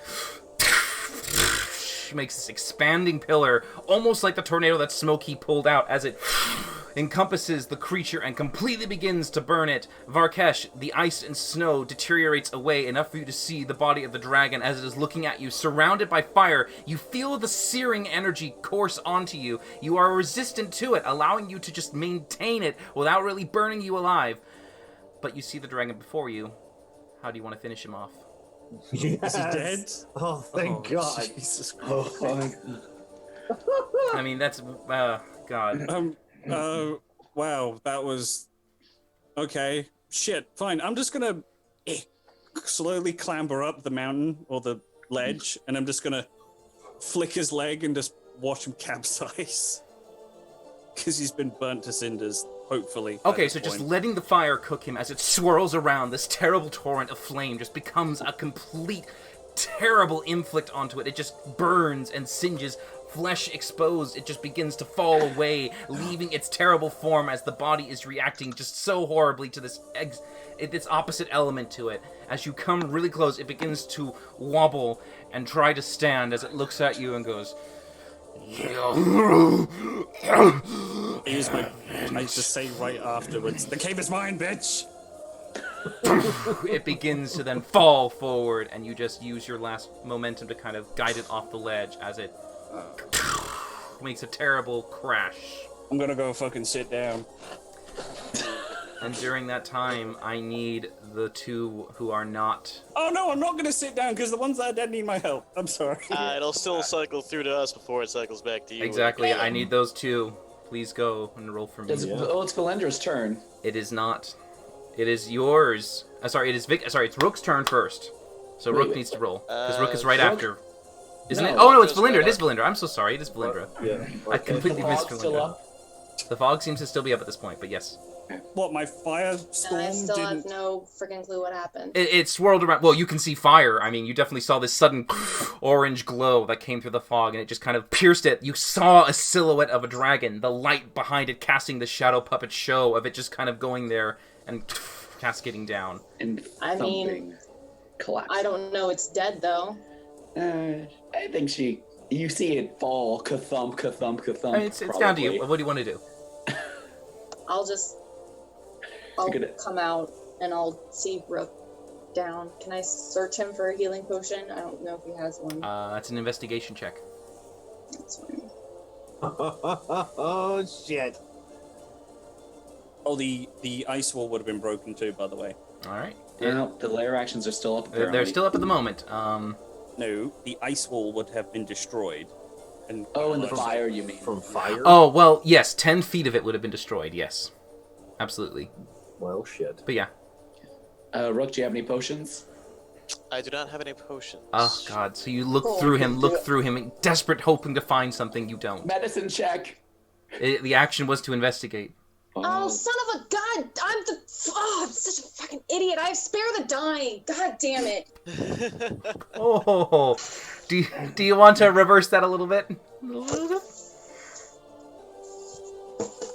He's letting you do it, Kayla. Take the game. I feel like it's a pity blow, but yeah, I'll do it if he lets me. All right, so spare the dying on Rook at the second. You just get right close to him, and then you feel this sudden calling behind you as the Ebon Empress guides your hand instead of going to search to then just press it across him, and you realize there you go. You can now surge it, and it no, goes honey, out. you're doing this instead. With your patron's guidance, you spare Rook from death.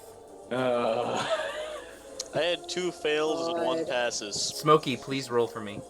As you reach for the salt to add to the cake, she goes, "No, honey," and pushes over to Dogger. That's the one you want to grab. So they don't know what my count is, but I'll do this one publicly. Okay. Here we go. Okay. Okay, pass. All right. So, at this point, Varkesh, Rook, you're stable, but you're not there. Victor, the fog begins to dissipate, and you can see the remains now as it falls off, and the walls begin to crumble away.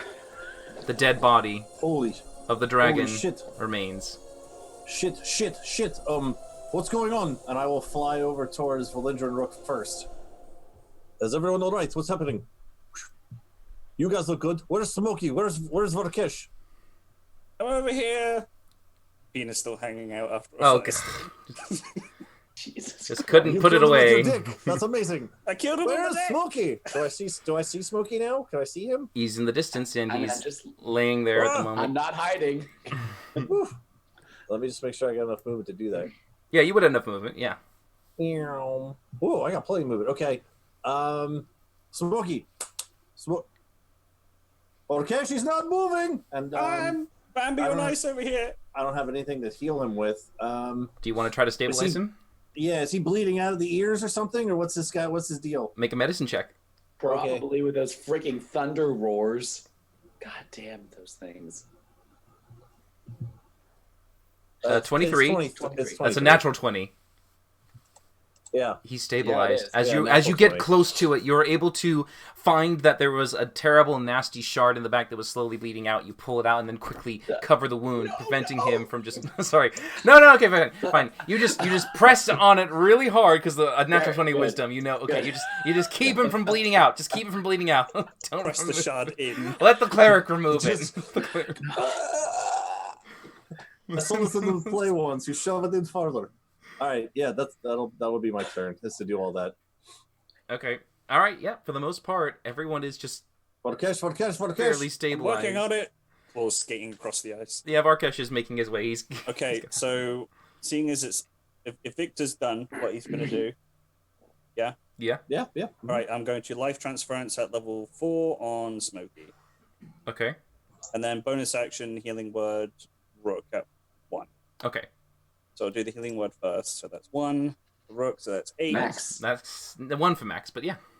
Oh, that's what it is. And what did I say I was going to do for my main action? Life transference, that was it. And that's at 4, so that'll be 5d8. 5d8. Yeah, sorry, I still had my roll on disadvantage from the whole fight, so that it was a natural 20 on the medicine check. All right, you take 16 necrotic. Jesus, Are you still up? Oh, I'm still alive. Yeah. Okay. Like 80 HP. All right, so Smokey, you come up with now 32. But Varkesh is able to just give the last bit of his own energy, radiating it towards you as the beam once more reaches across and then fades away as you feel you're all suddenly just safe, cold, wounded, bloodied, and just feeling terrible. So cold.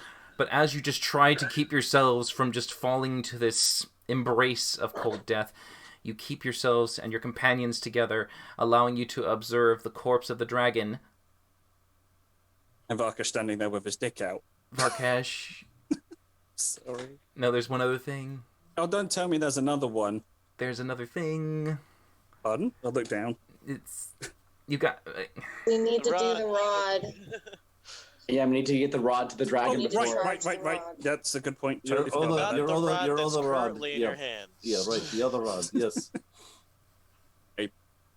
Now being corrected, I will take out the magical rod and... How do you want me to do this? Do you want me to just Stick it in, shove it. shove it in through the eye because it would be the easiest thing to... Okay, going for the soft socket. As you shove it in, you can see that suddenly first there is this kind of very slow growth of energy as it begins to kind of... It glows and grows with this power as it begins to surge. Varkesh, suddenly within proximity, there's something else happening. And as you all stare at him, over there in the distance, there's a sudden surge of light and frost and cold as it bursts and completely covers Varkesh. And that's where we're going to end it for tonight. He's still protected from energy. You don't get to do that to me. That is where we ended, as you've now just stuck the rod in and seem to have soaked in some energy and released something else. Could I have... I'm calling Dovahkiin bullshit. Could I have at least put my genitals away before I did that? I'm assuming in most cases you would have been Okay, smart just enough to making put sure. genitals away in all aspects. Yeah. We all said your other rod, so yes, you should. Yeah, you put your other rod away.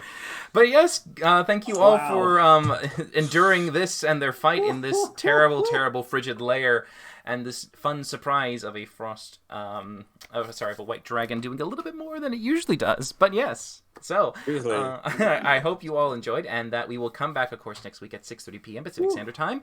And from me and my still alive, amazing player cast here, Still alive. thank you so much, and we will see you next time. Bye, Good night. guys. Bye, guys. Holy.